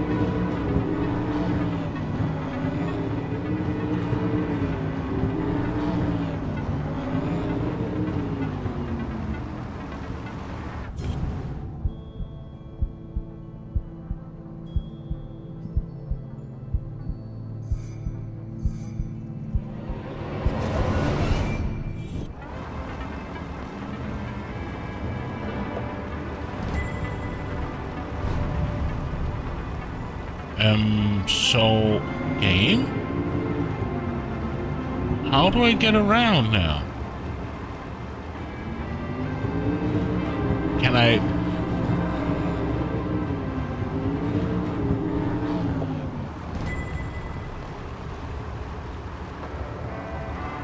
maybe I can't get through the... Whoa. That can't be good for the boat.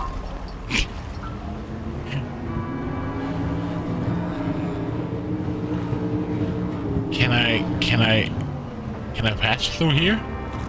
Oh.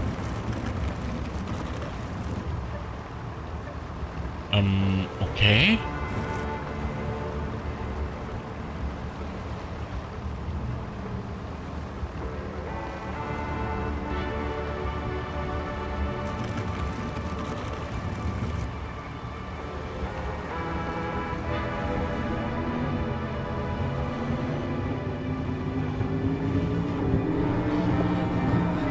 What?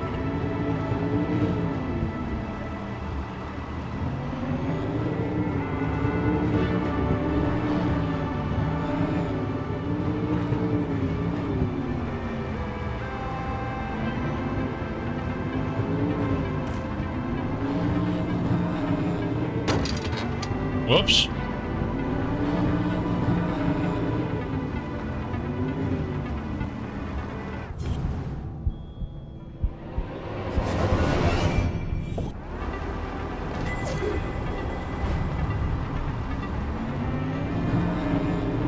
I'm confused.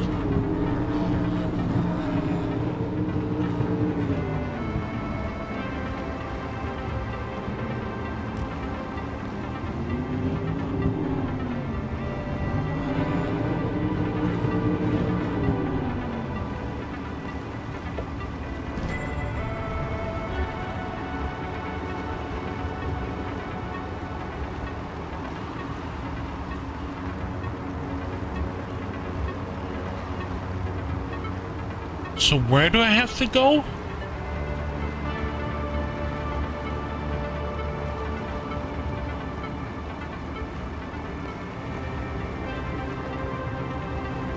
Up to the round rock then?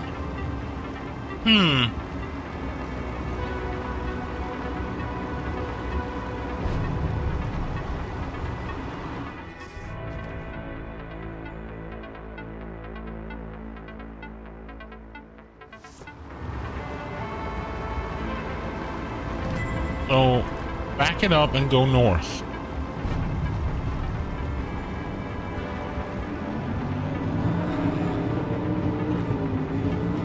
That's also cut off.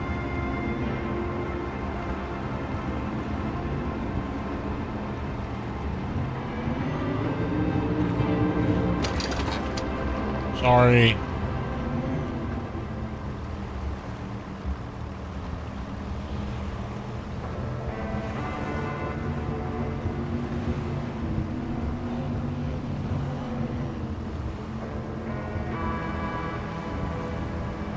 The other way around Skull Island, then?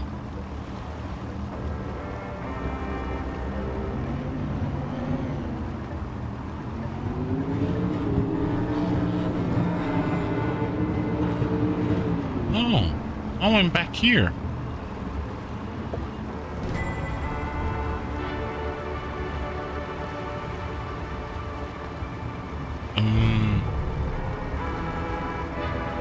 I am so confused.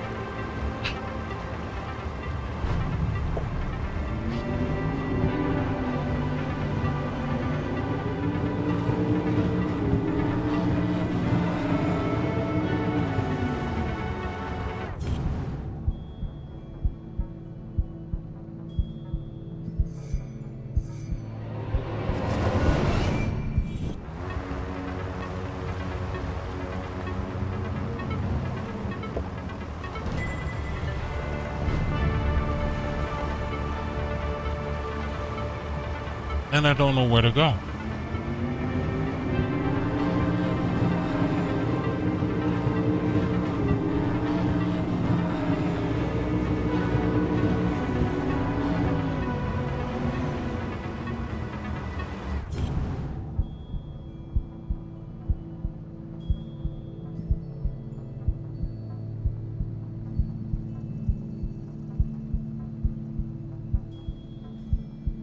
Nothing here?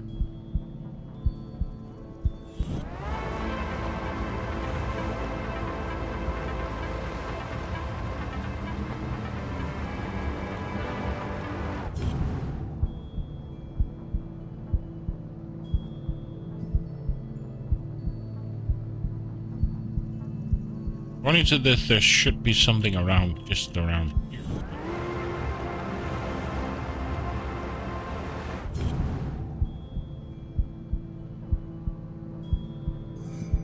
There.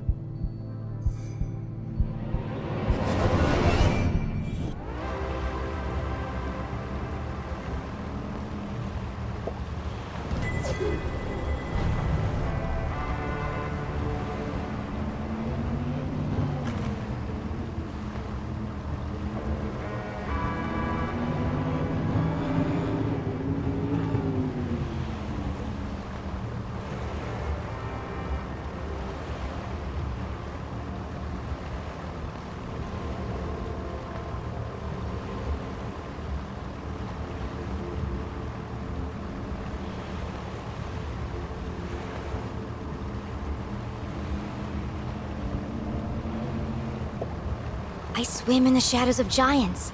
This must be the place.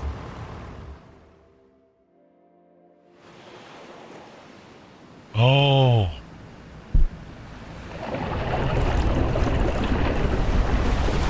Yeah. Whoa, I didn't think of the huge. note. I have to get a closer look.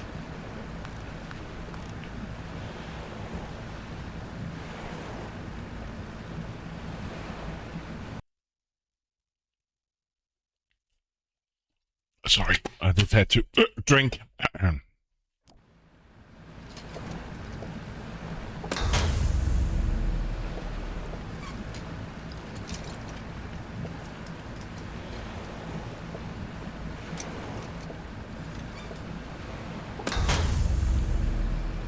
Search for what?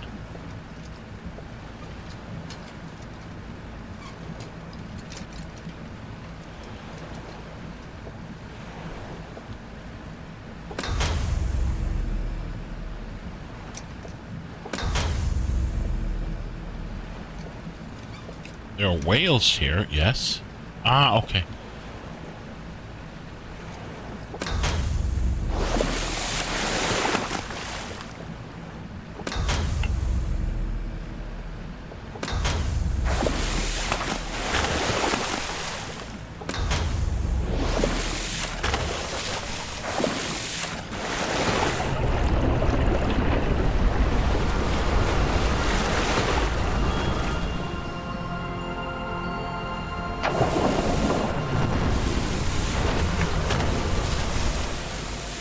The elusive red herring, a rare and fantastic sight. Can't believe they really exist. Jenny had always believed they were a fisherman's tale, but seeing them firsthand. She's so beautiful. But what was stuck in her scales?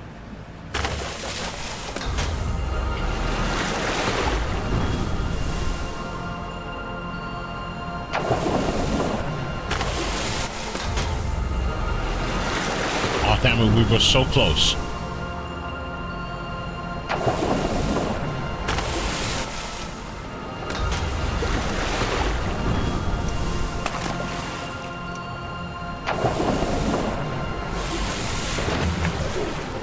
A message in a bottle. Curious. Message in a bottle. I am the voice of reason. I walk amongst the sunken ships that once sailed through the glowing mist. It's another clue. This case just got more dangerous. Jenny glowing had no mist. idea who was behind these messages. This could be an elaborate trap. Or it could be the answer I need to prove my mom's innocence. The best course of action was to go back and get help from an adult. No, I have to see where this leads. On my own. Okay. So, sunken ships, mist. Sunken ships, glowing mist. That should be easy to spot. Thanks, fishies! Oh. I am the voice of reason. I walk amongst the sunken ships that once sailed through the glowing mist. Okay, let's get our map.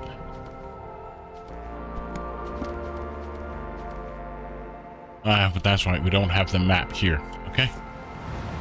So let's get away from here. Hi, fishies. I didn't think of the message we got before with the giants, so I didn't think of going to the whales. I was like more keen. I thought I had to get to the bottom right corner. But I guess I was wrong.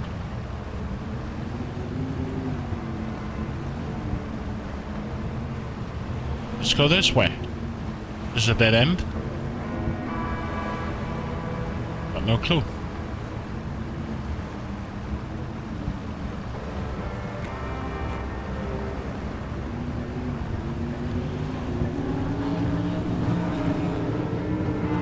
Hey! What do we got here?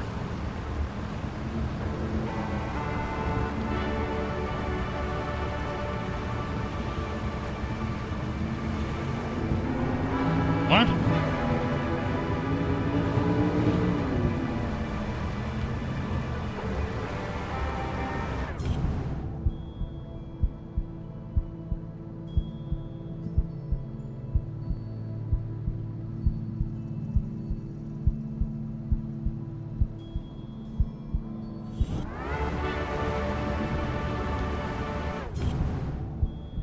Now we're out of sight.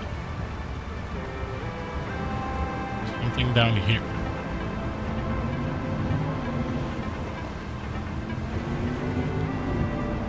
So, where is the thing?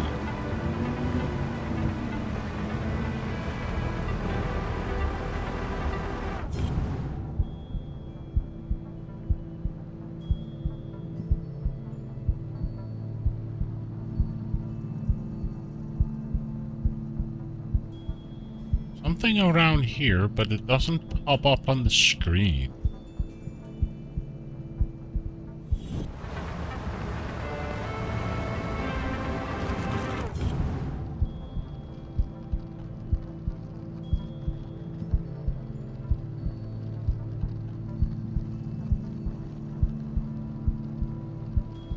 Oh.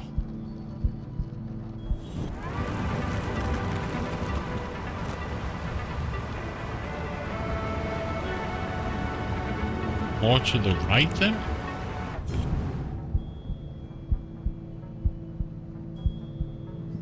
Why are you not popping up on the screen?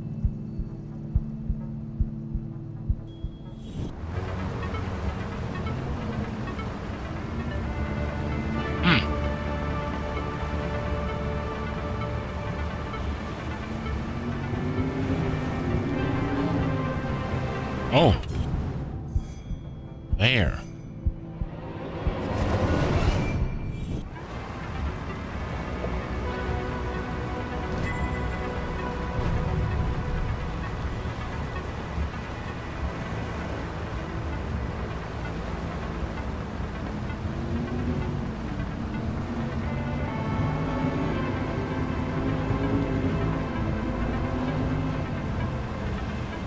Did I miss something up here?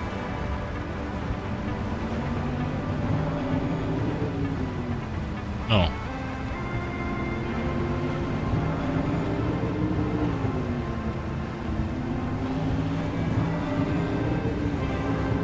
So we're back where we started. Okay, good.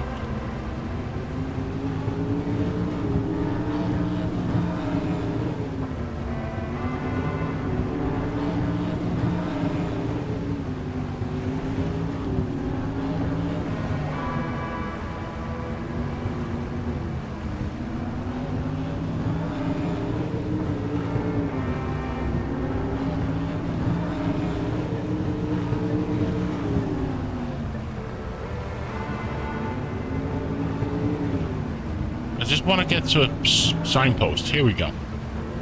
So what was the clue again? Sunken ships and glowing mist.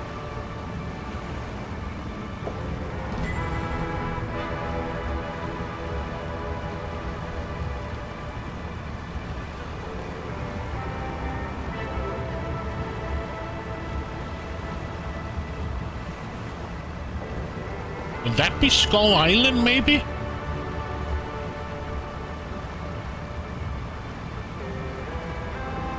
Sunken ships and glowing ships, right? Wasn't that the... I'm the voice of reason. I walk amongst the sunken ships that once sailed through the glowing mist.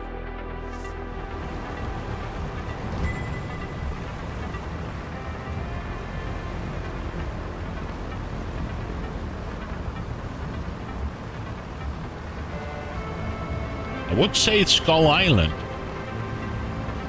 So in order to get to Skull Island, I have to go south and... okay.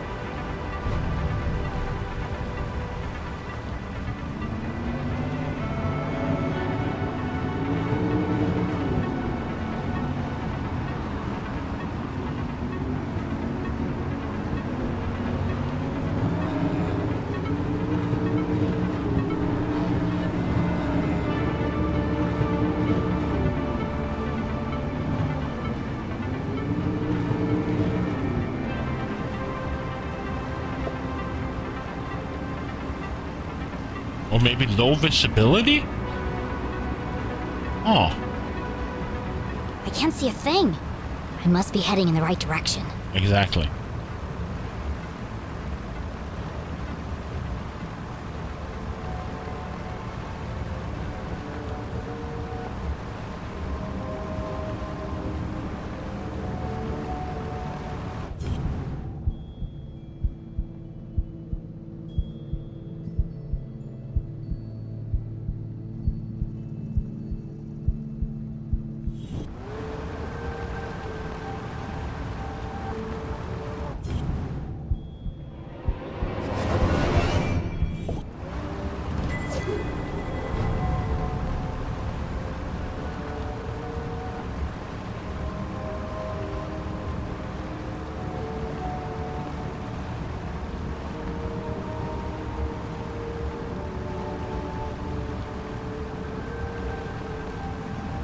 I have no idea if we're going the right way.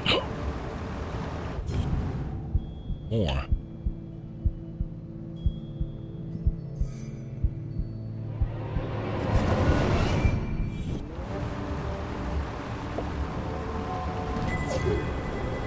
A sandwich.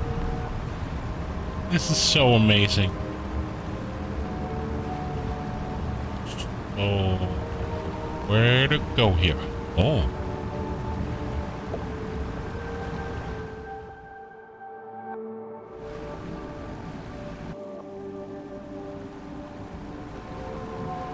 Jenny navigated carefully through the thick fog. Oh, it smells like rotten fish. Many ships had lost their bearings here, grounded on the ragged rocks, swallowed by the lake. Maybe I could shed some light on these ghost ships.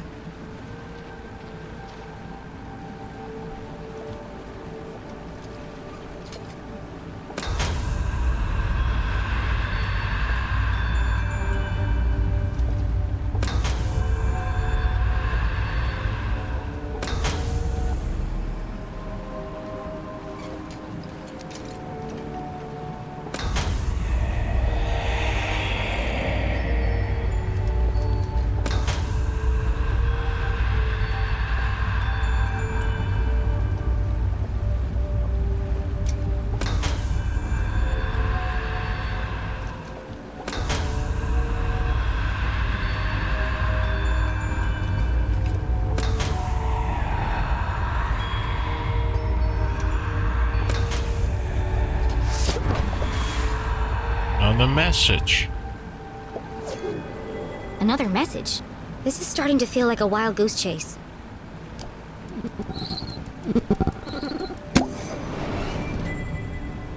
I am the hope in darkness. I sit in a spiral of ancient stone. Against the clock, I move alone. That must be the bagel. What's with all these cryptic messages? That And must where be are they leading? the I bagel should get out of thing. here before I turn into a ghost. That has to be the bagel rock we saw before. Okay. Let's get out of here.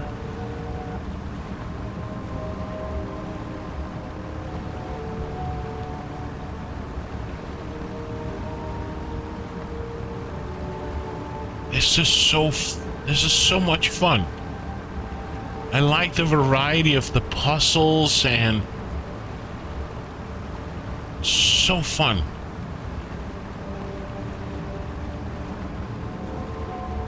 So Phew, this made it out alive. Let's go find this spiral of ancient stone. So around Skull Island to the south and around to Bagel Bay. Okay. Sure is fun to hit stuff.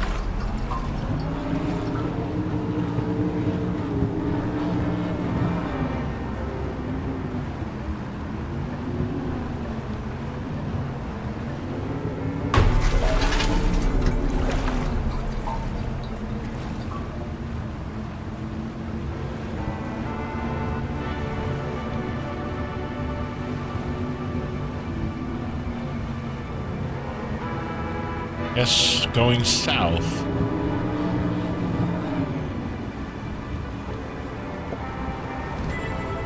Oops, wrong way.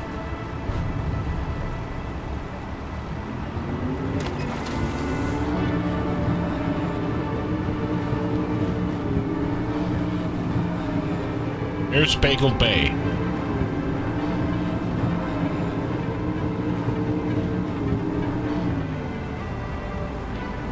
Guess we're going the wrong way.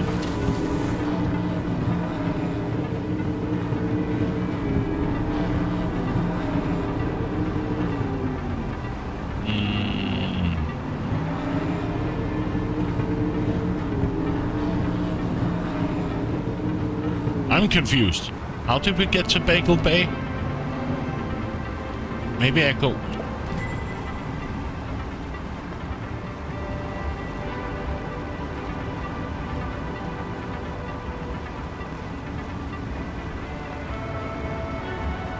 Or is it the round rock?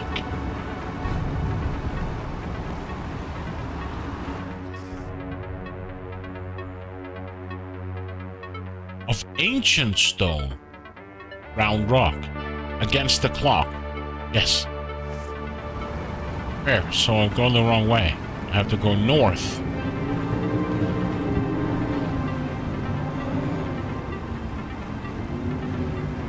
Now I can pass through here, which I couldn't do before.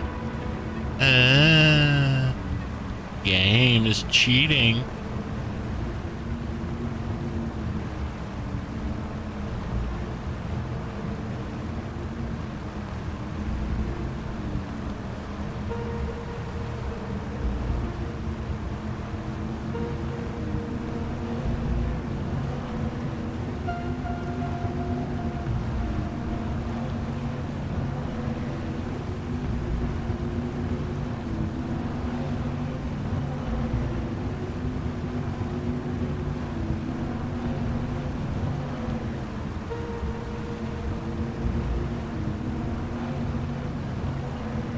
This is so much fun.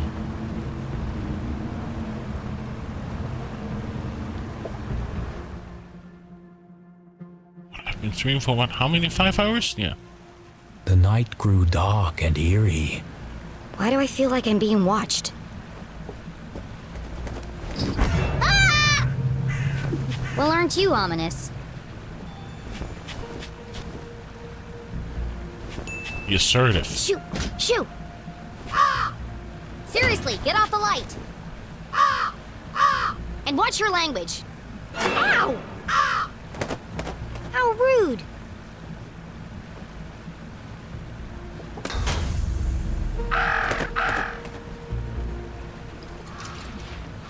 What?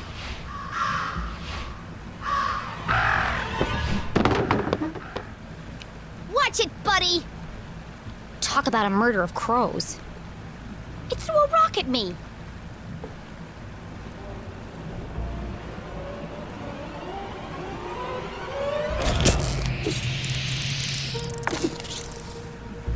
What was that? That was not a rock. It was a crab.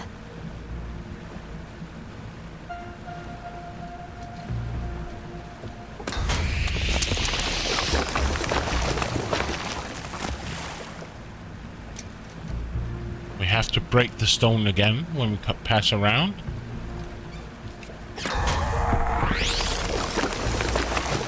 Not here.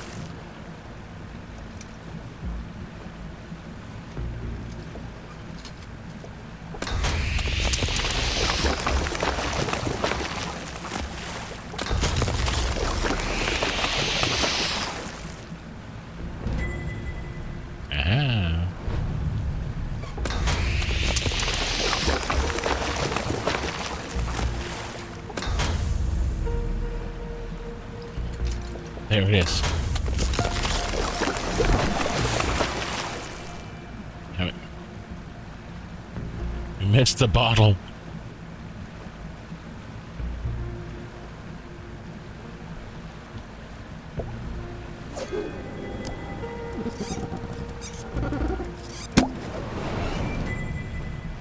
I am the answer to the unasked question. I stand inside the crescent moon, below death's gaze. Below death's gaze, I wait for you. I wait for you. This could be the last clue.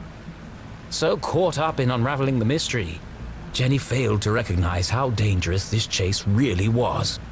Who is waiting at the crescent moon? Whoever it was, our intrepid detective would need to be extremely careful. Crescent moon. Okay. Crescent moon, below death's gaze. Time to wrap up this case.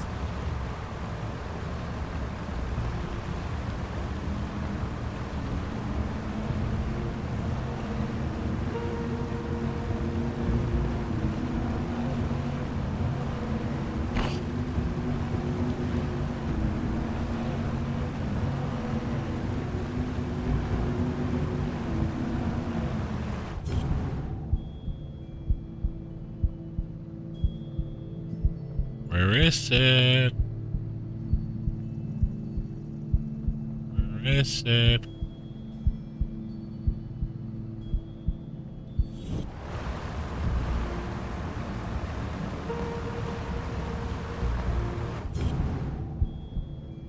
Why am there?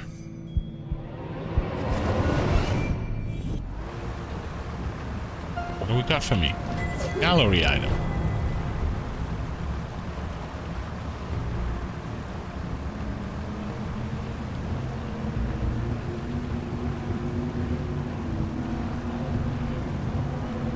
Crescent moon, death's gaze. Whoops.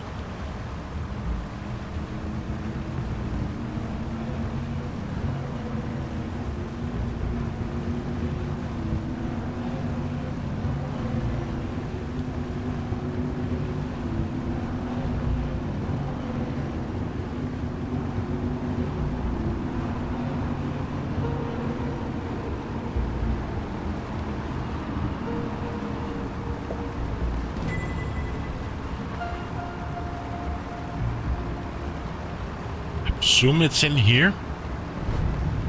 Because this looks like a crescent moon, right? Or a moon. So maybe it's here. Nope, wasn't here.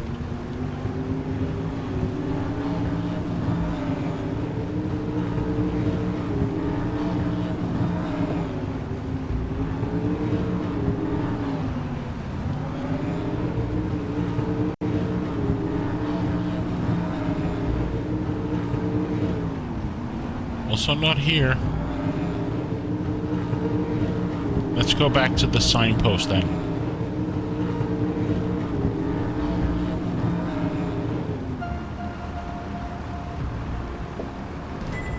Could it be the Bagel Bay?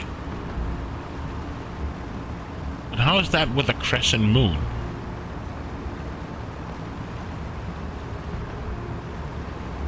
It's the only thing that's left. That's Bagel Bay, crescent moon.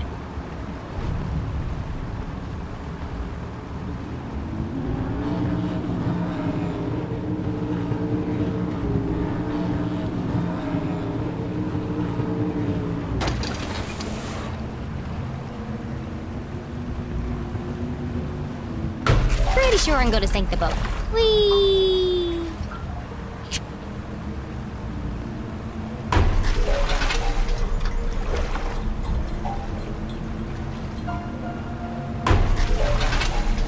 I bet there is an achievement if you hit all of the obstacles, all the buoys. Another sticker? Another what? Another sticker.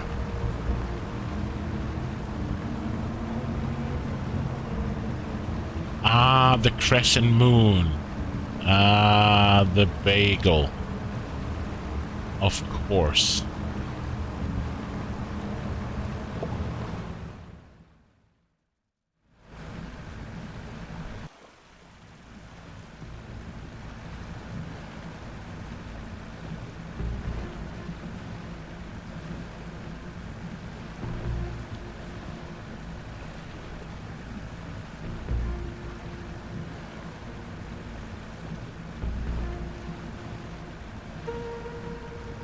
I'm getting tired.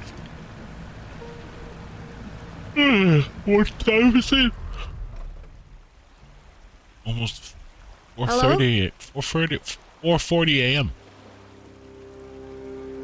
Dad? Who's there? Stay right there. Don't come any closer. Identify yourself. Mommy? Daddy? Persuade. Whoever you are, the police are right behind me. And they're very angry. But I might be able to help you if you just talk to me.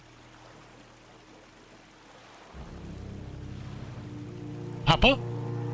Okay, if you won't cooperate, I'll have to come over there.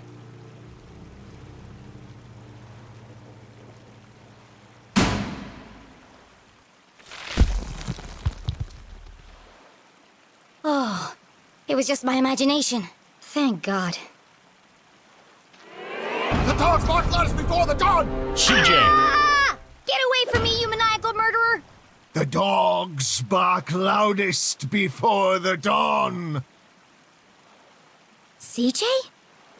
The dogs bark loudest before the dawn. So weird. Early bird? The early bird can't catch the lazy worm. Don't be ridiculous. The dogs bark loudest before the dawn. Horse. You can lead a horse to water, but you can't make it cook a 5-course meal. The wind blows strongly from the east. Watch pot. A watched pot feels very self-conscious. The evening sky is full of fireflies. Goldfish. The absent-minded goldfish swims into the blender. Excellent, Jenny. They haven't broken you yet. The notes were from you? I thought you were the Dean's killer. Why did you make me go through all that if you were already in the boat? This is the only place safe from their prying ears. We have to hurry. This line isn't secure. Line? We're talking in person. Exactly. Now quickly, before they get a fix on our location. What did you want to tell me? Seriously? You can't keep doing this. You contacted me. Did I? Actually, I'm glad you did. I need to ask you a few questions about the Dean's death. Good, Jenny. Question everything. Trust no one. Interrogation of CJ. Police. Ah, a new sticker. Great. And some art.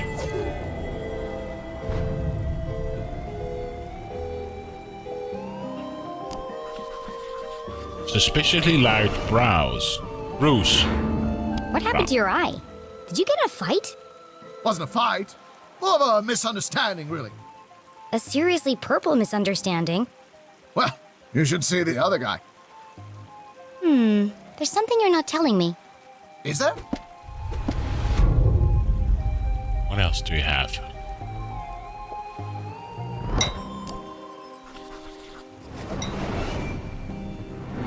What happened to your compass?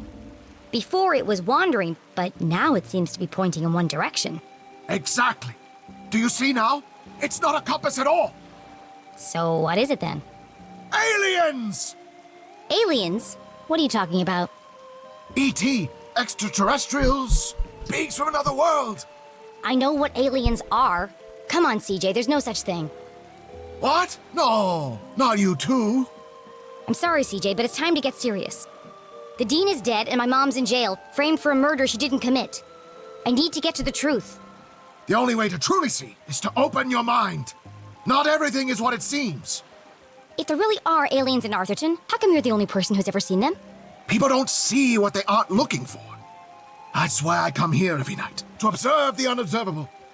The compass is my eyes. It can sense their presence where I cannot. Why don't you borrow it and find out for yourself?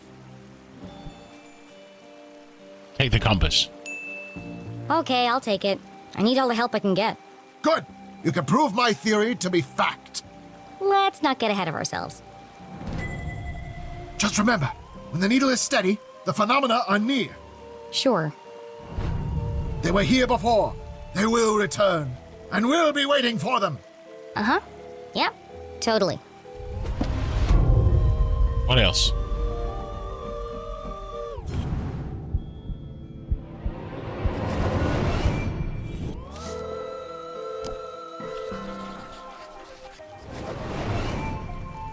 A library card. I know you were in the library the day Dean Stroudsbury died. Did you notice anything unusual? Yes, I did. Great. What happened? They changed the bathroom scent from strawberry to pine. It was most unpleasant. Oh, is that all? I intended to alert the librarian as a matter of urgency. But no one was at the front desk. Quite unusual. Was there anyone else in the library? No, just the dean and I. Till Until you left. It's not like you to leave your research lying around. Why were you in such a hurry? I lost track of time. I was late for an appointment. An appointment? Where? Appointment? What are you talking about? You said you were late for an appointment. Objection. Leading the witness. This isn't a trial, CJ. It's just me, Jenny. Then I have nothing further to say, Your Honor. CJ, this is serious. You have to tell me the truth. I had to do it, Jenny. They needed to learn. CJ, is this a confession? Well, we're going to find out anyway. CJ, did you murder Dean Stroudsbury? The Dean? Oh, no. But you just said... Good, Jenny. Suspect everyone, even me. I don't understand. In fact, I suspected myself for quite some time. But I couldn't have done it. I want to believe you, CJ, but do you have an alibi? That's why I left these notes for you. If anyone can prove I'm innocent, it's you, Jenny LeClue. Hang on a second. Let me take a look at that. Jenny, I need your help.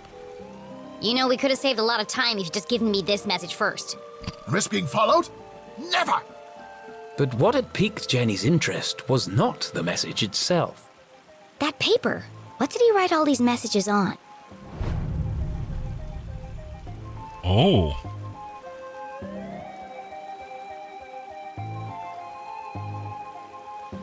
Can I assume? No.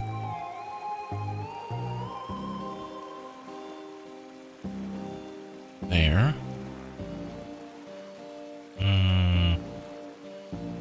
This seems to be the corner. Let me see. Has to be the top corner, right? There?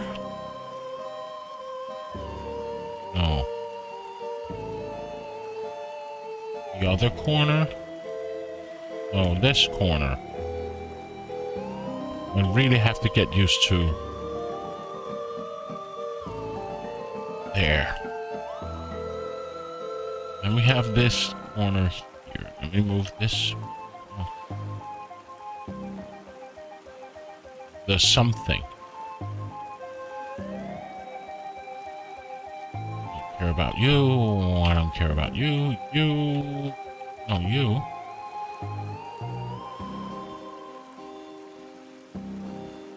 There.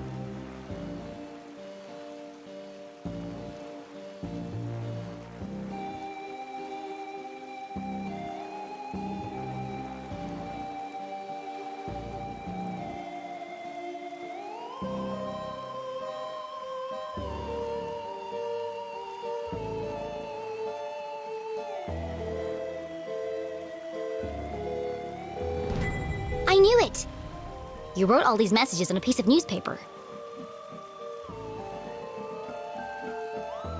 Let's read it.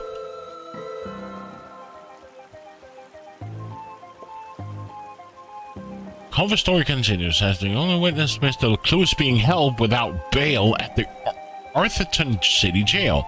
Mrs. LeClue is not giving any comment and has refused legal counsel when offered. Due to the nature of the case, Sheriff Winston LeClue has distanced himself from all proceedings in order to maintain a perimeter to limit the conflict of interest and uphold the law and justice to full extent possible. The front page was missing, but even this small snippet worried Jenny. They've been peddling lies about my mom right from the start. Sheriff Winston LeClue has distanced himself from all proceedings. Well, if he won't help her, I will. Speaking of which, I want to flip the page because... are we seeing something here? No, there's nothing here, okay? So... Jenny couldn't help it. Every time she thought about coffee, she saw Keith's face. She heard his voice. She remembered his sadness. And she promised not to rest until she'd uncovered the truth of his father's death. That's the day of the Dean's murder.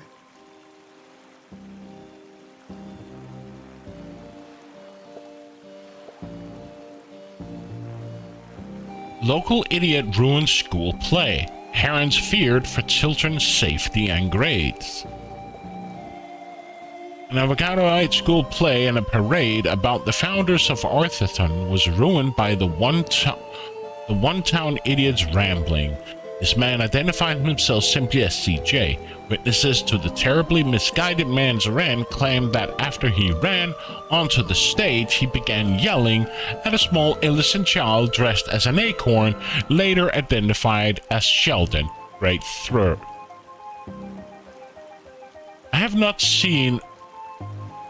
What is it called, the one Sheldon? Is there anything with him as a kid dressed as an acorn? Since later identified as Sheldon? I don't know. This photo was taken in Avocado Heights. That's on the other side of town, miles from the library. Witness recalled the crazed man barking. They are lying to. They don't know what they're talking about. The truth is up there at the frightened child. Okay? Principal Beckley, who had been watching from the sideline, wrestled the man off stage and away from the now crying children. The man that then ran through the streets shouting, "They're trying to shut me up. They're trying to shut me up." One parent replied, "Maybe it's time someone did." Police arrived soon, and although it was a bit of a struggle to catch and arrest the man, police eventually managed to book him on charges of disturbing the peace. Another parent claimed it was the best show I've ever seen at the school, although a bit about the aliens was a bit far-fetched. CJ was always protesting something. The first time they had met, CJ had handcuffed himself to a bike rack outside Agatha Krusty's bakery. He was convinced they were hiding something in the pies. He'd lost the key to his handcuffs, so I picked the lock for him. They had been friends ever since.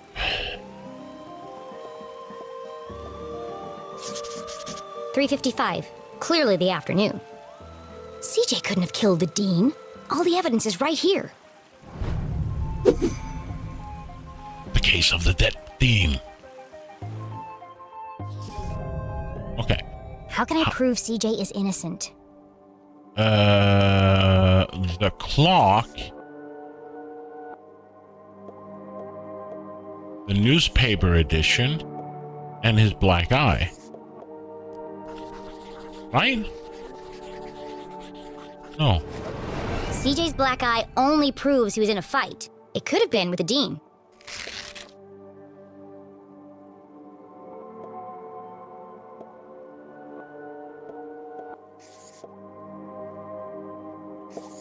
There.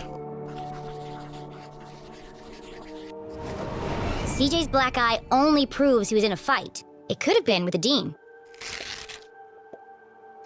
So this.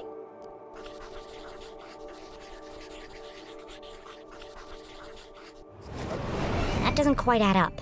Let me give this some more thought.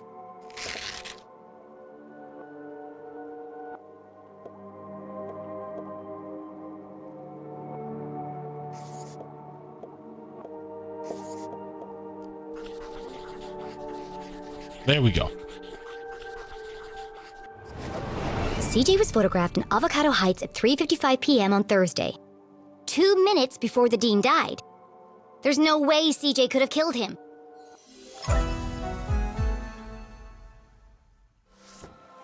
CJ, you're innocent! What a relief! But you really shouldn't be going around town terrorizing children. You're going to end up in jail again. That wouldn't be so bad. They have the best beds in town. It's fucking funny. Oh. More art. A new sticker.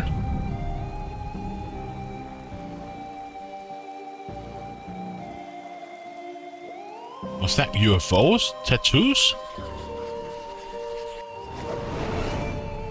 Those scribbles look familiar. I found your map of Arthurton in the library. Keep it. It's a great map. Very rare. Ripped it straight out of the town charter, first edition. Come to think of it, only edition. What about all your notes? Don't you need them? Nope. Got it all backed up in the cloud. What cloud? Did I say cloud? I meant head. So what do all those notes mean? Shadow Men? Who are the Shadow Men? Yes! You're starting to see differently. There are patterns everywhere. Keep searching. Every part of my being is telling me that my mom is being framed. But I don't understand why. There are only 3 reasons a man is murdered. He didn't mind his own business. He couldn't keep his mouth shut. Or he wouldn't keep his hands to himself. Have you ever heard of a place called Widow's Drop? I think my mom met the dean there. Widow's Drop! No, but it sounds suspicious. Well, anything sounds suspicious if you say it like that. Be careful, Jenny. They'll do anything to keep their secrets. Once you start to see things, there's no going back. Do you ever wonder why the lake glows at night? Or why the power keeps going out all over town? Yes, I do. All the time. There's a lot more to this town if you look below the surface. Do you mean that literally or figuratively? Yes. The truth is hiding right under our feet if we only stop to look. I'm more confused than when we started. Well, I really have to get to my house. This case won't solve itself. I can drop you off at the bridge. No need. I'm staying here. Some of these rocks have moved. Never trust a crab with a man's job.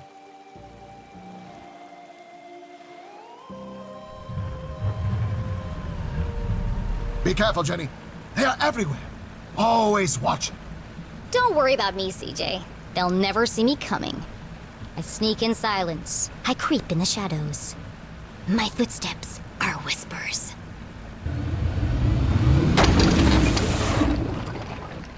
Damn it! I've got this. Don't worry.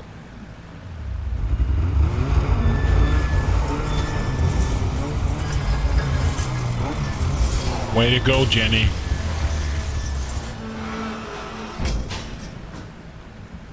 That'll buff out.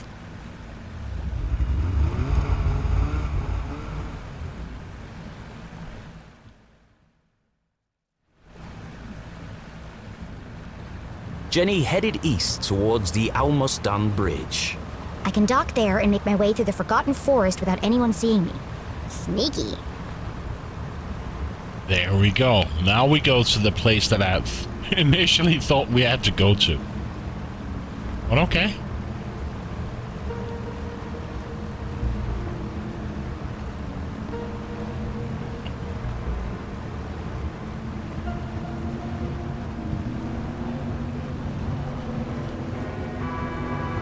That means we go south from here, if I'm not mistaken. Nope. Oh, that's right. We go north from Skull Island.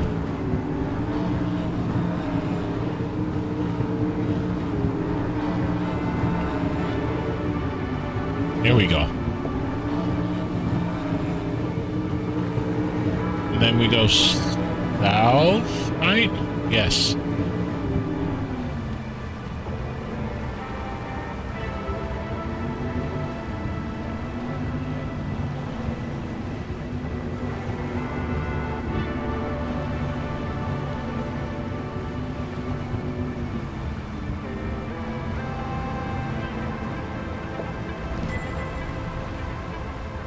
We're right here.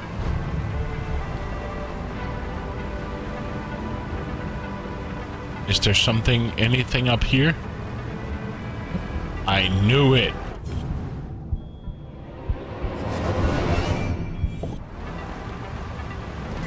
Another gallery item.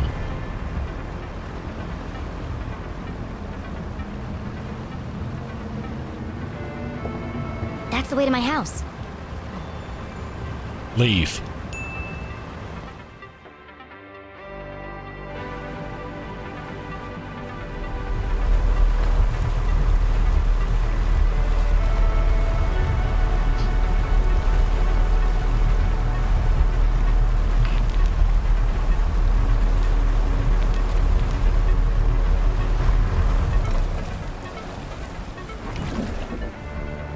The night was still and quiet on the far side of the lake. No one ever comes down here. Not since they stopped repairing the bridge. And yet it was hard to shake the feeling of being watched. This is CJ's fault. He really believes all that stuff. Once you start to see things, there's no going back. I wonder what he meant by that. But now, I'm gonna say goodnight. Just want to quit the game and see where we end off. Scene select? Oh, that is cool. Just want to make sure we're back where we started. Good. We are. Quit. I am sure. Because I want to go to bed. It's like 5 a.m. I need some sleep.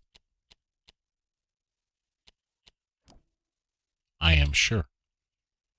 Guys, it's